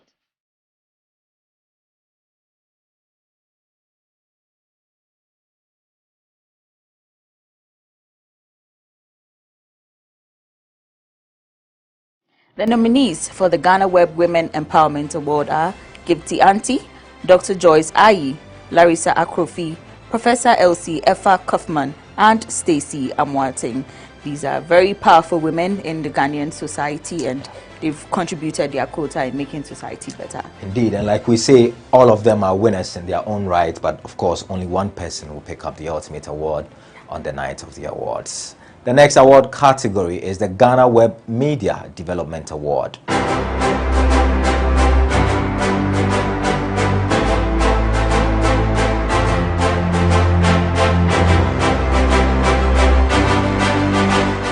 And the GhanaWeb Media Development Award nominees are Captain Smart, he works at Onua FM, I believe. Kwame Sefakai is morning show host at Peace FM many years, over 2 decades. Hosting the morning show. Kweku Baku Jr.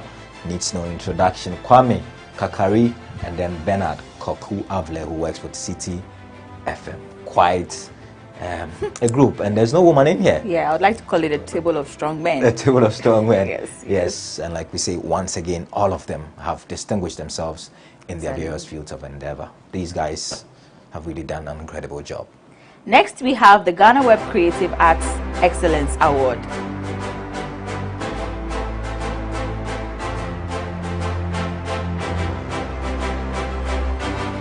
The nominees for this particular category are Nana Mambak Brown, Stone Boy, Ibrahim Mahama, Sarkodie, and Uncle Ibu White, who is a playwright.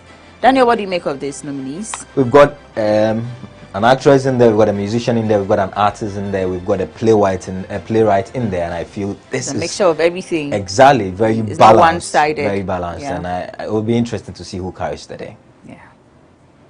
The next award category is the GhanaWeb Peace and Diplomacy Award, and these are your nominees.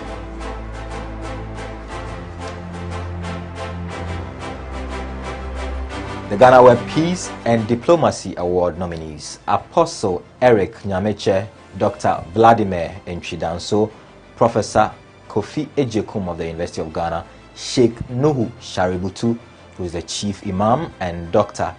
Ibn Chambers. No woman in there, once again, but they are all deserving of their places. May the best man win. Exactly. The next is GhanaWeb Business Development Award.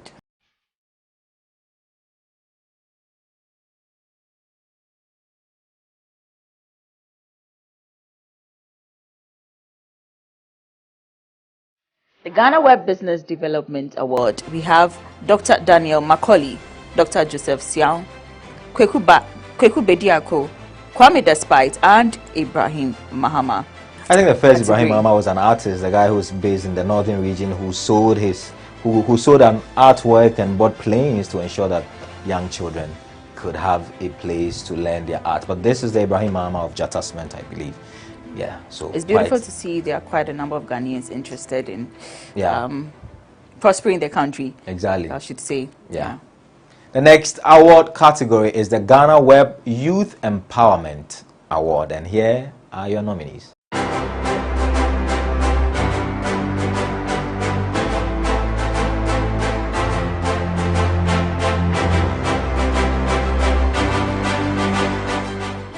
The GhanaWeb Youth Empowerment Award nominees are Daniel Macaulay, a doctor.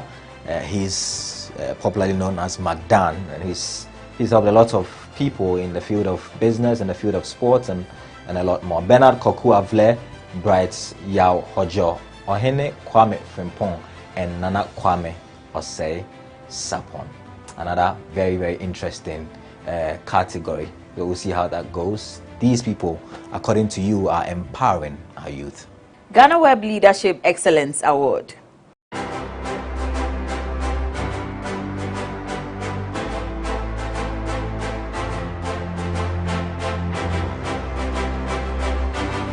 The nominees for the GhanaWeb Leadership Excellence Award are Patrick Ewa, Professor Stephen Adai, Henry Kwoti, Dr. Mensa Otabil, and Bernard Avle.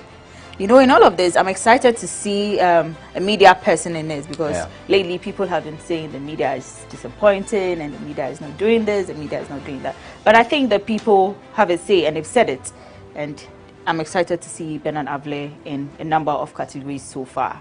May the best person win. The next award category is the GhanaWeb Tech and Innovation Award. And here are your nominees.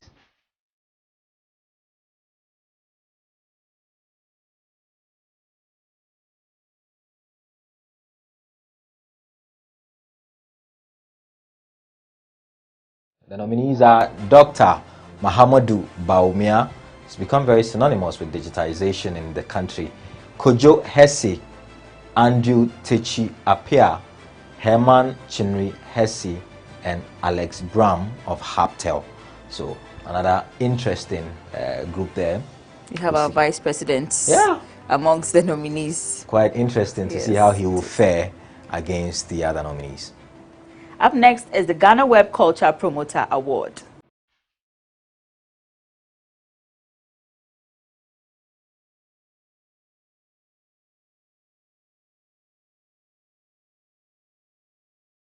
Here are the nominees for the GhanaWeb Culture Promoter Award. There's Stephen Apia, Kojo Enchi, Professor Ablade Glover, Wiyala, and Ajwa Yeboah Ejei.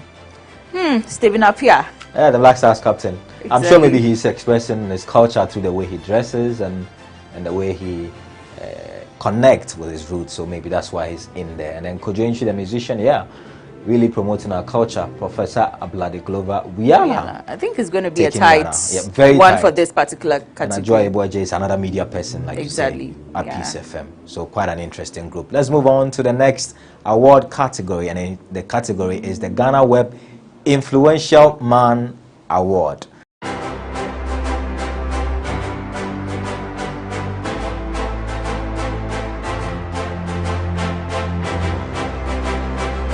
We'll see who has been most influential in the country over the last calendar year. Henry Kwoti is the Accra Minister, Greater Accra Minister, is also a Member of Parliament. Jerry John Rawlings, may his soul rest in perfect peace. Bernard Avle finds himself here again. Kwame Sefakai, another media mogul, and Archbishop Nicholas Duncan Williams. GhanaWeb Influential Woman Award.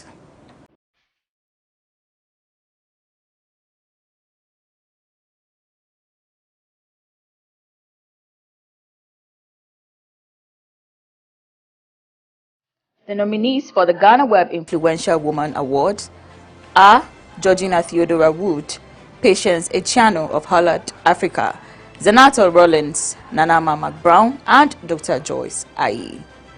Great women, I must say. Great women in good standing. They've all contributed their quota so far, and history will be very kind on them. May the best woman win this category. The next award category is the GhanaWeb Advocate of Good Governance Award. And here are your nominees.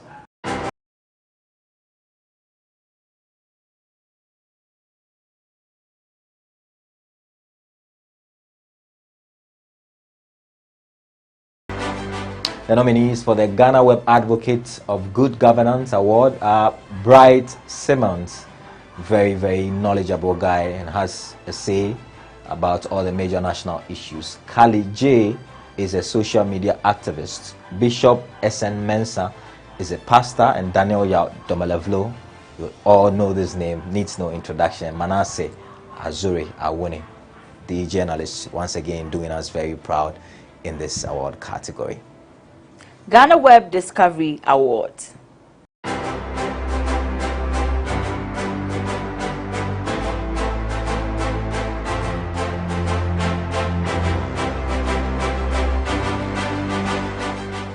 For the GhanaWeb Discovery Award, we have DJ Switch, Nakiyat Dramani, Kofi Poku, Idrisu Sandu, and Wodi Maya. I think this category is particularly about young people. Mostly, most of them are young people. Right. We have Nakiyat, the poet, DJ Switch, who has been doing her thing, and also had the opportunity to meet Bill Gates, Kofi Opon, Wodi Maya, who is also projecting Africa and not only Ghana. And I hope the best man wins. A woman wins as well. Exactly. Let's move on to the next award category. And the next award category is the GhanaWeb Social Media Personality Award.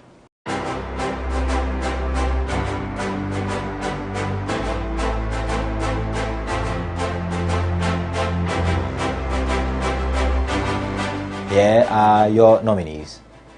The GhanaWeb Social Media Personality Award nominees are Nana Ba Anamwa, Kwame A+, Kali J, and Kojo Sheldon, and then last but not the least is Teacher Kojo. And these are names that you popularly would refer them to. So these are not their maiden names or their names of birth, but these are names that you easily recognize. So may the best person win. Up next is the GhanaWeb Star Award category.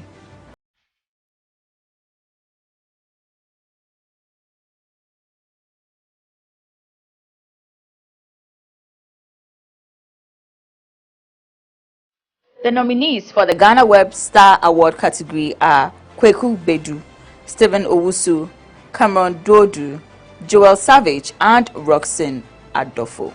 These are people who are passionate about the society as well, always opinionated about what should be done, what should not be done. And I think Ghanaians are also paying attention to them. Exactly. And this award category is mainly to recognize those who have been very active on the GhanaWeb portal the last 22 years. Don't forget, GhanaWeb is 22 years old. The last award category is the GhanaWeb Most Influential Blogger and Vlogger Award. And here are your nominees.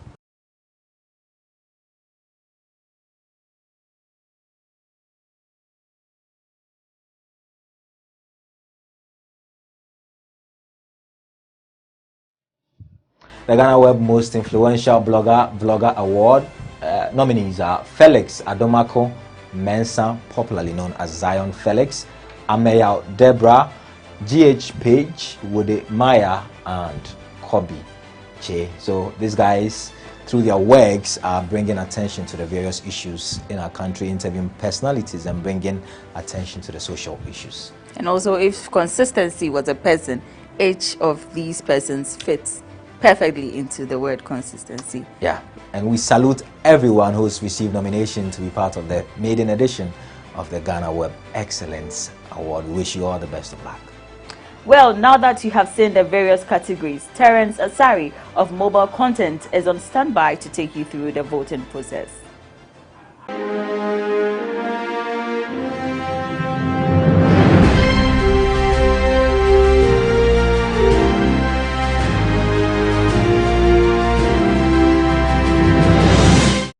Hi, my name is Terence Asari, the Business Development Manager from Mobile Contents, and we are the technology partners for this prestigious award. That's the GhanaWeb Excellence Awards. This is the first edition, and we are hoping to provide secured platforms for each user, each public user to be able to cast a vote that will determine who is going to be the winner in any category. Now, we're providing two solutions for the voting to be conducted on, that is the USSD and the web solution. For the USSD solution, it is basically going to be on the feature phones where you can dial the *713 *81 hash. Then you cast your vote. It gives you a prompt after dialing the code actually to enter the nominee code. Then you enter the vote bundle option. Then you confirm with your PIN code. Then vote is cast immediately. You will get an SMS confirmation after vote has been cast. For the web solution, you tend to have much more visibility on whatever vote has been cast for each nominee. So in real time, if a nominee is having 1 vote, you cast immediately, it tops up and says the nominee has 2 votes. So it makes everything transparent without doubts of whoever is being selected as a winner per category. So as technology partners, we just ensure that voting is done in a secured and safe manner, and we pray the best nominee wins. Thank you.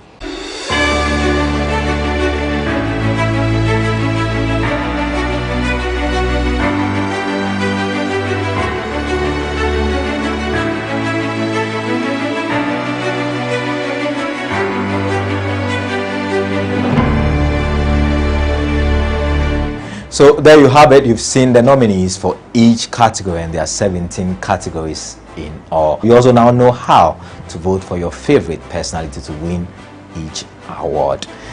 Do watch this space for when the voting will start and how the voting will go. Our work here is done, but see you on December 11 for the main event. Until then, it's a goodbye and good night from us.